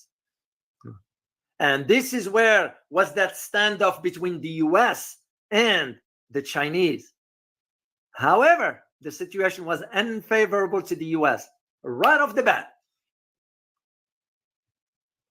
And we were thinking, well, if we deploy, for example, an aircraft carrier to join the fleet to sort of interfere with the Chinese, no, it didn't work. Why? Because the Chinese counterattacked that by rapidly deploying the Y-9 electronic warfare aircraft. And I have a picture of it here. This is the Chinese, right here. I have two. One is this one, and I have one that is considered the Y9DZ. This is a surveillance one, a very, very advanced system on it. As a matter of fact, this picture, if I am not mistaken, this one was taken by the Japanese Navy. This is the one who snapped the picture of this because they were concerned. And that's what happened when the Chinese deployed this. The boats, the Y9 and the 815, those are recon electronic planes and a ship. The ship was this one right here, guys, the 815A. This is a recon ship. And it has all the advanced, you see those domes here, those are advanced satellites. That's usually what it is. Most of the electronic warfare depends on those. That's part of what happens. So now the US went ahead and said, well, we will deploy our RC-135 electronic recon and all that. No, to paralyze the Chinese command system. No, it didn't work. It didn't work because the Chinese did not retreat. Of course, it's their neighborhood. So, and when they deployed the Y-9 electronic warfare and the 815A electronic recon ship, the US realized, no, we can counter this. We didn't expect this. We did not expect it. We thought that by the time we drop those surveillance equipments into seabed, the Chinese were quick to that. And here is why, which we know. We knew, and yet we're still so stupid. When I say we, I'm referring to the Pentagon idiots. We're still so stupid to go ahead with it. We know that the Chinese developed one of the advanced sonars systems. They don't talk much about it. And yet we went ahead and deployed the planes, the recon plane, and dropped those equipments. How stupid it was of us to do. Thinking that, oh, the Chinese won't have this kind of capabilities. They do. They do, because the mindset in Washington still, oh, we're still looking at China of 30 years ago. It's not the case.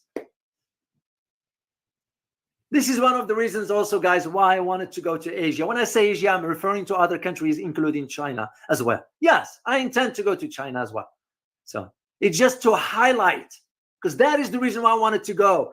I see it with my own eyes, the developments, the infrastructure, where it is, where the country has become, and compare it to what we have here with crumbling bridges, sewage, pipeline, you name it, potholes, broken tax system, broken government, you name it.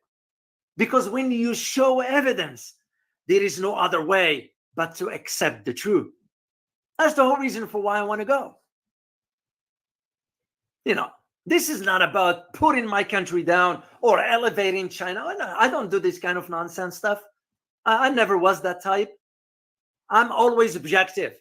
You give credit where credit is due. And this is one example right here in this warfare exchange between China and the US, that we assumed that China's still operating like it was 30 years ago. They proved us wrong, completely wrong. If we are thinking we're going to paralyze the command system, we were wrong. And that is where now the Philippines, will it be a wake-up call for the Philippines to realize that it's been used? Will Japan wake up? They're going to realize they're going to be used. Will South Korea wake up and they're going to realize they're going to be used? The same to Australia, the same to New Zealand. And this why it was, and I look at it and I use this terminology, crisis for the US, because it highlights we can fight and we can win. I give you example, Afghanistan, Iraq are a case in point. Now you're dealing with China. So it's the facts. All I am saying, guys, are the facts. That's it. This is why it's a crisis. So, and especially here is what makes it even more concerning for us. You know what makes it more concerning, guys? Is when during that exchange between China and the US regarding the electronic warfare, we lost some signals from GPS, which is very bad. Very, very, very, very bad. And that highlights how advanced systems in China are now. And I don't think so they will go about and gloating about it. No. China's culture, they don't do, it's not part of their makeup. It's not part of their structure. They don't go and brag about stuff like this. Those are critical elements for the survival of the nation.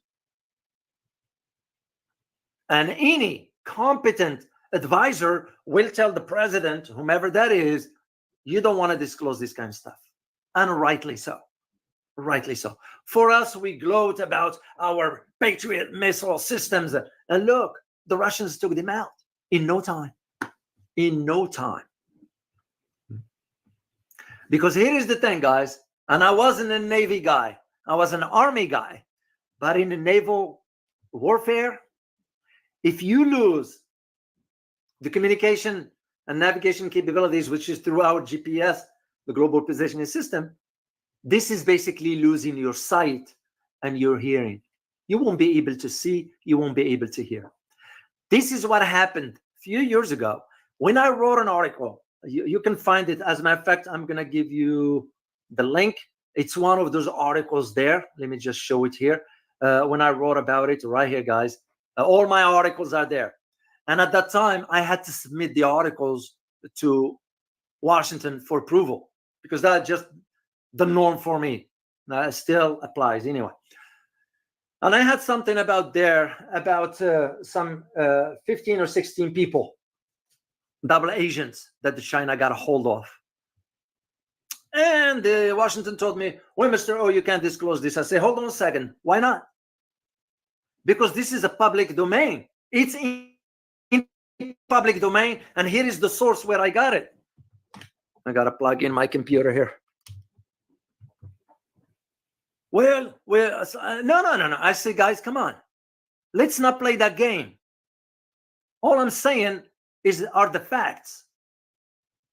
Meaning what? The capabilities of the Chinese intelligence service was superior to that of the US. If they were usually in any country, as one who worked inside Washington, I used to deal with the intelligence community.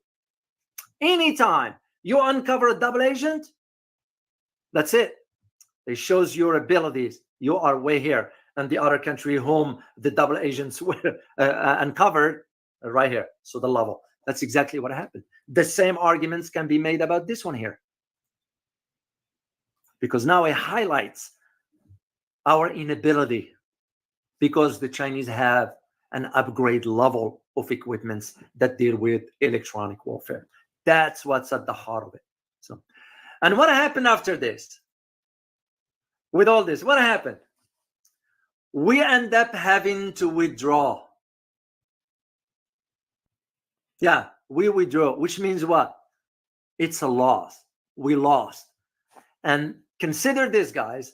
This is nothing but electronic warfare.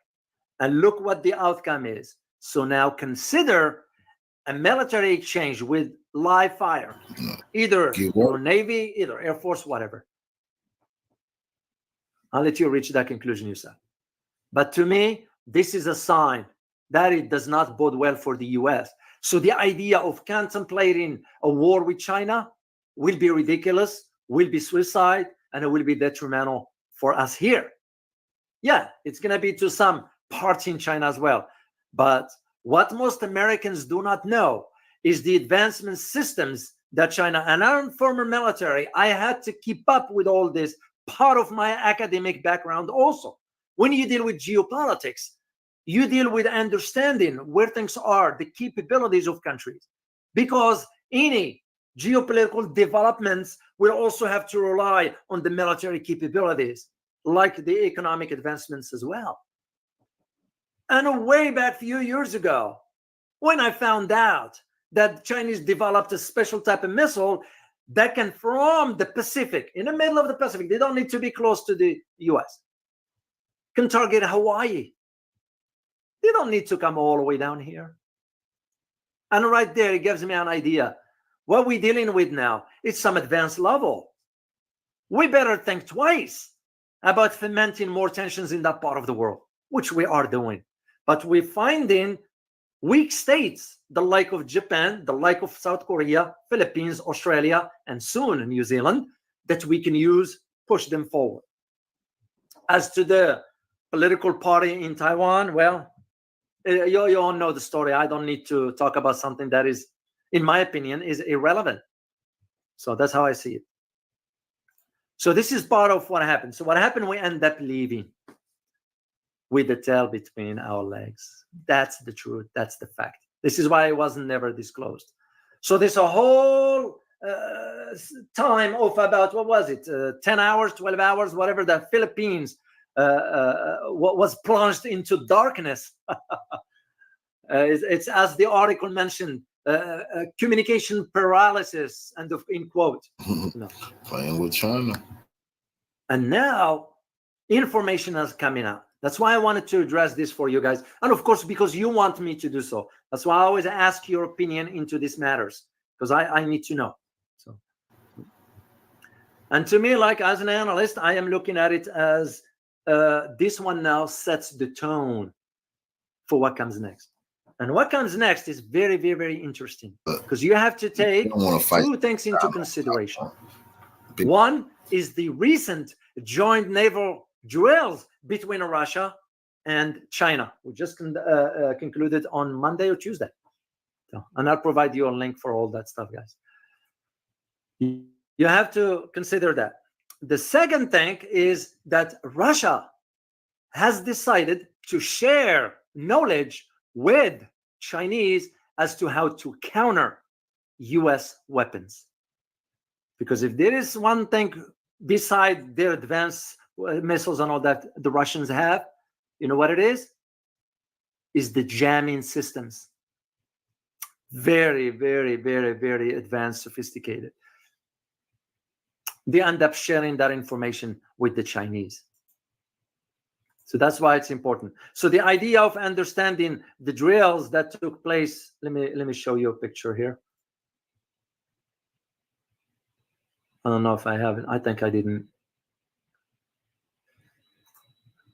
This is part of that warfare between.